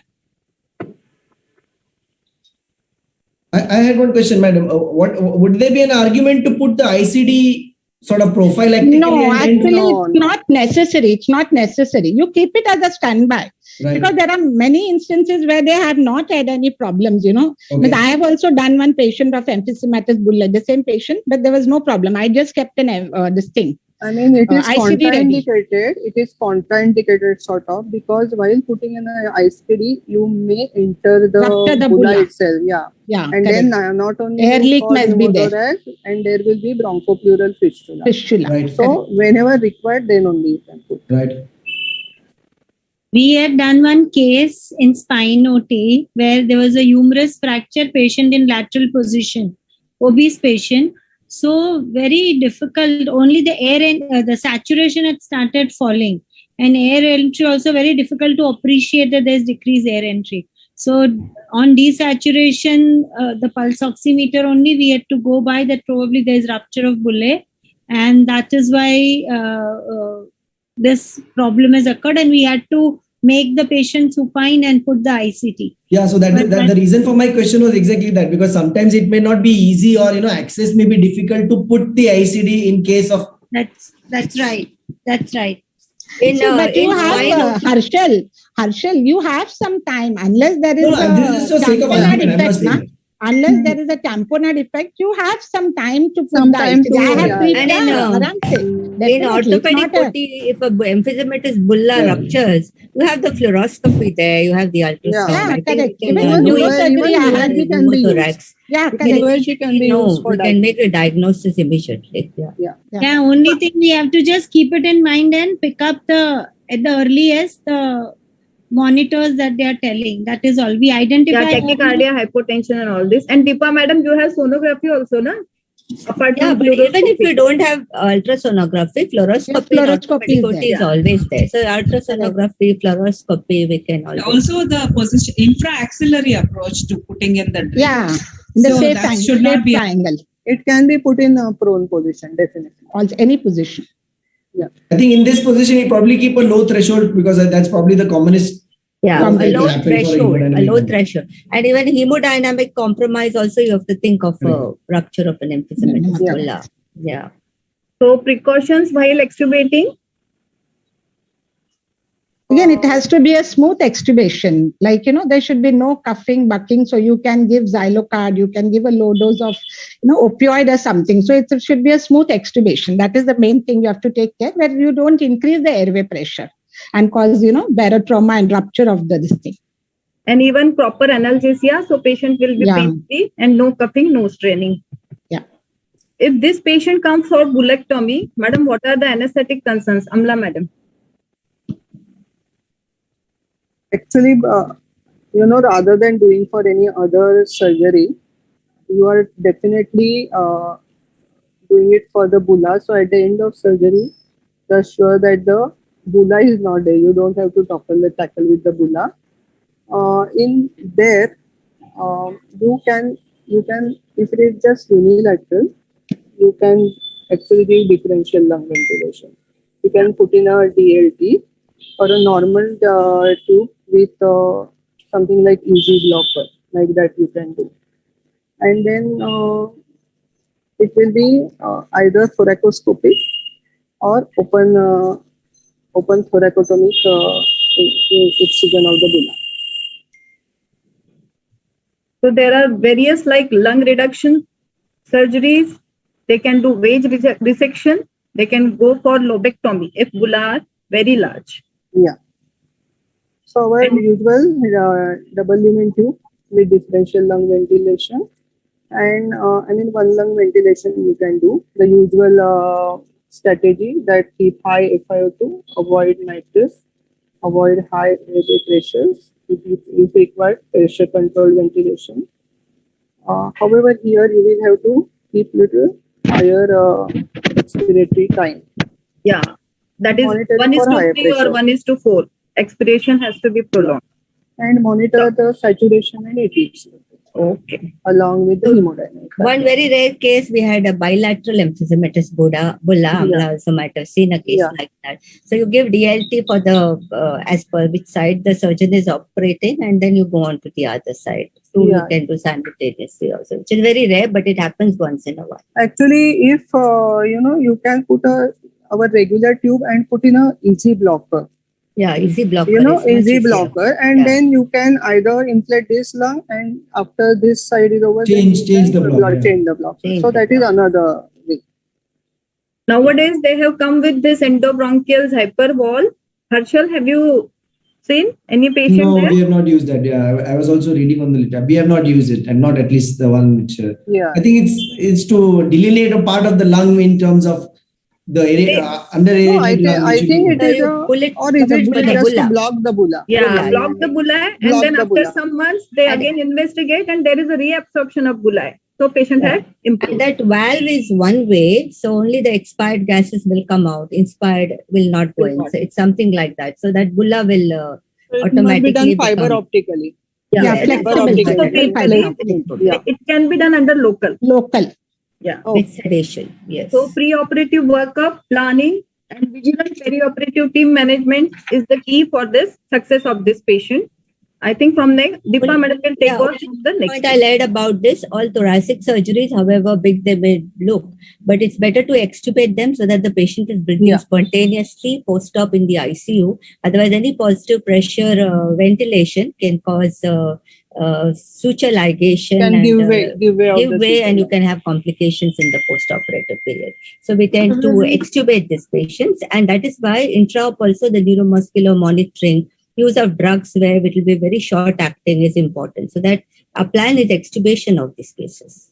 I think thoracic epidural can help in this. Yeah, for pain relief, thoracic epidural, paravertebral blocks, erectospinal blocks now. So we're talking about pain relief in the next case. So we didn't include it here because we have another case of thorax. Okay, Shrikant, you will continue. Yeah. Can you put the next slide, please? Yeah. Thank you, madam. So we have a case, 65-year-old, 43 kg, who has history of syncopal attacks, intermittent palpitations and chest pain, no history of dyspnea, vertigo, neck pain or neurological deficit. That means no cervical issues. And he had past history of CABG 9 years back. Next slide, please. On ECG, the patient had intermittent monomorphic VT, and on this patient has been shocked 3 times with 200 joules, and every time he got reverted luckily, and 2D echo showed a low EF 30% with LV hypokinesia. He's already on amiodarone, metexel and antiplatelet, but somehow the patient is resistant to about treatment.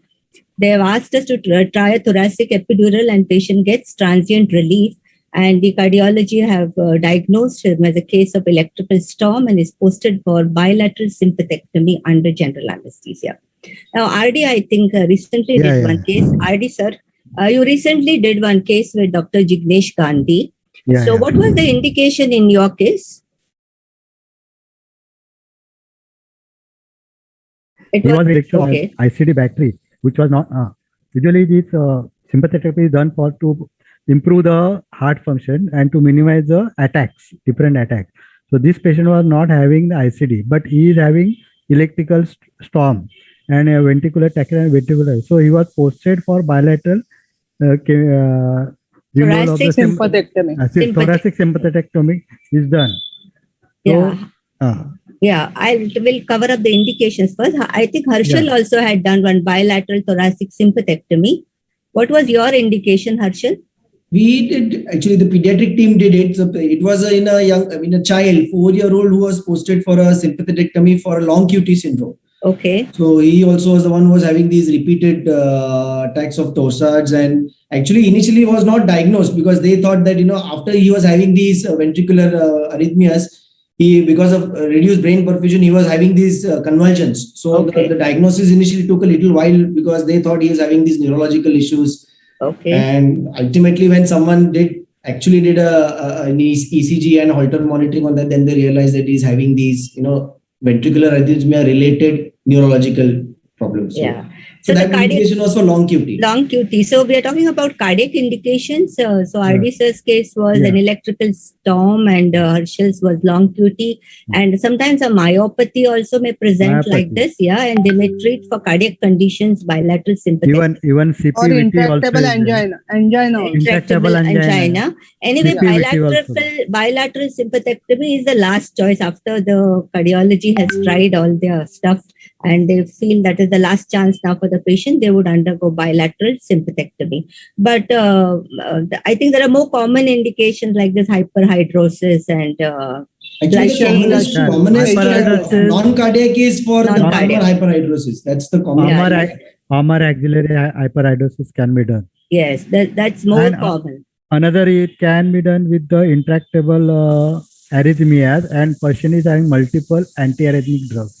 Yeah, so the cardiology has already tried antiarrhythmic drugs and everything. They're resistant to drugs, and that is why they posted him for a bilateral sympathectomy. Yeah, even the patient is with the ICD, the shocks are given repeatedly, so battery get exhausted. Yeah, and that is another reason for the indication of repeated shocking can cause the myocardial cell damage also. Myocardial damage. Yeah. So usually they would put, as RD sir said, they would put an AICD for VTs. But this is a case of electrical storm where the VTs are coming too often. And as Dr. Amala said, that if you shock too many times, the myocardium may be damaged. So they have to do something radical. And that's why they posted this case for bilateral sympathectomy.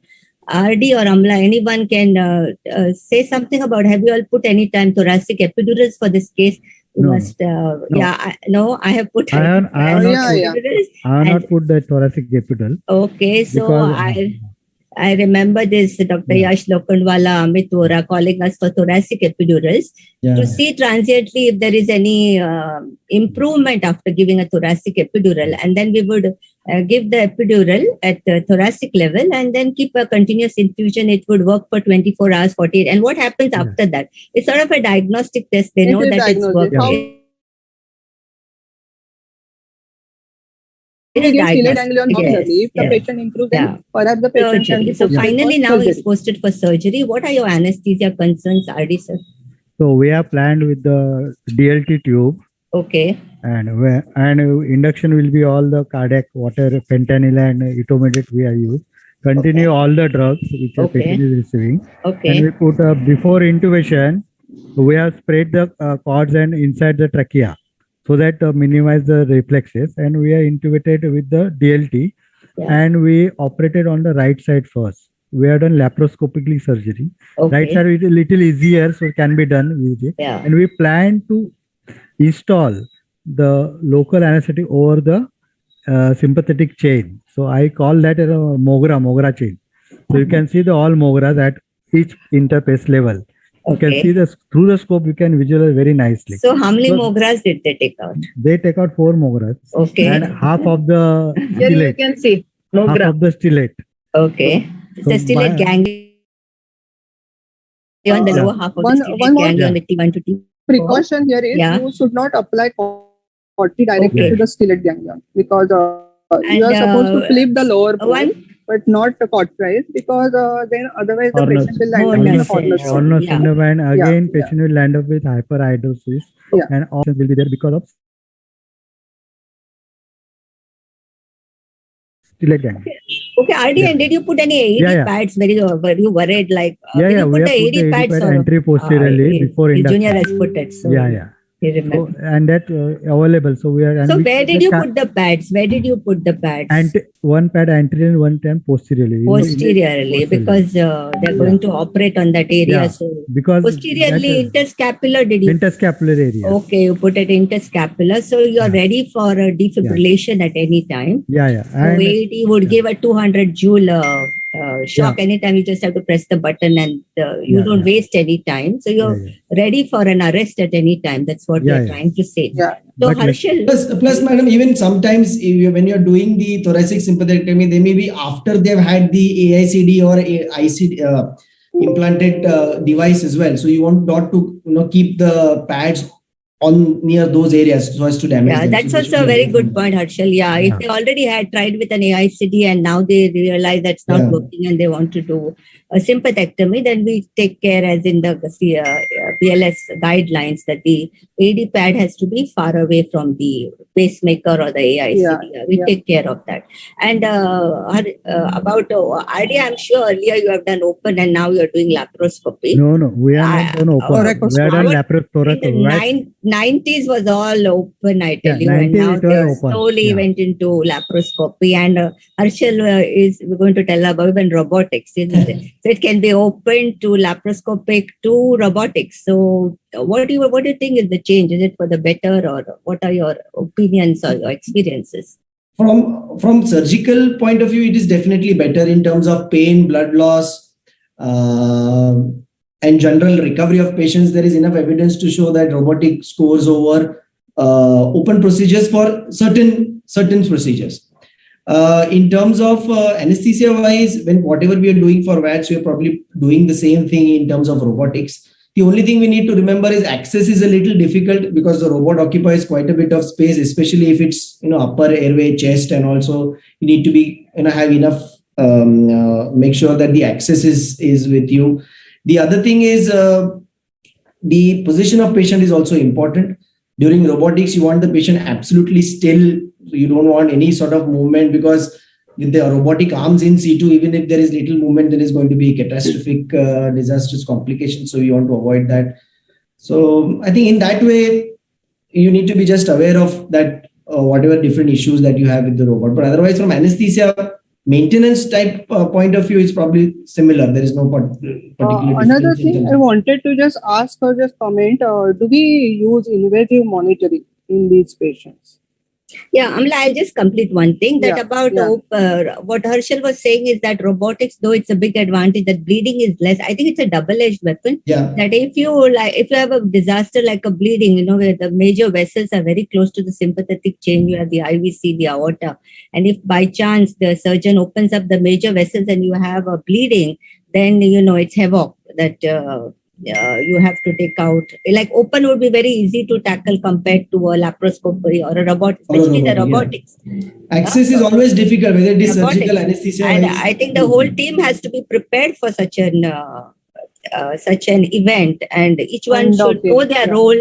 From undocking to like who's going to go and rush in and open up the. I've not done robotics, but that's what I read. That somebody has to be prepared and open up the patient and. Things so it's like always that. good to have a same team or people who are familiar with it, so that everybody knows their roles. Okay. Yeah. So Amala, carry on with what you were saying. No. Miss, I would like to ask Harshal actually. All these patients, do you put invasive monitoring or do you use TE? Because intraoperatively, suddenly after the bilateral complete sympathectomy, I mean T1 to T4, there can be sudden bradycardia or sudden hypotension. So, would you suggest invasive monitoring? Madam, firstly, I have not done as many cases, so I can't really comment on. RD, what you would like. But yes, invasive monitoring would definitely be, because especially in this patient, because one is he's already having, he is a post CABG patient, so he's already a cardiac patient. His EF is low. On top of that, he's having these ventricular arrhythmias. So invasive monitoring in terms of an arterial line. Most of them will be having severe cardiac pathology to give rise to such intractable arrhythmias. So it is advisable to. Sorry. If the heart function is low, maybe yes, what you're saying, but the heart function is good, because the reasons for arrhythmia is also important. This is a myopathy with a low ejection fraction. Yes, T may be good, but at least an invasive arterial line and a central line. So that RD, would you have an arterial line and central line, and why did you have it? Yeah, because we have it. We put the left IJV. Okay. Because right was blocked, and even right septum also thrombosed. So we have put the femoral artery. Okay. So why did you want the lines in this patient? 30% ejection. 30% ejection, and any catastrophe, it's very easy to diagnose and do. Okay, and even if inotropes, vasodilators, any inotropes required, vasodilator, anything required, nothing you have was required. Nothing was required in our case. You are lucky. Yeah, you are lucky. Required, then we better have the lines in situ, isn't it? And even after this sympathectomy, this event they drastically go down. So you don't cardiac event, they are minimized. Even shock and water that is also reduces. But So is there patient- severe hypotension following sympathectomy? No. We don't have. Many of them do But require inotropes can afterwards also, happen. madam. It for can some time. happen. It can happen, but RD has been in my very case, lucky. it Nothing doesn't. happened in his Nothing. case. But we unlucky ones will have hypotension. Yeah. And we'll have everything. Bradycardia. Bradycardia. So we prepared for all this. Yeah. Now this With patient, low EFs, they take some while. Sometimes even the EFs improve after sympathectomy, but it takes a while for it them. will take a while, not It'll take a while. immediately. Immediately, there will be like a massive change in the hemodynamics. There can be changes. So we have to be prepared for that. And if this patient post-operative pain relief, Harshal, what would you like in this case? So, I mean, there are two aspects of this. If this patient is relatively hemodynamically stable, then we have lots of options in terms of either if it's going to be a VATS, it's going to be one side, then my preference would probably be either ultrasound guided paravertebral block, which is going to be unilateral, or just intercostal nerve blocks, which is not going to alter the hemodynamics too much. If it was some other patient, say your other indication for thoracic sympathectomy, then you can probably even go for a thoracic epidural. That's not a problem. But for this patient who is low EF and already has a myocardium which is having ventricular arrhythmias, having a thoracic epidural and having low BP at the next after post-op is going to be an issue. So something which doesn't alter hemodynamics is probably going to be a better choice. So unilateral paravertebral blocks or intercostal blocks is probably what I would do. Yeah, so in addition to multimodal analgesia as well. Yeah, multimodal analgesia, and it is like a laparoscopic surgery with the minimal ports are there. So local infiltration, you can take it. Can I just add something, Harshal? Yeah, now, there is sympathectomy that is being done. So probably epidural is not going to do anything much there for hypertension.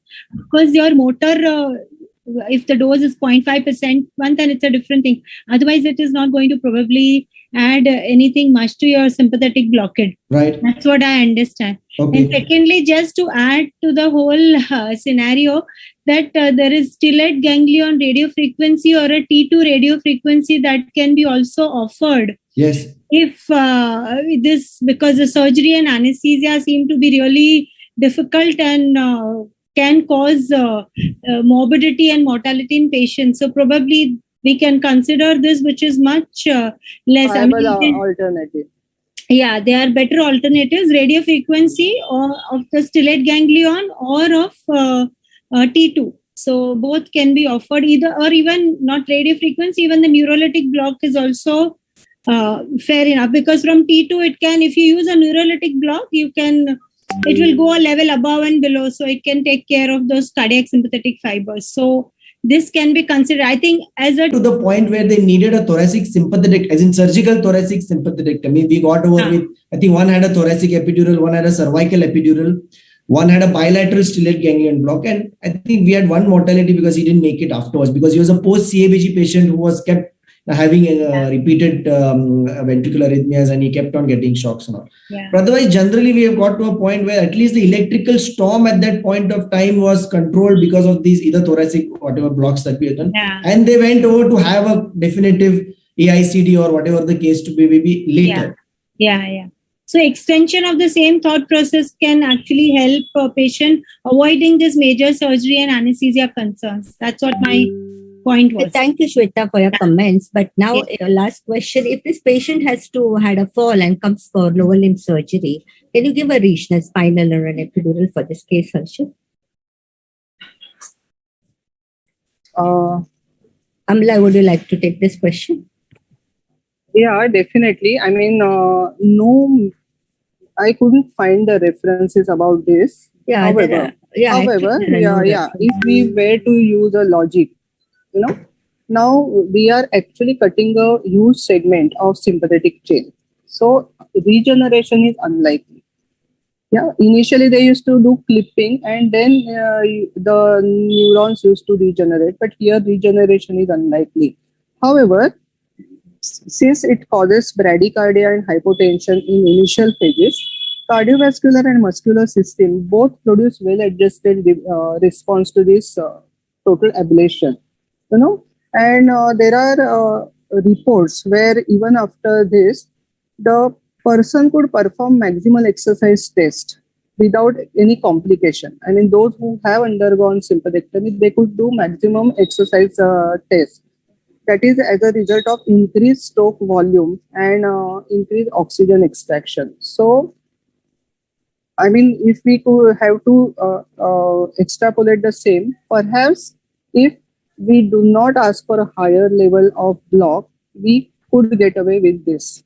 Yeah, so fine. You may, we can give a we may use we may need a phenylephrine infusion. Maybe we have to keep a phenylephrine infusion in a worst scenario and the patient has bradycardia, so parasympathetic system is intact. So by causing parasympatholysis, you can tackle in the bradycardia. Okay, thank you all for your comments. We go to the last case. Shrikanta, can I have the last case, please? This is a 25-year-old male who was RT-PCR positive 8 weeks back and had myocardial injury at that time.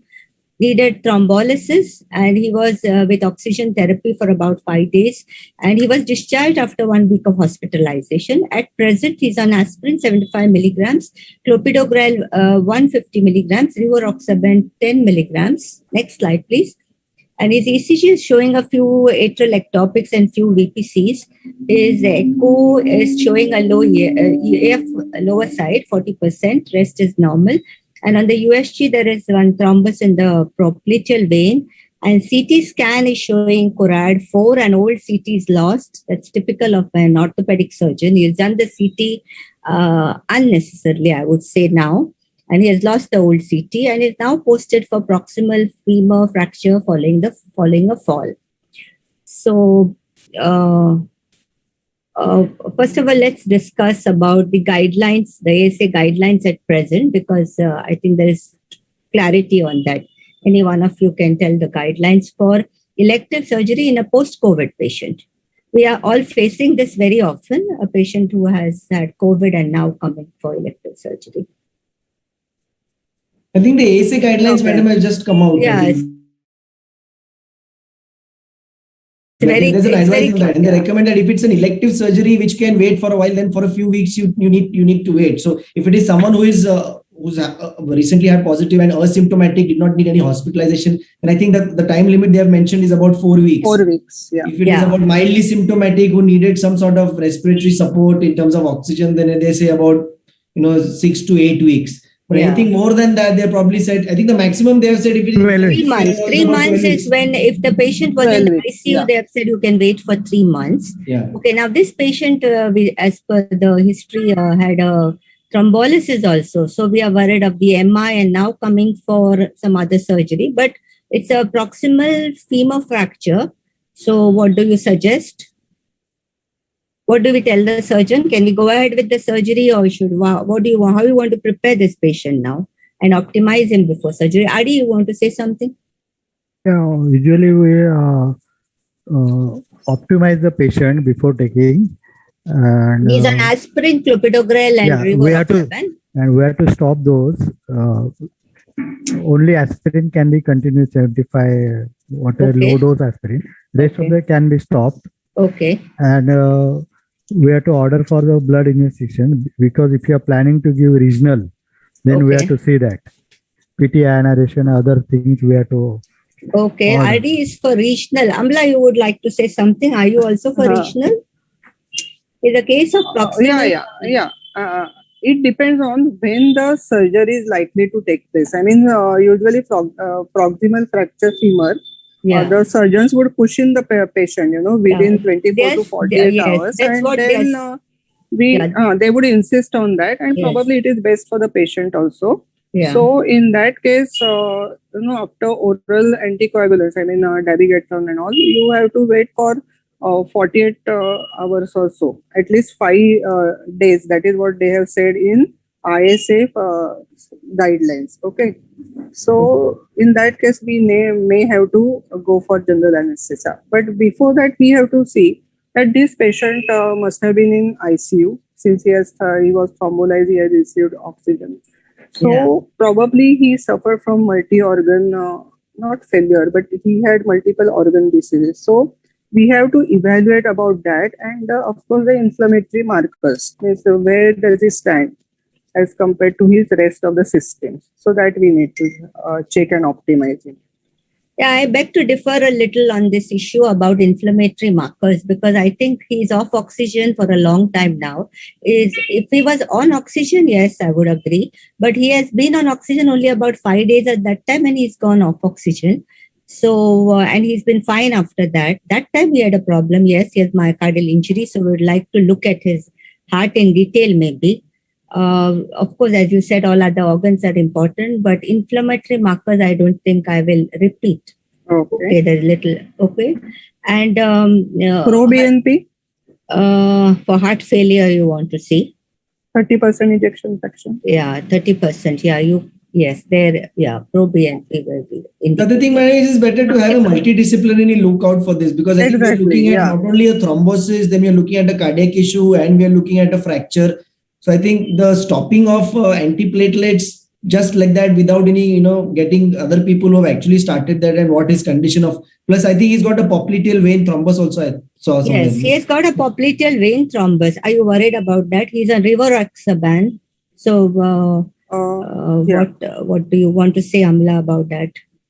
No, I was just checking the references. They said for fracture femur, I mean, just now the patient is showing that there is popliteal vein thrombosis. But with each day, the thrombosis can extend further, Okay. So I don't know whether it will be an indication. Yeah, please, Anita, please say. No, we had a patient, in mucormycosis patient with, intracranial abscesses and all who are an anticoagulation.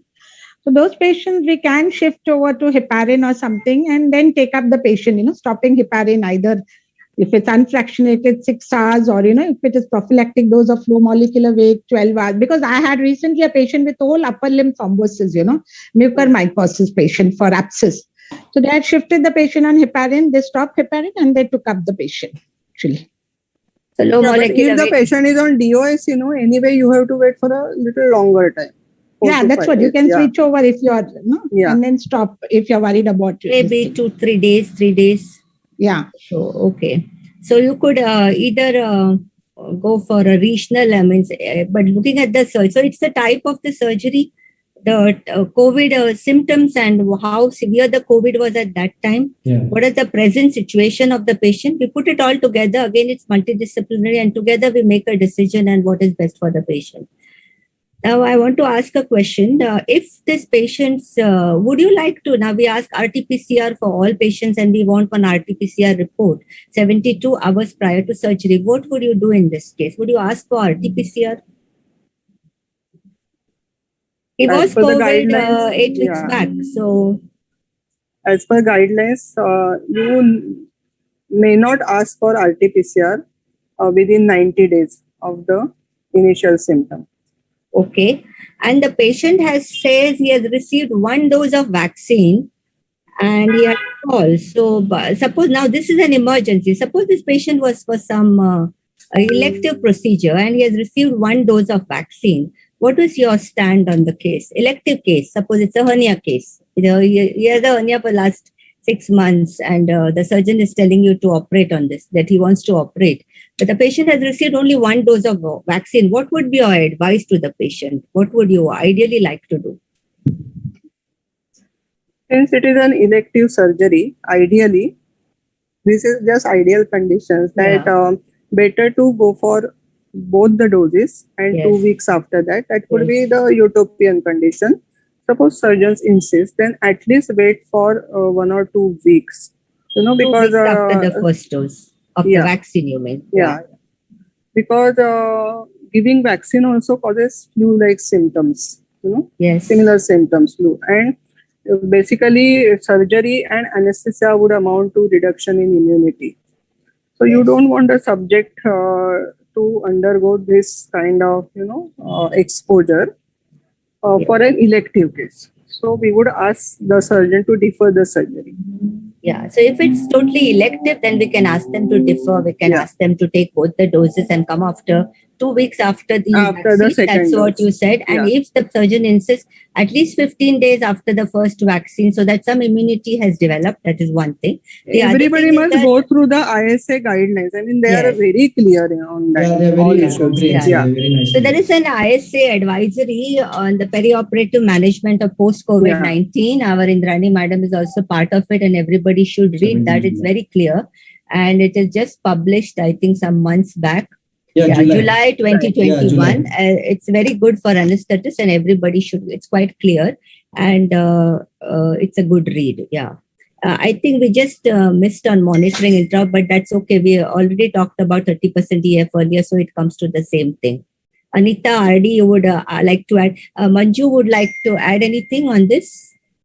RD, Anita, would you like to add anything more on this COVID case? Any questions? Another thing is they may be on steroids, na? So steroids supplementation. Very good point, Anita. We missed out on the important points. The patient might have been on a COVID case. One is steroids, and the other thing. And one more thing is, I think sometimes it's important. I know we do the regional anesthetic techniques with the ASRA guidelines and in terms of anticoagulation and blocks. But I think sometimes it is also important to make a case-based decision of what your anesthetic is going to be, especially if it's going to be a peripheral nerve block. The reason I'm saying this is that we had a lot of patients with thrombosis for lower limb amputations and debridements who were on high flow oxygen, but at the same time their anticoagulation could not be stopped. So regional anesthetic was, the central neural axis block was not possible in those. But to give them a general anesthetic for that was also very difficult, because then they would have ended up on a ventilator. So in spite of them, I'm not trying to send the wrong message, but what I'm trying to say is if you can justify doing a peripheral nerve block, which is going to benefit the patient, in spite of him being on some antiplatelets, I think it is worth doing. Especially if you're doing it ultrasound guided, where your chances of vascular puncture are going to be less. Yes, I agree with you totally, Harshal. And it's the whole world which is talking about regional better, that they have really found the value of regional in COVID time. Especially the whole world is speaking about it, because not only us, we face ICU problems every day, COVID and non-COVID times, but the whole world has faced problems regarding ICU beds. Even drugs, they said they had problems because propofol, muscle relaxants were used a lot in the ICUs, and problems with personnel in the OTs. So many of them have opted for regional over GA, and they've really found that regional has come really handy. Also, you don't interfere with the airway at all, and many of the cases are asymptomatic or they are not detected, and we don't touch the airway at all. It's a big boon, I think, regional over general, especially in the COVID era. If there are any questions, Aarti or whoever is looking at the questions, I can't see the questions here, but there are 4 questions. But now we can COVID patient. Yeah, anybody would like to ask or clear any of the doubts? Manju, you want to say something? Not about this one, but we have to again reconsider, as Dr. Ansari said, about our thromboprophylaxis guidelines. Yeah. I have to start utilizing more of thromboprophylaxis than what we are already doing. Yeah, and actually, we had one case where it was just fractured tibia. The patient was ASA1. We have taken up as ASA1, and on table we have given a spinal, and we had a problem intra-op. Luckily, we had the USG machine, and we have seen a big thrombus in the RA, which went into the RV. I was looking up at literature, and what I felt was that they have in one of the AHA also has, in one of their references, they have said that one case in a year you may find where the thrombosis is not diagnosed. This is happening more in COVID times, and suddenly you see pulmonary embolus in a patient. This patient had a fractured tibia. Just after 2 or 3 days, she was taken up for surgery, and we taken her up as an ASA1. And we were just lucky that before she arrested, we had the thrombus seen with the USG. They called the cardiologist in. He has seen the thrombus, and in front of our eyes, the thrombus has moved from RA to RV.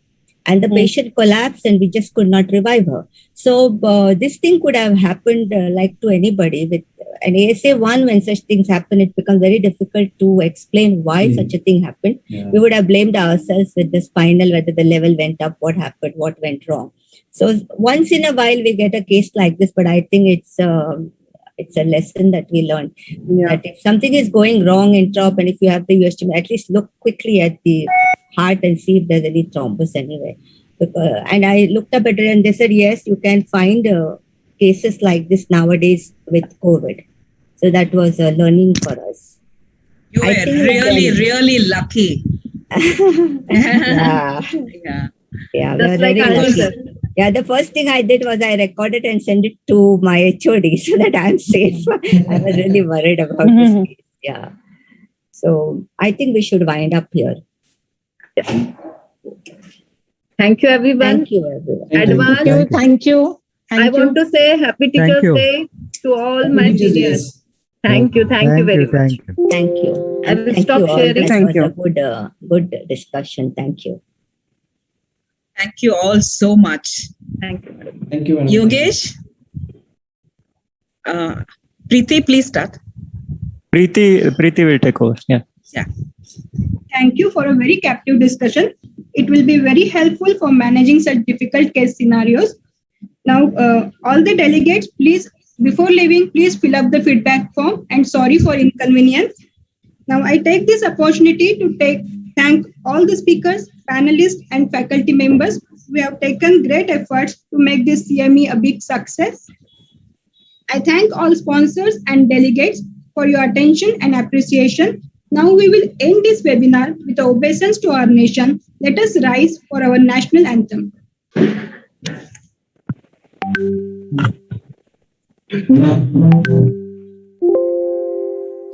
जनगण मन अधिनायक जय हे भारत भाग्य विधाता पंजाब सिंध गुजरात मराठा द्राविड उत्कल बंगा विंध्य हिमाचल यमुना गंगा उच्चल जलधि तरंगा तव शुभ नामे जागे तव शुभ आशीष मांगे गाहे तव जय गाथा जन गण मंगलदायक जय हे भारत भाग्य विधाता जय हे जय हे जय हे जय जय जय जय हे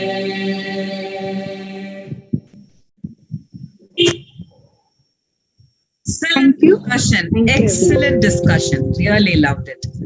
Thank you. Thank you so much. Saying hi to Hemant. Yeah. and I think the speakers were also very, very nice. So really enjoyed this webinar.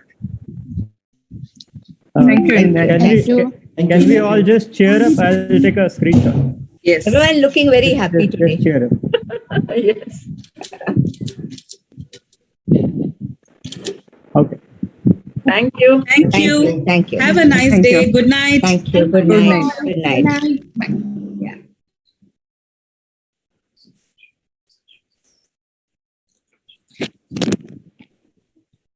Pink dress मतलब फोटो राहिलाय